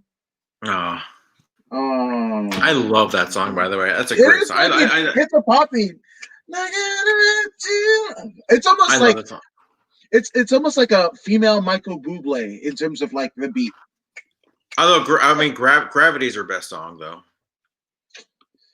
I like Gravity when it's John Mayer. Oh, I've never been a big John Mayer guy. I don't know. I think his. Most people aren't. It's cool. It's my fucking like. I mean, It's I like Your Body Is a Wonderland. I think it's his best song. I mean, I love. I don't know the name of the song. I love the music video that he did at that like public access kind of like oh I don't yes, know. that's God, what New Light? It's New Light. Yeah, or because I think the story was like the studio or whoever is in charge of financing was like they didn't want to fund his music video. It was like, all right, cool, I'm gonna go make it I'm gonna do myself at one of these yeah. create your own music video places. I'm like, oh, that's genius. Like that's so cool. That's really really cool. On the gram of instant gratifications, I found this app called Reface. So there's the part of New Light, John Mayer's New Light, where he's just like he's doing the fucking solo. And if you know Mm-hmm. the solo to the song New Light, whatever, but if you watch the video, it's like him kind of playing to himself. Mm-hmm. And I Oh yeah. refaced Mm-hmm. both of my fades to John Mayer. So it looks dope as fuck. And I'm just saying, I think I've even been unfollowed because of my affinity for reface and memes. I mean, and it's crazy. Non-offensive memes. None of the memes. There's not a anti-Semitic. There's not an anti-LGBTQ, anti-political party or preference. None of it. Like Mm-hmm. dad jokes, just to the extent dad and fart jokes, and I still got unfollowed. Well, And they're missing out. people unsubscribe from the podcast too. Those numbers dropped by not two, but I mean two. Just say. Well, they're missing out because again, it's just about having fun. Like, who cares about all the other stuff? Like just who like people take themselves too seriously.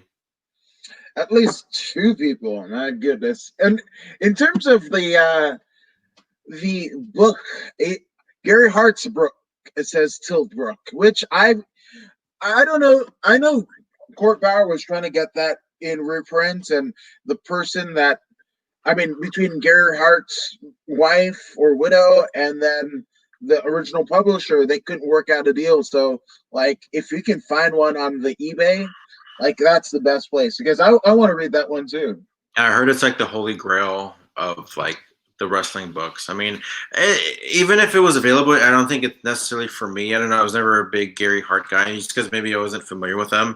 I mean, the best book is definitely, I think, Chris Jericho's first book. I know a lot of people give love Yep. to like Mick Foley's first book, which is fantastic. Again, I'm not taking anything away from those books. Bret Hart's book was fantastic, but something about Chris Jericho's book, Edge's book, I think is a little underrated, just because a lot of Edge is early pre WWE career. I saw in myself, like I was able to relate to Edge so much. He's got a funny story in his book where like on his first date with his first wife, with Val Venus' sister, I guess like he was trying to hold in his fart the whole date, and then they ended up spending the night together in a non-sexual way. They just kind of slept in the same bed. And so he succeeded in holding his fart in for the whole date, but then like they pretty much woke up and he pretty much said that he was tooting all night. And little things like that. I remember reading this story. I remember I met Edge one time at like one of the Wrestle reunions. No, I think I met him at one of the bars after SummerSlam. And I was like, man, I wish I would have met Edge after I read his book, because I remember becoming an even bigger fan of his, because I was like, man, this is like so relatable. Not the fart stuff, but just being, single mom, or him growing up in a single mom household and things like that. But yeah, just Edge's book, if anybody can get it out there, it's one of the best, flat out, just most entertaining books out there. And yeah, can't say enough great things about that one. Fuck yeah, man. And I mean, what couldn't be more relatable than trying to hold on a fart in the first date? I mean, I think that's almost like I want to do like a Jean-Paul Lafitte kind of curtsy. My goodness, that's some gentleman or gentle lady shit. Pardon the pun. Well, before we go, right? Because I do want to tell you that you have the distinction of beating, as of right now, Chris Kloss's record of the longest episode of According to Woods. I thought he was over 4 hours. No, I just checked it, and he's 3:51. So we beat it by 7 minutes. Wow, yes. Am I the longest one, or is you have somebody longer? One. So it went like this. It went.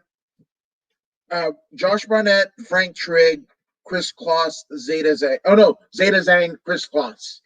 So you have beaten out both Zeta Zhang and Chris Kloss respectively. So your contingency prize will be in the mail. So DM me your information. But before we go, I definitely want to get. We talked about top 10 and GOATs of MMA, right? So I want to get, let's say, if George Hermoza, and we're going to break it down, right? So top 10 tag teams, according to George Hermoza, what we got? So I have this weird criteria, man. This is going to go like 5 hours out. So when it comes to my top 10 overall wrestlers, this is just my criteria.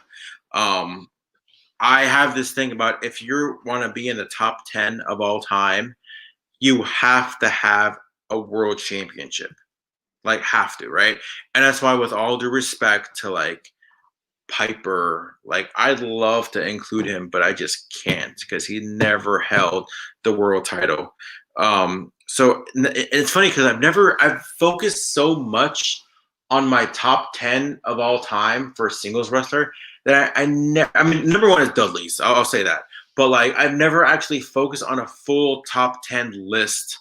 And I do say, and I'll elaborate a little bit, but I do think Road Warriors are a little overrated. God bless both of them. Obviously, we just lost Enema not too long ago, but I do think Road Warriors are a little overrated. But I never really put too much time and effort in the top 10 tag teams of all time. I'm gonna do that. I'm just gonna blurt some teams out.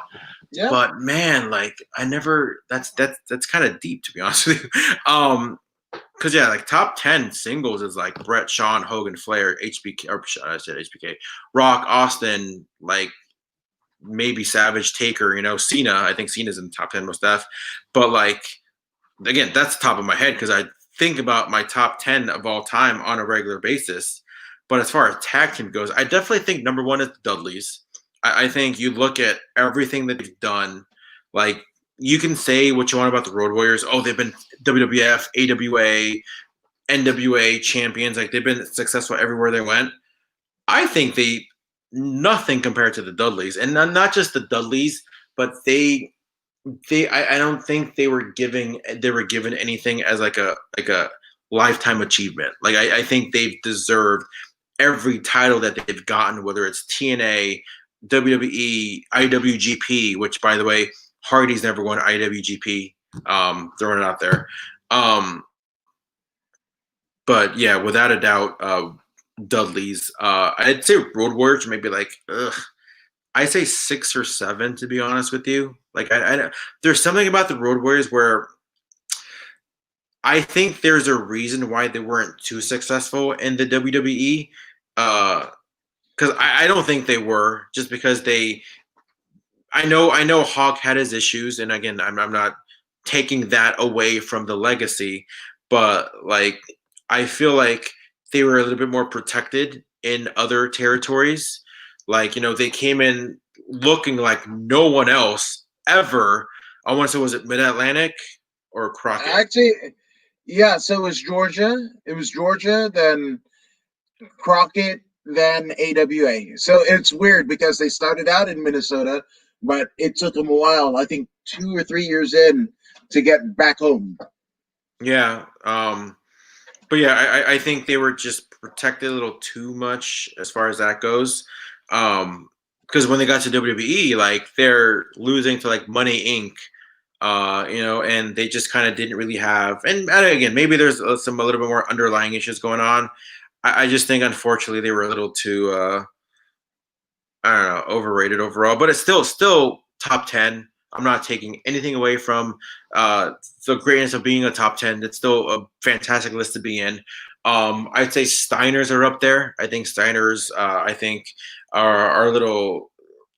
People don't realize how good they were. And again, if people are only basing their WWF run, then they don't know what they're talking about because WCW, like especially against a team like the Nasty Boys, and don't really have the best rep as far as having good wrestling matches. I want to say Halloween Havoc 1990.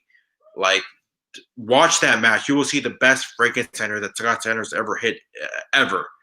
Rock and Roll Express, always one of my favorites. I think just to kind of throw a team out there, a team that I think it would be maybe closer to 10 for obvious reasons, is like the Orient Express. I think people Okay. don't realize how good that team was. Like, right? It just Yeah. their match against the Rockers at Rumble 91 was just phenomenal. So Steiners, Dudleys, Road Warriors, uh, Beer Money. Oh, I think Beer I Money like is that. like I think they're a team that just definitely deserve all the love. Just because that's another team that people don't realize how good they were. I think they're probably the best team in the history of TNA. Best And best theme in TNA ever. And it's like super like he's from the country, he's from the city. Take your yeah, money and your alcohol. But like that shit I had on my fucking workout playlist for like 2 years straight. That shit yeah, was like it was good. I think that was actually the best thing that uh Dixie and Serge Salinas. I mean, Dixie's husband is who produced that music and shit like that. yeah, That was the best contribution that Serge Salinas that ever made is yeah. the Take Your Money theme song. I don't That know shit who was made it, but I awesome. was I was always a big fan of AJ Styles. I think TNA's theme songs are mostly horrendous, but there's a few winners like the Beer Money. I think AJ's first theme was pretty cool. It was pretty cool. But yeah, I think with that said, I think Beer Money is not only the best team in the history of TNA, but I think they belong in the top 10. And it just I know with all that talk of James Storm going to WWE, if it wasn't for the pandemic, he would have been in WWE. Kind of makes you think if they would have done something with them too, since they don't really do anything with Bobby Roode. It's that they're having him if they're having him team with Ziggler anyways. So why not have him team with Storm? James Storms? You know what I mean? Like, why not? Obviously, Young Bucks. Young Bucks, I think is that's another team where I think they would be.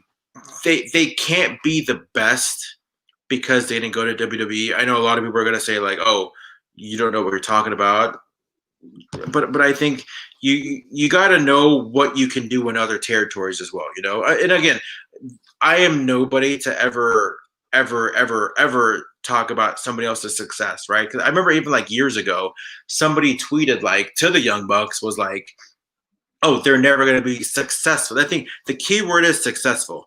They're never going to be successful if they never go to WWE. And I remember I responded, and I was like, which I think both Young Bucks ended up liking it, or maybe retweeting it. I don't remember, but they were like, I said like, you are nobody to define somebody else's success. If they have no desire to ever go to WWE and they're happy with New Japan, AEW, all that stuff. This was years ago. Then that's on them. Like you are nobody to define their success, and of course they like you know what I mean. So it's like if they don't want to be and it goes back to the Fedor argument. If they don't want to be in the WWE, that's perfectly fine. that's kudos to them.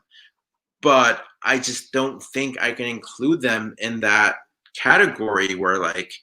But at the same time, going back to the Fedor argument, like if you do go to the WWE, the Young Bucks, who are you going to face off against to kind of you know cement your legacy or kind of move up the rankings, right? Because there right now WWE isn't really the place to be for tag teams, right? New Day is up there in that list, which I think they've proven themselves time and time again. But like even that, it's like I love New Day. I love everything about the New Day. But even though they have pretty much every record in the history of tag team wrestling, Mark Kofi as well, I don't put them above like a Steiners. I don't put them above a Dudleys. I don't even put them above like a Hardys, right? But you know what I mean. So it's just kind of weird as far as tag team wrestling right now. AEW definitely has a better tag division. But again, Young Bucks is up there, New Day, Steiners, Dudleys, LOD, Hart Foundation, Rockers. I think a team that is very, very, very underrated as far as getting heat is the Quebecers. Yes. I think they were even like the Rougeaus to some extent. I think Rougeaus, obviously the common denominator is Jacques Rougeau, but I think more so the Quebecers. I think that could have had more longevity.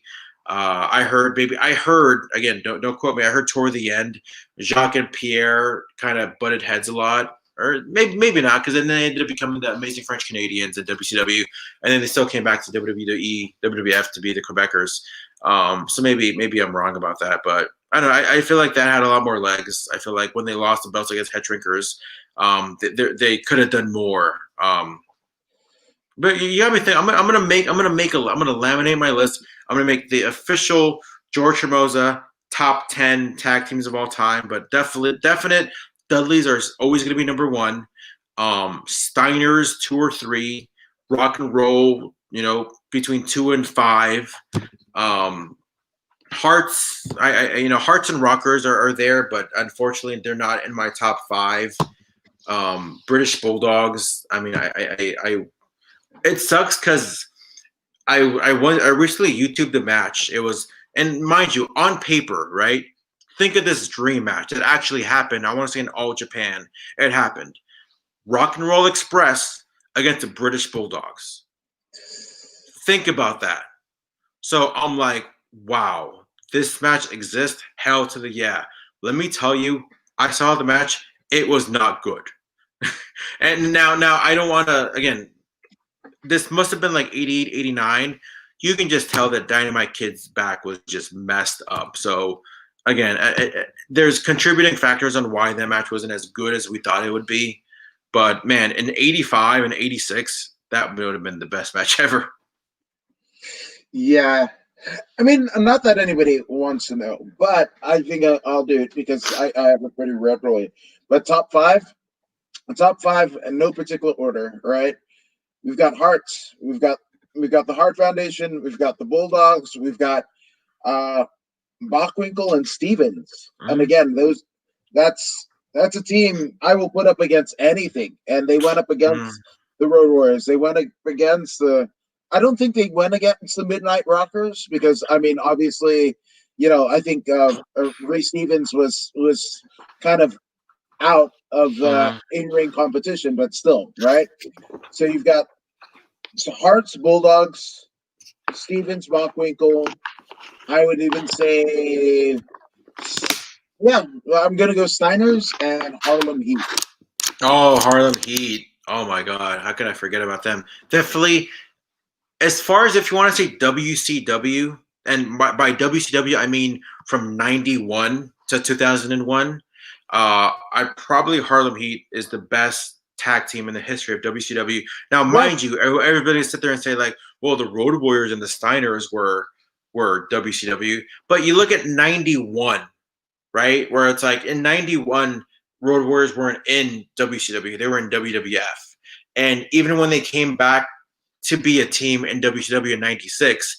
They were there for like 4 months, and they did not do anything even relevant between '91 and 2001. Steiner's, yes, but I think some of their best stuff was maybe in Japan and even like 1989, 1990.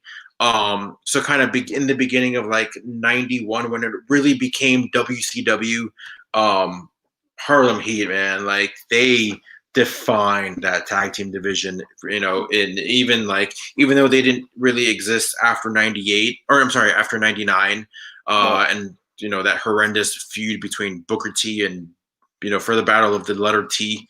Ahmed Johnson, Jesus Christ. Yeah, but yeah, that 94, 95, although, and I love talking about this. I mean, even though I kind of feed it to some of the guys on the Wrestling Chatter where I want to get more of their opinion. I think the Blue Bloods, William Regal and Bobby Eaton, I think that or even Dave Taylor. Yeah, but like you look at it on paper, even that trio, like I'm a big sucker for like good to honest 6-man tag teams. I think there's a lost art going back to the Von Erichs and the Freebirds, where it's like you look at how much business they did, and I look fast forward to 2014, even late 2013, early 2014, where I think the Shield and the Whites could have had like a 2-year-long program on all the house shows and made like millions of dollars, like even surpassed the legacy of the Freebirds and the Von Erichs. So kind of going back to 95, I'm like, I mean, first it was Eaton and Regal. I'm like, man, like this, like at the time I didn't appreciate it, obviously, but you look back, you're like, man, that team was amazing. And then add on Dave Taylor and where there were the 3 Blue Bloods, like that could have been true magic. Superstar, God, what's his name? Bill Dundee. That was the manager. Is Bill Dundee. Lawler's sometimes friend, sometimes foe in Memphis for literally like what 2 decades. That was man. That was Sir Bill. Like fucking A. I mean, when I found out Bill Dundee was the manager, that was almost like when I found out that the 2 Mr. Conductors on Shining Time Station were none other than Ringo Starr and George Carlin, respectively. Yeah, that's fucking great. It's great. And I think the Usos have done enough in the last 10 years to definitely deserve a top 10. Like, yeah, the Usos I think are up there with the Young Bucks as far as the 2 top tag teams in the entire world. Yeah, I'm gonna remain silent there. But I've heard some stories about one of them, even not just from you, but I just can't take away just like the magic they do in the ring. And obviously, even with the storyline now, I think I'm kind of even more excited when the other one comes back from injury to see what they're going to do with that. I mean, even that, like I'd love, and another dream match that I'd love to see is like, I'd love to see, as much as people say Usos and Bucks or whatever, I want to see Usos versus Guerrillas of Destiny. I'd love to see like, Usos with Rikishi in their corner, God with Haku in their corner. Like, I think that to me is my bigger dream match. And that's more of a dream match of mine than Bucks and Revival. Like, I want to see that more. I mean, we saw it at a Full Gear, which I think was great. I mean, I think it was really cool. The best part of that match, I don't know if you saw Full Gear, but the best part of that match was when they were each doing all the different tag team finishers. Like, they did pretty much every finisher in the history of the business, 3D, DIY, like all those. And I was like, man, okay, that's pretty cool. I popped for that. Yeah, I mean, and it's crazy. So in terms of like in terms of now, my 2 favorite tag teams, I mean, some of it is look with one of them, but like the ability, absolutely. Like there's nothing you can do to touch Mustache Mountain. That is my bar none. Yeah. Fucking, they got heat. They know how to work the sympathy babyface spots. They hot tags. They can do it all. Like they're greatest hits of everything that is essentially whether it be World of Sport Wrestling and I mean fucking 80s tag team wrestling, which Ruben Garcia, shout out to Ruben. That's real MVP. Usos versus Reels of Destiny would be awesome. Mm-hmm. 100%. I like it, and I'm not a fan of the Usos. I'm not a fan of the Roman Reigns deal, but I do think that the most compelling runs that each have respectively had has been this storyline. I think that pay-per-view match with the I Quit and everything like that, that was I'm not gonna say I'm a Roman Reigns fan. He Mm-hmm. did gain my respect. Mm-hmm. Same thing with both of the Usos. Like I was like, I got it. I could do without the drive by. I could do without the Superman punch. I like. There's so many things that just the presentation of Roman Reigns. Like I do not understand. And it makes even less sense with this current storyline that they're doing with the chief and everything like that. And maybe it's because I'm Melanesian. I know how that fucking works. The island Mm-hmm. culture works, right? Not totally, but still there. I like the storyline for all of them, but in terms of like what the fuck is Roman Reigns, I still cannot fucking tell you. I don't know. But that's another story for another day. Now I gotta ask, top 5 females that have competed in pro wrestling. What you got? Number one is Trish. Like that to me is no question. It's Trish. Okay. A lot of people say Charlotte, and I like having that argument because like it's crazy because I compare Trish to Ric Flair, which is funny Okay. because a lot of people think Charlotte's number one, and we talked about it with Victoria, but the thing that made Ric Flair so great, in my opinion, is like he had a high profile feud with so many people for the big gold belt or for the world title, whether it's Dusty, Harley, Ronnie Garvin, Kerry Von Erich, Sting, Luger, Wyndham. Like there's so many high profile feud that he had for the belt. And the same way that Ric Flair kind of had that with all those people, I think Trish had that, and not just a program, but an actual feud with Mickie James, which top 5 women's matches of all time at WrestleMania 22. Lita, Victoria, Molly Holly, Jazz, like she was there. Like there's one common denominator in all those feuds, and that's Trish Stratus. Charlotte's best feud is Becky Lynch, and that's kind of it. Like everything else was just like something to do. No, maybe it's a different time now, but it was just something to do. Sasha was good too because obviously it culminated with the Hell in a Cell. Actually, it didn't culminate. It culminated with like an Iron Woman match. But I don't know. Like I look at what Trish has done for the women's division, and I think she's done more for that division with all the opponents that she had, similar to what Ric Flair did in the '80s, than anyone else. Which is why I have to have Trish as number one. That's another one, man. I never really thought about the top 5. I mostly focus on the men. I'd say Gail Kim. Okay, yeah. Just because like what she did for one company, like people don't realize just how much Gail Kim did for TNA. Which they went out the women's division. There was a time where, and again, they go back and forth. Right now, NXT has the absolute best women's division, but there was a time where TNA had the absolute best women's division of all of pro wrestling, and that was mostly because of Gail Kim. Like what she did for that division, for that company, is just literally. I don't want to say she single-handedly built that company on their back, but she definitely was a big part. Her matches with Awesome Kong were just like. They were groundbreaking. Like, even fast forward to her match with like Taryn Terrell. No, wasn't Taryn Terrell like a couple years ago? She carried Taryn Terrell to some decent, passable matches, and got, injured in one of them.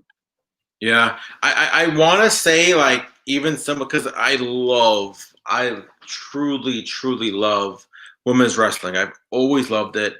Alundra Blaze is up there, obviously top 5. Yeah. Medusa / Alundra Blaze, but I've been a big fan of it since the Alundra Blaze days because obviously before then there wasn't really a women's division that was featured prominently after I started watching wrestling. Obviously, they had the Jumping Bomb Angels, Rocket Robin, Sherry Martel, but that was right before I started watching wrestling. So I didn't even know Sherry Martel was a wrestler until much, much later. I thought she was just obviously one of the best managers ever, but I didn't even know she existed in the way of a wrestler. But again, that was before I started watching. So first exposure was really, really Alundra Blaze. So she's top 5. Trish, Gail Kim. Going back to what I was saying, like looking at the Mae Young Classic, I love everything about the Mae Young Classic. I truly, truly loved it. I'm hoping that maybe if they ever have one again, that maybe I'll go to Florida and see it in person, because yeah, I can't say enough great things. And I want to say, like, I was so impressed by, like, let's say like a Mercedes Martinez, or like a Seiko Matsu, what's her face? Meiko Satsumura. Yeah, I can't remember her name. Yeah, and I was like, man, like, geez, these two women are amazing. But because I'm more analytical, I can't give somebody a top 5 by me only watching a few of their matches. Even as great as they were, I just can't. Like, I've seen most of Trish's matches and all of them, so it's fairer for me to give those 3 women the nod: Gail, Kim, and Trish, or Gail, Trish, and Alundra Blaze. Man, I can't even think of the other 2. I'd probably be saying, as far as women's wrestlers, I'll give it to Charlotte. I'm not a Charlotte hater. I think she's really, really good, really good. I haven't thought about it, so now you got me again. Now I got to think top 10, really focus on my list, but just for the sake of just how insanely over she got, like crazy over, I'd say Becky Lynch. That's good. I like it. For me, I mean, I don't even know if I've got my top 5, but it's not complete without. And again, yes, it's different eras, different move set, what is required. But for me, top 5, and probably at the top of it, like the best is Sherry Martel. For the era that she was in, those are fist fights. Everybody wants to talk about Ronda Rousey being a badass and Shayna Baszler. Man. I love Sherry. Oh, you just watch her matches in the AWA and just fucking A. Those were, and if you've ever been in a ring and not work versus shoot, she was shooting a lot of those matches, and a lot of times she was. I mean, obviously, different time. People were grabbing at her. Whatever. Like, she used to fight her way through the crowd. Men like Sherry is like that is. Everything begins and ends with Sherry for me. Like, that's it. And then she's almost like Michael Jackson, right? Sherry's wrestling career was the Jackson 5. And then she fucking goes on and becomes one of the greatest managers. And even Bobby Heenan himself, who the consensus pick is the greatest manager of all time. That he is the GOAT. We spoke of them previously, and obviously they're great no matter what. But Sherry added so much to Harlem Heat, like, yes. and even, like, I love watching that Hall of Fame speech that Harlem Heat did last year, because, like, obviously Sherry passed away in 2007, but, like, just the props they gave to Sherry, like, I'm probably gonna rewatch it back one of these days. Yeah, and how emotional both men got. Like, by talking to her, and I mean, we all lambast that Booker T, infamous Booker T, Hulk Hogan, we're coming for you, gap and everything like that. But I mean, she was it, and again, she was the one who comforted Booker, like, like, she meant so much for that confidence, and even the feud with Colonel Robert Parker and Bunkhouse Buck, and not even knowing what is it? The Welch Fuller family lineage that they were. Yeah. I mean, just as much as the Harts and Von Erichs and Guerreros and Grahams and everything like that. In terms of wrestling families, I mean, for 50 years, one family controlled a region. That's incredible. Yeah. 5 decades, 5 generations. Who else do you have in your top five? So yeah, so I've got Sherry. I think I agree with you with Gail. I agree Mhm. with you, Trish, and I would probably top five. I'm gonna say Becky falls under. Becky's the number 6 to again somebody that doesn't get their just due, and I think that's Luna Vachon. Mm. Do you think she wrestled enough though? To me, you're Vachon. Like it's just like Ric Flair and Ricky Steamboat. But it's like saying like David Flair. I'm not comparing No, no, Luna no, Luna to no, no, no, David no, Flair though. no, not at all. But Yeah. again, she's in the Vachon family. The greatest fights that any of the Vachons ever had were with each other untelevised. So, like Mm. to discredit her in this particular list, I feel like would be discrediting the eons of matches that Flair and Steamboat had over the Mid Atlantic title Mhm. that didn't have TV, right? And you had to be in the. I mean, Charles Robinson was there a lot of times, and he can Mhm. attest to it. And the people in the boys in the back, and as the years go by, those people that were there get fewer and fewer and fewer. But I'm just saying, like Luna, to me, in terms of her presence, in terms of like, to me, she's it. And I mean, to she was there for obviously Bam Bam Bigelow. She was there for we would I don't know if we would know like I don't even think Gangrel gets a shot in the big Mhm. time when he did. That would end up launching the careers of the Brood and later Edge and Christian, if not for Luna. I remember those Shotgun Saturday nights vignettes of them being real vampires and all that jazz. And it's just like Mhm. Luna to me, like that's top five. Yeah. And then you fill it out with Lita, you fill it out with Becky, you Mhm. fill it out with Charlotte. And Charlotte, she's been given a lot of things that the other women haven't been given before, right? But Mhm. I think at this stage in 2020, she's earned it. Even the sabbatical that she's on now, I think Mhm. she's earned it. I Yeah. think for pound, like she might as well be one of the greatest wrestlers in the world today in 2020, Yeah. The and thing about male or Charlotte, female. yeah. The thing about Charlotte is like she's never really in a bad match. Like to me, she's one of those. She going back to what I mentioned earlier, where you have like certain top stars that kind of I guess coast because they could, you know what I mean? You kind of get to the point where untouchable. Charlotte is untouchable, but she still kind of does a lot of those basic things that's like really makes sense in terms of building a match to where it's at. I mean, the triple threat match, the main event triple threat match, it was good. Like it was good. I mean, but like it's going to be good because it's Charlotte Flair. It's going to be good Yeah, because of Becky. Like there was no chance of it being bad, right? Like Kofi Bryan was like obviously the best match of the night for many reasons, many reasons, but uh, by no means did that lessen what the main event that with three women did. But again, it's impossible to not have a good match with Charlotte Flair. no, I agree, and we forgot this in terms of the tag teams, the Ebony Experience, which obviously was Harlem Heat's previous name Global. in Global. Absolutely.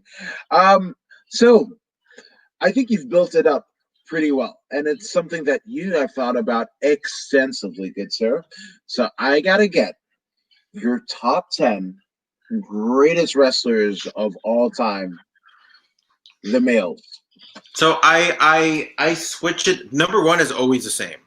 Number two and number three are pretty close to being the same.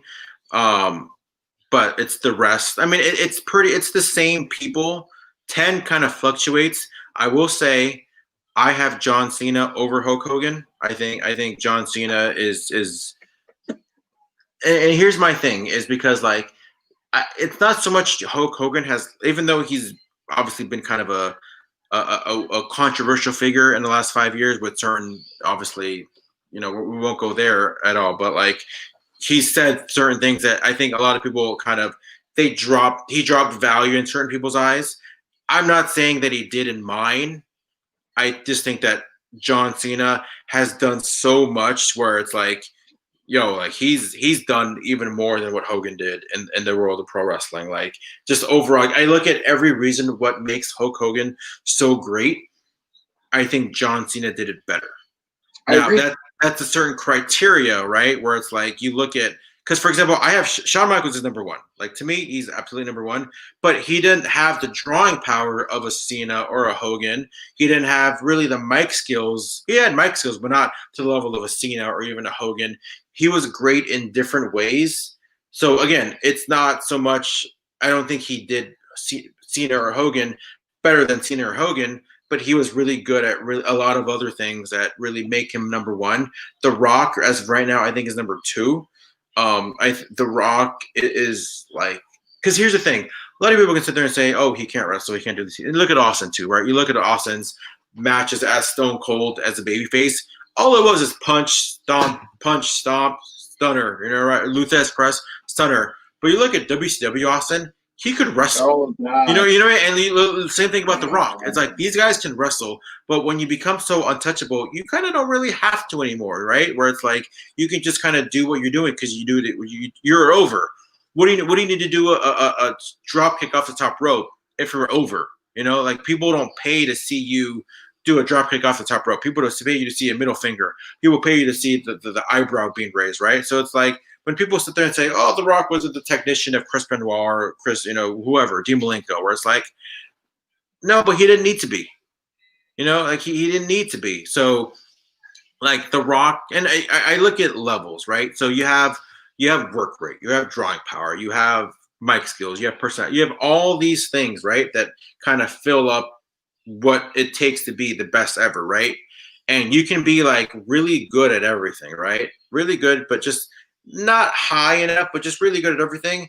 Boom, then you have like a Dusty Rhodes, and I actually that's maybe the wrong person to say because like my criteria is pretty much from 85 and on or 86, 87 because I can't say Bruno because I never watched Bruno when I was wrestling. I can't say Bob Backlund because I wasn't watching. I'm basing my list off what I was exposed to. Right. It wasn't until much later that I saw Bruno matches, whatever. So that's just my personal criteria. So Sean's number one, Rock's number two. I'd say Flair number three. Again, just for every reason that I mentioned, is just so great, so great. Austin maybe number four. I'd say Taker. Okay. John Cena, Hulk Hogan, Brett, Triple H. How many people is that? I think we got 7. Or oh no, you got one more, right? And I'd probably say Randy Savage. Okay. Randy was the man. The thing about Shawn, and it's funny because Shawn and Randy are great for a lot of the same reasons. Because I personally think they both can play babyface really, really well. They both can play heel really, really well. They both can match up against guys that are their size, both as face and heel, and they can both match up against people that are a bigger size, both as a face or a heel. That's very, very, very rare to do, right? As great as Ric Flair was, and like I said, top 5 definite, top 3, most likely. People weren't really like they didn't buy him as a babyface, right? He had a lot of cool babyface moments, right? Like he had the matches with Terry Funk or even his match with Vader at Starrcade '93. When he came back in '98 with that huge monster pop. But like we all remember mostly Flair as a heel, right? Kind of going up against Dusty and Kerry Von Erich and Sting and Luger. That was his finest hour, right? With Hogan, he was good as both, but it was just more so like time period, as you mentioned, time periods, right? Where he was only good as a babyface in that time period of 83 to I'd say 92. Because I think between like 93 and let's say 95, I don't think he was that good of a babyface. but he was a good heel in 96, 97, 98. You know what I mean? So it's like you can sit there and say he was a good babyface from 84 to like 95, but no, he wasn't. He was a shitty babyface in 95, 96. Like he needed to turn heel because he knew he had nothing left as a babyface, right? Mhm. As opposed to Shawn, where it's like he was a babyface. I mean, it's just great. But I think his work rate level was just at an all-time high. I had this conversation with somebody the other day, but I don't get me wrong. I love Brett. I appreciate Brett. I think he is one of the best ever of all time. But I just think he took things way too serious. Where it's like going back to what I mentioned earlier, where it's like I think he's one of those guys that only looks at wrestling in one way. Where it's like, oh, chops are stupid. When I throw you to the ropes, people do their flips over, and that's why I just gotta go chest first to the turnbuckle. Like, I don't know. I think some of that, as weird as it may sound, some of that mentality kind of took away from his greatness. I just wish he was maybe more open to, I don't know. Like, it's weird, but don't get me wrong. I still think he's one of the greatest of all time. I think he really, really does magic in the ring like no one else. I agree. Now, again, for those, and I think a lot of people are gonna like shit all over this, and that's fine. But again, it's subjective. It's time bias. But I definitely have to get 3. And again, I'm doing it in no particular order, just my top 10. So Bret Hart is there, right? Bret Hart is absolutely there. Bruiser Brody is absolutely there. And a lot of people overlook him, but literally the reason why we have a 4 horseman is not because of Flair, but Double A, Arn Anderson. Do you think Double A is like one of the most underrated guys? Absolutely. I disagree. Despite wait, you said overrated or underrated? Underrated. I think he's underrated. Just on. I disagree. I'll tell you why. But go ahead. Okay. Look, Gourd Buster, Spine Buster. And I have yet to see a better spine buster. And I think it's the weird body mechanics that Arn has, and a lot to a large extent. I mean, Matt Hardy has it. He's kind of got these weird kind of wishbone-esque legs. So the torque that he gets in the spine buster, nobody else, not Triple H, not everybody that has done. I mean, it's used as a setup move, but damn it, fuck, much like the DDT. It's not a fucking setup move when I use it, and when every time, even in his advanced age, Arn Anderson Spinebuster. I mean, fuck that Mania 18 Undertaker. Oh my god, yeah, yes, and just showing even with the pot belly and all the shit that Kevin Nash had, talked shit about him 4 years prior, or 5, 6 years prior. He was all of that, and the smoothness in the ring that he fucking slid under that rope, hit that spinebuster, bam, and slid right the fuck out and had a fucking moment. Like that shit. That's why he's one of my top 10. So right? When somebody says like underrated, like I look at maybe I break down the word too much. Where underrated, who's somebody who's rated low but should be higher. I don't think he's underrated because I think people rate him very, very high. We all know the greatness of Arn Anderson. Just because he wasn't a world champion doesn't mean he's not highly praised in the overall landscape of pro wrestling. That's the only reason why I think he's not underrated. He's not overrated, but he's not underrated because, again, people know how great he is. Like, right? And even to some extent, I think maybe like a Cesaro would be underrated because we know how great he is, but I think the world doesn't know because maybe they haven't really pulled a trigger on a Cesaro. And again, it's easy to look back and say like, yeah, Double A, like he was so great. But what I'm saying, it's easier to look back at it and look at what could have been with Double A maybe as a more main eventer, but that doesn't mean we don't know what he was, as opposed to like, let's say when Cesaro, let's say he retires tomorrow, everybody's going to be like, oh, I think everybody then is going to realize how great Cesaro was. But when people are if you were to say, if we were to have this conversation 20 years ago, let's say 25 because I know he retired in 97. Let's say you say 25. Yes, he's underrated. But now enough time has passed by for us to realize the greatness of Arn Anderson and say, you know what? He's not underrated anymore. Now he's rated properly by everybody that has, knows the greatness of Double A. Yeah, no, I get it. I absolutely get it. But in terms of like Arn Anderson, to me is almost like Scott Hall, right? Almost like I would put him in like that Scott Hall, Roddy Piper territory, like one of the greatest to never hold a title. And you're like, he wasn't qualified to hold a title. But wait, like just in recent years, we've had a Jinder Mahal, we've had, and I'm not saying anything because he's a great person, kind of. I mean, he's very, very like approachable, but Kofi Kingston, right? Kofi Kingston's run. I think if he would have done it and Arn in his prime, Arn would fit seamlessly into that.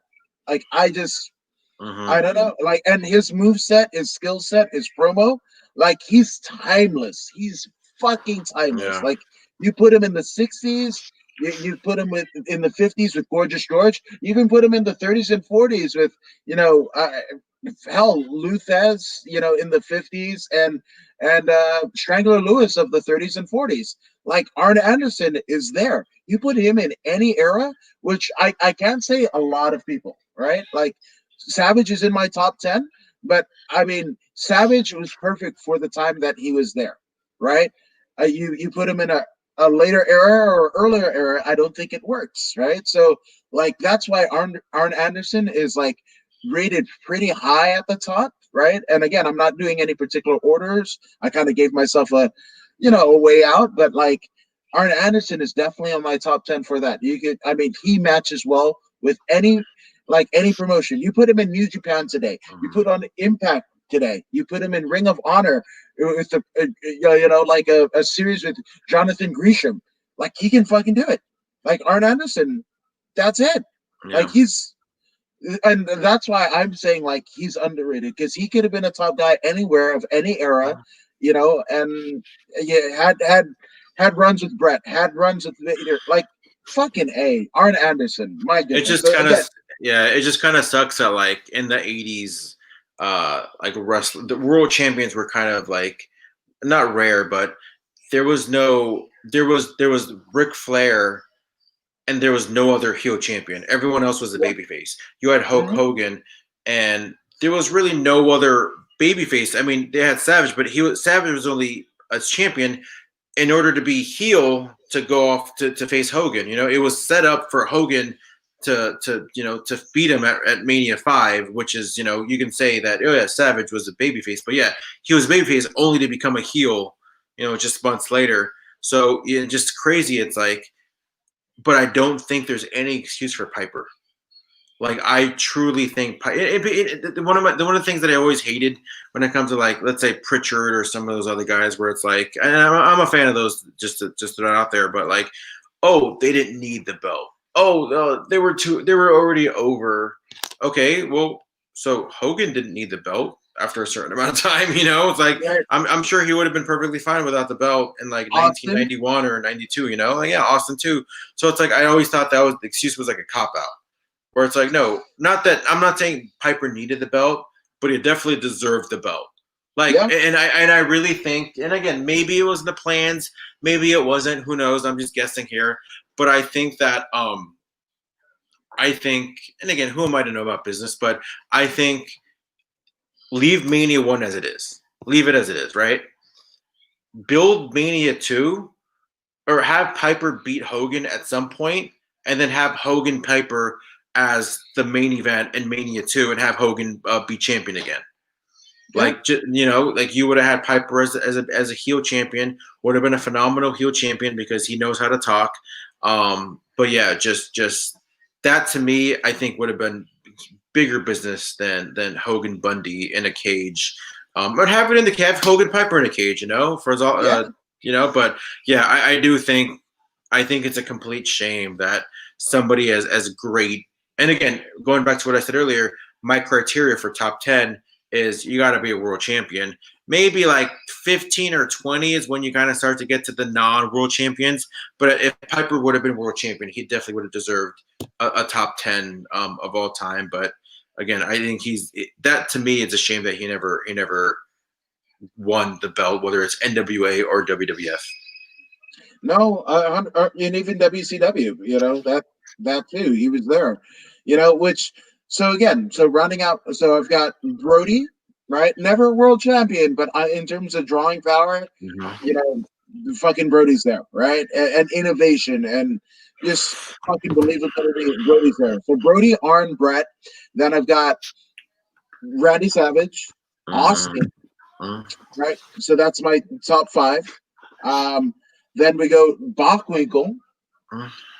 Yeah, Nick Bockwinkel. Because, again, a lot of people they talk about underestimate and underrealize, but the AWA was literally a 3-state territory that only ran in the summer months. And you could make it from top of the card all the way down to the bottom. You made a living. A good fucking living in the AWA. You didn't have to, and that's one of the reasons why I think AWA talent aren't remembered as fondly, because they didn't wrestle anywhere else. Why? Because they didn't need to wrestle anywhere else, right? Like you didn't have to. If you were Billy Robinson, you could have stayed. I mean, he did stay in the AWA right up until the end. Vern Gagne. I mean, there's a litany of like other, lower tier talent, but you didn't have to go anywhere. I mean, did Jim Brunzell have to go anywhere? Fuck no. He could have never became a Killer Bee. Like, that is fact, because he would have got somebody else for it. Yeah, but even still, that's that. So we've got Gagne, we've got Dusty for sure. We've got Funk, Terry. You have to be of a certain age to kind of appreciate Dory, right? But I think out of all the Funks, Dory Senior, their father, Dory Junior, and then Terry. I think Terry, if he's in my top 10, if any Funk is on my top 10, it's Terry, right? And then we got, let's see, I've got 3 left. So we've got, I said Dusty, right? Did I not say? Yeah. So Dusty, say Piper, Taker, and this one is just an affinity. Like, I just love his work, and I still love his work. But the late great Owen Hart, that is my top 10. And then you get Eddie. In terms of fluctuation, Eddie and Owen, they'll flip flop. And again, those are just pulling at the heartstrings, but also the reason why they pulled out the heartstring is because not only their technical ability, but they fucking made you believe.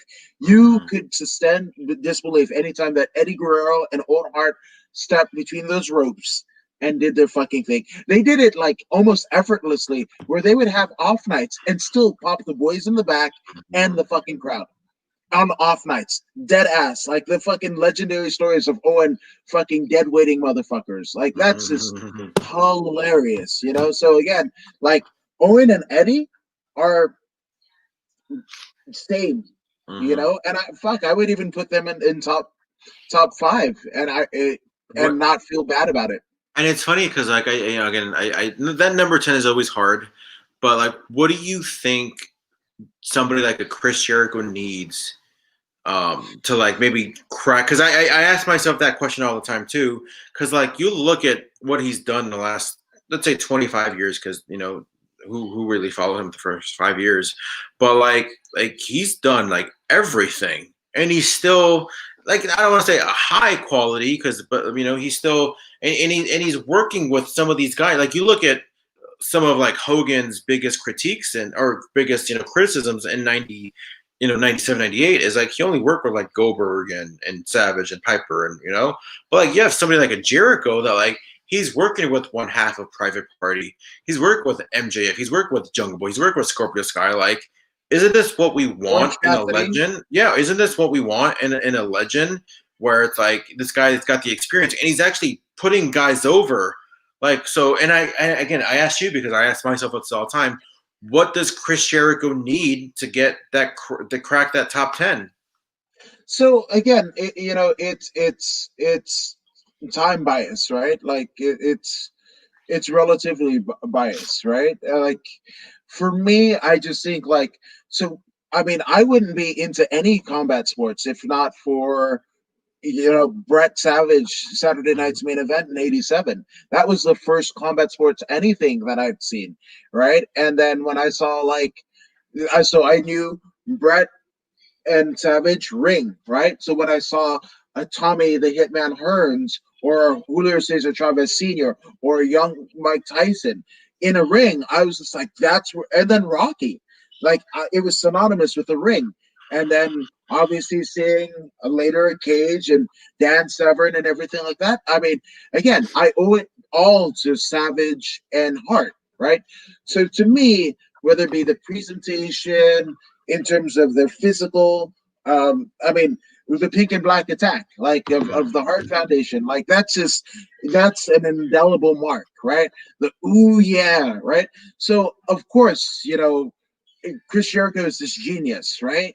But I think in a lot of ways, almost like how Triple H is viewed to some, where he's the guy who worked with the top guy, Jericho is that, right? Yes, he's had some amazing catchphrases. He is somebody almost like how we would regard like Roy Jones Jr., right? Has competed in both lighter weight classes and then as a heavyweight and won championships all throughout, right? That is it. But I think in terms of like again those dynamic personalities, when has Jericho had like I mean he's got it pretty much in AEW, right? With the company on his back. That's the reason Mhm. why they went not Adam Page, where I mean everybody's sounding, especially after Full Gear, Darby Allin is the first homegrown star, but it really should have happened, that first pay-per-view and the world title, match that if they really wanted to build a star, that would be it. I think if Adam Page would have won the AEW, it became the inaugural AEW champion, I think I would have had Jericho in my top 10 because he he put over somebody that I again right now I don't give a shit about Adam Page. That was a miss. Talk about a missed opportunity. That was a missed opportunity. I no longer care about anything that Adam Page. It has nothing. Even if he wins the title, it's like 3 years too late because they're already 2 years in, and I don't think he gets it for another year, if not more so. It's funny that you say that because the same way you think about Adam Page now, that's what I thought about for All Out. Like I did not give a shit about Adam Page. Like and I'm always thinking bigger picture. It's like I honestly think they made the right decision in having that person as champion or as their first AEW champion because he was the most recognizable name. Like you could say Moxley to some extent, but I think like I did not care for Adam Page winning that back then. And I got to think like I don't know. Maybe it's just because I think like bigger picture. I don't think people care about Adam Page back then or even now. Like he's cool to us marks because like we know the New Japan and everything, but like to the person that's looking for an alternative to WWE, I think they're gonna want to go for the most notable name that they have. No, I like it. Which I think to be honest with you, I think as much as I respect Chris Jericho and everything, by the time John Moxley hangs it up, I think he will place a bit higher than even Jericho on everybody's all-time greatest, wrestlers list because Mm-hmm. I mean, that is a guy who just is a star, right? In the vein, like I could put him with Savage, I can put him with Hogan, I could put him with Austin, I could put him with Vern Gagne, I could put him with Dusty Rhodes in Florida, I can put him anywhere. He's like Arn Anderson. Mm-hmm. It don't matter where You could put him on the King of the Indies, like where he started and he cut his teeth. You put John Moxley anywhere, that is a guy, a fucking blood sport. You know, he was the reigning champion, didn't even come, they didn't even acknowledge it. And again, there was something that changed. And Chris Dickinson, his opponent for that night, told you something fucking changed. Something changed in the air, and for fans that were watching the collective, right? I mean, something changed when he walked through the curtain. That is the star. Now, Jericho's worked very, very hard, very adamantly. I don't think Jericho's greatness is hyperbole, not at all, because he's earned everything that he's got tooth and nail. He is a fighter's fighter like no other. But I'm just saying, in terms of star power, like he's done clever shit. One of Jericho's greatest bits still to this day for me is that, the feud with Dean Malenko in WCW over the Cruiserweight title. You're a man of 1,000 holds, and I know whatever. And he fucking had those fucking ripped sheets of paper fucking going down the list. And I'm just like, that was brilliant. But again, in terms of star power, in any iteration of Jericho, Moxley, yeah, he just has it. He just has it. And what is it? I don't fucking know. But he has it. He's always had it. Right from the indies, like he's had something. And that's why Jericho's worked very hard. He's a workhorse. Same thing with Triple H. He's worked very hard to get where he is, and I'm not taking anything away from him. But in terms of all-time greats, I think Jericho and Triple H are top 20. No question, right?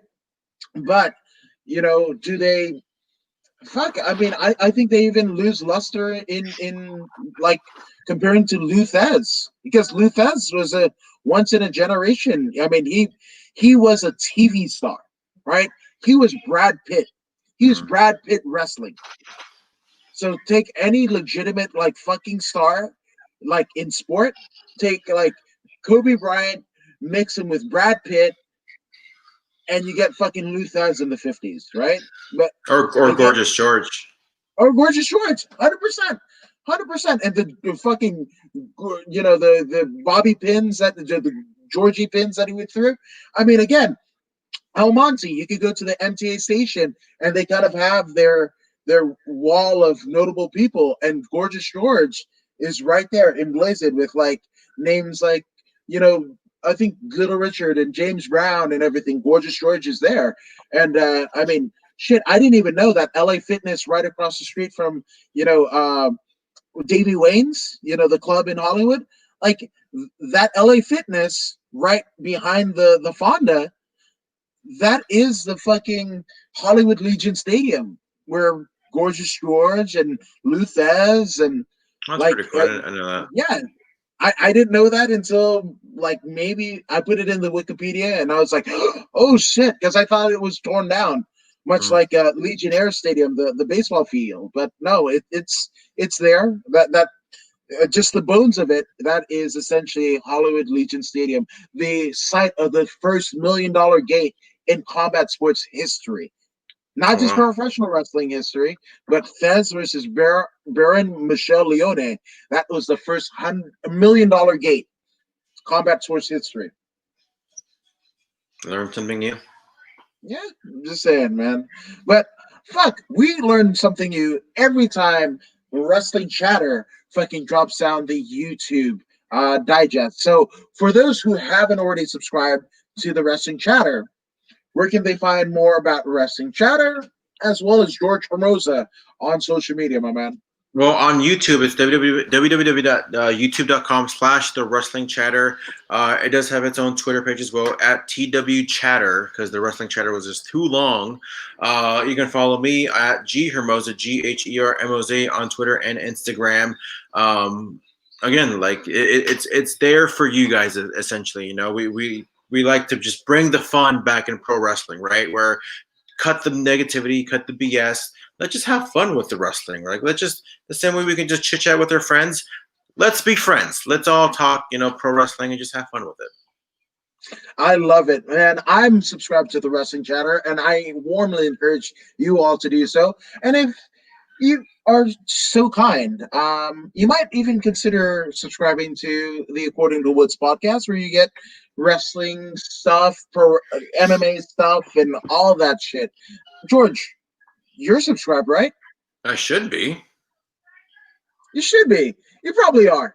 I We're should just be. gonna Yeah, say I that you plan. are. Yeah. Yeah, you probably are, right? I But mean, I mean, I subscribe to all my friends because yeah, you guys are putting out good content, so there's no reason why I wouldn't be subscribed.